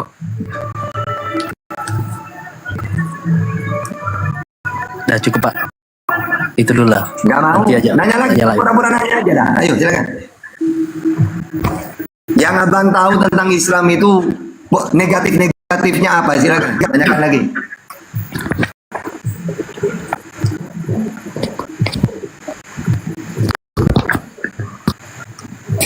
Lu gimana sih bro? Kehabisan pertanyaan lu. Tanya ke sembahannya umat Islam siapa? Kenapa kenapa ada Ka'bah gitu loh. Banyak loh pertanyaan itu. Kalau saya tentang Kristen bro, 1774 setengah pertanyaan saya tentang Kristen. Saya tanya Ka'bah ya. Ini kenapa Pak Yohanes? Tentang Ka'bah. Ya Ka'bah silakan Ustaz. Ya silakan, ada siapa yang mau bertanya ini? Silakan. Ya Ka'bah katanya apa itu Ka'bah? Ya awal mula Ka'bah tuh. Oke. Jadi itu yang muter-muter di Ka'bah batu hitam apaan Bang? Suka dicium-cium Bang. Enggak usah langsung saya jelaskan. Jadi Ka'bah itu kiblat, bukan bangunannya yang kiblat, itu tanahnya. Ya. Makanya orang-orang Yahudi, Israel kan ajaran samawi, punya kiblat juga. Nah, ini saya pakai Bible dulu, habis ini Al-Qur'an. Mazmur 5 ayat 8. Tetapi aku berkat kasih setiamu yang besar, aku akan masuk ke dalam rumahmu, sujud menyembah ke arah bedmu, Baitullah yang kudus. Nah, juga di dalam Mazmur 138 ayat 2, aku hendak sujud ke arah bedmu yang kudus dan memuji namamu oleh karena kasihmu dan oleh karena setiamu. Sebab kau buat namamu dan janjimu melebihi segala sesuatu. Jadi orang samawi, ya, ajaran Israel juga punya kiblat. Kiblat ini bukan bangunannya, tapi tanahnya.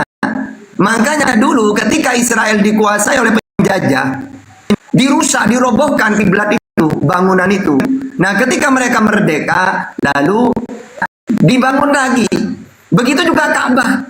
Ka'bah itu bukan bangunannya yang kiblat, bukan Hajar Aswad, gak ada hubungannya dengan itu, tapi tanahnya. Nah, makanya Nabi dulu sebelum dia itu pertama kali dia itu diperintah sholat menghadap ke Baitul Maqdis di Israel sana, di Palestina itu. Lalu setelah 17 bulan atau 16 bulan turun ayat, qad nara taqalluba wajhika fis sama falan waliyannaka qiblatan tardoha fawalli wajhaka syatrul masjidil haram. Disuruh pindah ke Ka'bah. Makanya orang Yahudi zaman itu bertanya, wahai Muhammad, kenapa kamu pindah kiblatnya ke Ka'bah? Sudah enak ke Baitul Maqdis. Akhirnya turun ayat Ali Imran 96. Katakan Muhammad, inna awwala baiti wudi'a linnas lalladzi bi Bakkah. Sebenarnya justru kiblat yang pertama itu Ka'bah, bukan Baitul Maqdis. Karena Ka'bah ini dibangun oleh Abraham. Mana datanya? Al-Baqarah 127. Wa id yarfa'u Ibrahimul qawaida minal baiti wa Ismailu rabbana taqabbal minna. Dan ingatlah ketika Ibrahim diutus oleh Allah pergi ke Mekah untuk meninggikan Ka'bah. Mana tanda-tandanya bahwa Ibrahim yang membangun? Ali Imran 97. Fihi ayatum bayyinatum maqam Ibrahim. Di sana ada tanda tempat pijakannya ketika membangun Ka'bah. Gitu loh. Sehingga kenapa Islam itu sujud menghadap ke Ka'bah? Karena Ka'bah itu Baitullah, bait Allah kalau dalam Bible. Semua ajaran samawi punya kiblat. Nah, tanda-tandanya ajaran pagan tidak punya kiblat. Seperti Kristen punya nggak kiblat? Nggak punya, berarti ajaran pagan. Tapi kalau ajaran samawi seperti orang Israel, ya, Musa, Yesus punya kiblat. Lalu bagaimana dengan haji? Loh, haji itu ya di dalam Bible juga gitu sama. Coba baca Mazmur 26 ayat 6. Aku membasuh tanganku, tanda tak bersalah, lalu berjalan mengelilingi mesbahmu ya Tuhan. Mengelilingi tawaf sambil memperdengarkan nyanyian syukur dengan nyaring dan menceritakan segala perbuatanmu yang ajaib. Tuhan, aku cinta pada rumah kediamanmu. Labbaik Allahumma labbaik, kayak gitu, puji-pujian. Nah, jadi haji kiblat ini ajaran samawi. Sedangkan ajaran Kristen tidak punya kiblat, tidak ada tawaf, berarti pagan gitu. Oke, lanjut. Kenapa disebut pagan, Pak? Kami kan umat Kristen kan nyembah Tuhan juga. Kenapa disebut pagan? Siapa Tuhannya Kristen? Ya, Bapak lah. Di mana datanya? Yesus bukan Bapa. Itu kan udah beda, Yesus. Padahal kata Yesus Tuhan yang benar Allah Bapa. Matius 11:25. Aku bersyukur kepadamu Bapa Tuhan langit dan bumi. Yesus Tuhan langit dan bumi itu Bapa itu ada di mana? Ada di langit. Matius 18:19. Matius 23 ayat 9. Bisa kelihatan gak Tuhanmu Yesus? Tidak. Yohanes 5:37. Kamu tidak bisa mendengarnya, melihat rupanya pun tidak bisa. Sama seperti Al-Quran. Ada berapa Tuhanmu Yesus? Ada satu Esa. Markus 12:29. Jadi Tuhannya Yesus satu, tidak kelihatan, tidak serupa dengan apapun. Sama seperti Islam, Tuhannya Esa, Qul huwallahu ahad, tidak kelihatan, la tudrikuhul absar, tidak serupa dengan apapun, laisa kamitslihi syai'un. Sama ajaran samawi Yesus itu, sama seperti saya, umat Islam. Nah, kalau Tuhannya lebih dari satu, Bapa, Anak, Roh Kudus, pagan. Kalau Tuhannya kelihatan, pagan. Kalau Tuhannya serupa, pagan. Pagan kan nyembah dewa, Pak. Ini kan nyembah Tuhan. Pagan itu menyembah yang bukan Tuhan. Kayak Yesus dituhankan, padahal Yesus punya Tuhan. Berarti pagan orang Kristen ini. Jadi bukan hanya menyembah dewa pagan itu, tapi menyembah sosok yang kelihatan. Yesus kan kelihatan. Sosok yang serupa dengan makhluk. Yesus kan serupa dengan makhluk, kan manusia dia.